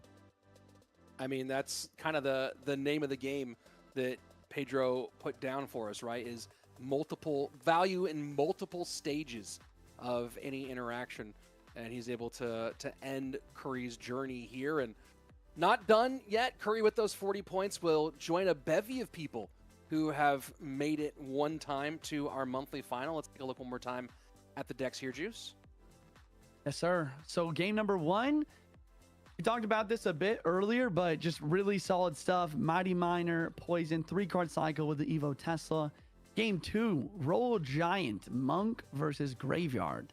I think Graveyard wins this almost every day of the week. The Goblet does a great job, especially with no log available for Pedro there. Game three, the Spear Empress, really just the X factor here. She does really bad versus Swarms, but she does really good versus tanky units like Executioner, like the Boss Bandit. Yes, Curry does have the Lightning, which can control it decently, especially with like a Curse plus Lightning. But Pedro, he knew that was a possibility. He always played his Spear Empress high in the middle, away, preventing the Lightning from getting the tower and the Spear Empress. Yes, you can still drop the Lightning onto it, but a lot of the time it ends up not being worth it. And he was able to use that value to continue to apply pressure on offense and also to defend quite nicely along with the Ice Spirit, the Galpa, and everything else. Well, Curry will bow out today after joining 5 other players who so far in the 25 campaign have made it to just one monthly final, but have logged no other points. That's going to be Baton, Ruben, retired, now Curry, David Rooney, and Hugo out of France. So a nice little players who have so far that one and done. Of course, any of those 6 could make an appearance next month and change everything. But for now, Curry gone, Pedro on into our top 8, and he will await the victor of Ian versus Wallace. Ian, again, already has a golden ticket and a trip to World Finals. Wallace fighting for his spot. Currently 7th overall on the points leaderboard. Ian, if you count the golden ticket holders, 4th with them in the mix, but of course already has his ticket punch to World Finals. And then one of those 2 will go on and face Pedro tomorrow. And of course, everybody on that lower bracket already has 1 loss. So every game for them, every match going forward as they try to do the lower bracket run, the Molite special, if you will, and see if they can go ahead and grab a golden ticket. Okay, thinking about our final matchup here, Jackson, as we get into it. Yes, Ian sir. and Wallace. Even though we kind of saw Ian say that he hadn't been practicing very much for this one, he's already got it locked in. Wallace, of course, has so much to play for. What kind of chances do you give Ian in this one? Is this still a nice 50-50, or does this one look worse for Ian just given the situation? Man, this is tough. I would say I might actually choose Ian here over Waldo. Even if he hasn't been practicing much, obviously he's already qualified. He has what it takes. Wallace, on the other hand, I mean, yeah, I feel like this meta definitely really goes into his favor, like with the Roll Giant and Graveyard both being very prevalent. Wallace is very good at both of those decks. But despite that, I think that Ian just has a little bit more, experience this year at the very least. Wallace really trying to get in here and make something known. Like obviously he's a world finalist, but I don't know. It just seems like the scripts have kind of been flipped for this matchup. In terms of sort of where they are in their overall career and trajectory and things. Exactly. Yeah, that makes sense. Well, we'll see like how much of those collective scripts versus what we've been seeing here today, and how do all those things kind of play out. We'll have that for Ian and Wallace here very soon. The winner here will join the top 8, get those points, get that cash, and stay alive in this one. And of course, you have to imagine that everybody else is hoping for Ian to stay in, except for maybe those who will be facing him down the line, because the longer Ian stays in, that's one more person who could win a golden ticket and not take it away from you. Here we go into game number 1 of Ian and Wallace. It's so weird. This Goblet drill deck is just so weird because you never see it on ladder. Never. It's never in the meta. But in CRL, everyone loves to play it. Goblet, arrow, snowball, drill. I mean, it works. It's fairly consistent. The Evo Snowball, obviously a great way to pair with the drill. And I mean, it just all comes down to the duels formatting once again. You know, you can't really use log in a drill deck because you're going to need that for at least another cycle deck or at least RG in the future. So it does make sense, but it's also super interesting to see.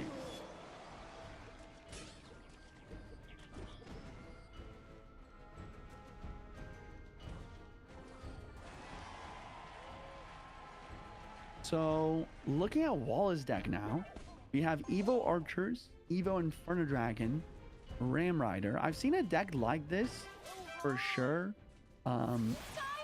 Inferno Dragon Evo is a strange card. You know, it's a card where it can get a lot of value or no value. It's almost like Spear Empress, except even more volatile than that. It does drop down here, and it is helping defend quite a lot. It does a good job of melting down those tanks to make sure the princess can get relocked on those skeletons in the graveyard as soon as possible. Counterpush wise, he does decide to go Ram Rider on the left here. Evo Archer goes in front. Probably wouldn't have mattered much, but with him spending so much, Ian spends so much elixir on the left lane, the Ghost does get the damage lead here on the right. Looking at the matchup overall, now that we've seen a lot of the cards, I probably will give the matchup to Ian, just because he's got the arrows for the archers most likely, and he's got the snowball for the Inferno Drag. If there is anything to change my decision here, it would be this push though. Evo Inferno Drag, once again, it is the X factor. It's really scary, and it's gonna like one-shot this knight. Okay, never mind. It's good.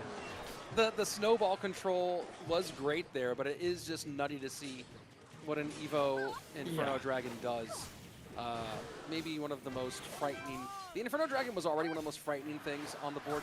Yeah. Y'all, hey, Clash, whatever you guys had to do when an Evo skeleton giant, our giant skeleton comes out, yo, I think we need to have some sort of playoff between Evo Giant Skeleton and Evo Inferno Dragon for what's the most insane, scary damage dealer in the game. Yeah, like the stay away from my tower, please. Yeah, right?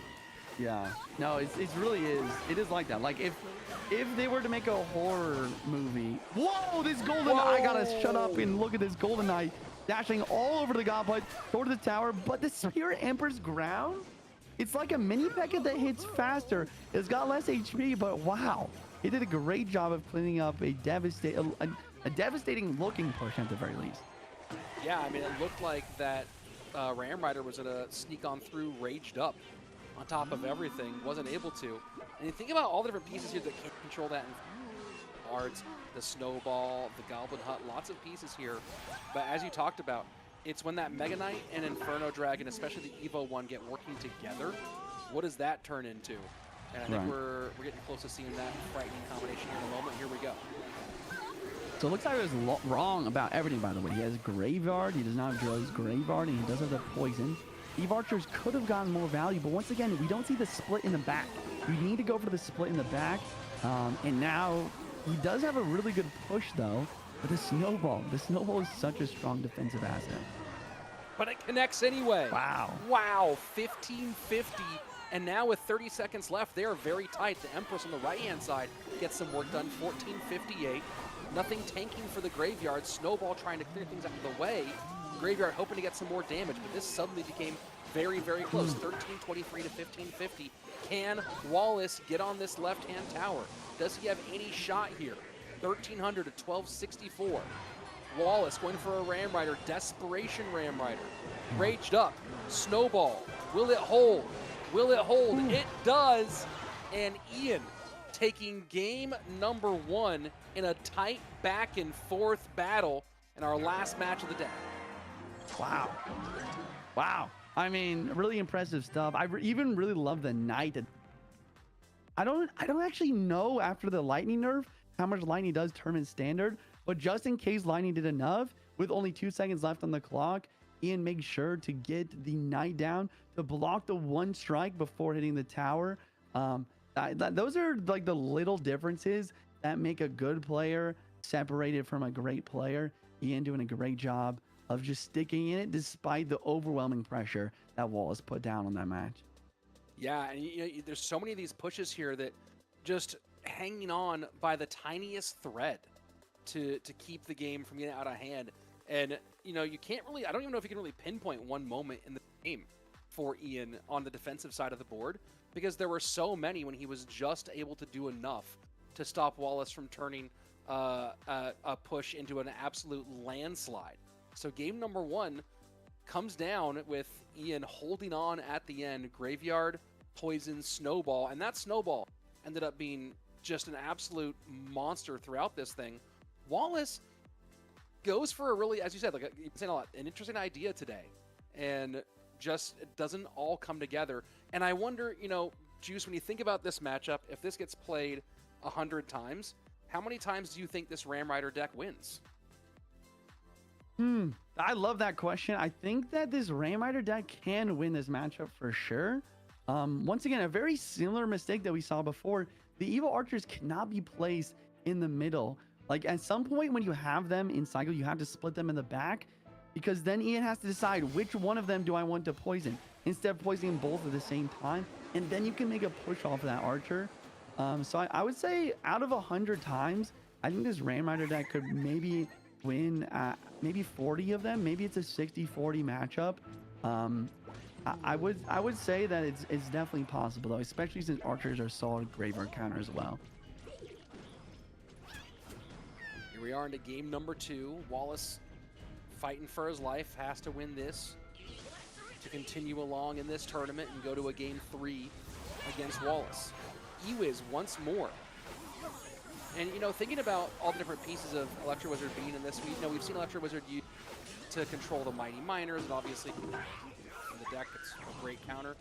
But slowing the DPS of those Spirit Empresses seems like it's also a factor. Yeah, that makes sense. The Spirit Empress, it's just such a struggle to deal with it. But yeah, I mean, anything you can do to slow down her attack speed, to tank her, especially swarms. Bats really are not in the meta at all because of how strong Furnace is, but bats are also a great counter to her too, just because it does take her a decent amount of time for her to get those 5 hits off to take them out. RG, immediate poison, slow things to take care of that support a little bit. RG popping off. Evo Snowball and Cycle this time though. Not only taking out the Fisherman, but of course pushing the RG back. I really like this Bar Barrel though. Forcing out the Bomber. Bomber does get the job done. Bar Barrel was really a smart idea though. Just a tank for the RG while taking the Spears at the same time. And the elixir difference it creates. Unfortunately for Ian, having to spend the Berserker, but of course she'll demand a response as well. So all of that really turning into a nice little elixir advantage for Ian. We'll see if he can turn up the pressure using that advantage. 34 seconds left in regulation. Monk early just not playing any games, can deflect that Bomber. Roll Giant at the bridge. Spear Empress set up on defense. I think he needs to play maybe one more card before he's back to Hut. There's the guards and then the Hut. Fireball does come through. Really solid defense, but it's still damage, man. It's still damage. The Fireball's getting there. Wallace needs to come back. here might be the play, but that's the thing about Evos. He has the Evo Furnace, but another Spear Empress over to try and snipe it out. Is he successful? He does get there, but the Ewiz resets, and all of a sudden this Graveyard is useless after that Electro Wizard. What a play. And Ewiz showing up big on this Saturday. Fire Spirit connects. Just a pile of them coming down with that Furnace. 8:35. We're into sudden death overtime. Speaking of the time, it's starting to run out for Wallace, who chooses to push everything back, poison it. And now there's that HP as a resource no longer, and you see a little smile from Wallace, who knows that he's just working on borrowed time at this stage. Right. 20 seconds till triple overtime. Wallace is emoting. It's still not impossible for him to win this. He does go for the 9th other lane, and the Furnace is played on the wrong side, but it turns around, and the Fisherman as well. Trying to go opposite lane, really just not working out at all with everything coming back, as well as the Berserker cleaning up that Graveyard quite nicely. First trying to work at the bridge. Ewiz plus Furnace cleans it up. Royal Giant down. Berserker and Monk on the left-hand side. Wallace poisons the tower. Waves the white flag. That is it. Ian stays alive to return on Championship Sunday. Beautiful stuff. GG's from both players. Once again, I do feel like Ian is just a slight tier above Wallace right now. Even with the current meta, you can see Wallace going to one of his comforts. Graveyard is not enough. Ian's really set up defense here well with the Berserker for the Graveyard. And then Electro Wizard, man. I mean, I never would have thought of Electro Wizard as a decent counter to the Spear Empress, but Electro Wizard plus the Furnace, both of them on their own really would struggle versus the Spear Empress, but together they do a great job of cleaning up that defense, preventing the counter pushes, and also preventing a tank for that Graveyard. That's what really sealed the deal for Ian here. You think about all the pieces too, the Ewiz retarget on that Empress. When you combine that with the Furnace and those Fire Spirits, now that Empress is not only being stunned and DPS'd, but also redirected continuously in a really annoying way. So great combination working out here for Ian as he will get the 2-0 victory. The Graveyard play in game number 1, and really excellent and resilient defenses against Wallace in that first game. And then game number 2, just a phenomenal bit of deck picking and absolute shutdown play against the Graveyard. Yeah, absolutely. I mean, I couldn't have said it better myself. Really good stuff all around. Would have loved to see an Evo Inferno Dragon hit on the tap, but even that, I mean, Evo is just on top of it with those snowballs. Hopefully we'll be able to show you guys the bracket soon. What a day. I mean, that is going to be it for day number 1. Here's the bracket. We saw a lot go down in round number 1. Wallace going down to Igor. Clown being very successful versus Curry. Adriel Arden just having a tough time. And then Pedro kind of with the upset versus Lucas. Talk to me more about what happened in the quarterfinals and eventually what happened in this lower round. Well, we saw the bye advantage work really only for a couple of players. Viper and Sam both able to ride that first round bye into the semifinals, where they will face Clown and Adriel respectively. But also some really kind of gritty performances from some of the guys who are able to fall down, right? Igor beating Wallace, losing to Viper, and then a big win against Mugi, who goes from getting a first round bye to losing 2 in a row to start things off and getting knocked out of the competition. Ian avoided that problem and was able to win against Wallace, and now we have our final 8 in the upper bracket: Viper and Clown, Adriel and Sam. The winners of those 2 will both be very close to a golden ticket. Lower bracket playing for their lives every single time: Lucas and Igor, Pedro and Ian. No matter when you've watched Clash Royale, whether you started years ago or whether you just started very recently, there's a star from your era in tomorrow's competition. So back here, same time, same place for CRL tomorrow, the conclusion of the GKR Golden Edition. And make sure you tune in, because not only do we have great Clash Royale and a golden ticket being awarded tomorrow, but we also have viewer rewards for you. You can watch and get special drops exclusive to our stream tomorrow. So we have some lucky drops and an emote all Ooh. for you mañana. So come watch, enjoy. We'll have a great time, and of course, take one step closer to our Clash Royale League World Finals at DreamHack Atlanta, October 31st to November 2nd. DreamHack tickets available right now. For my buddy Jackson, thank you so much for hanging out with us today. I'm Rich Slayton. We'll be back here tomorrow with Andrew and Josh for the conclusion of the GKR Golden Edition.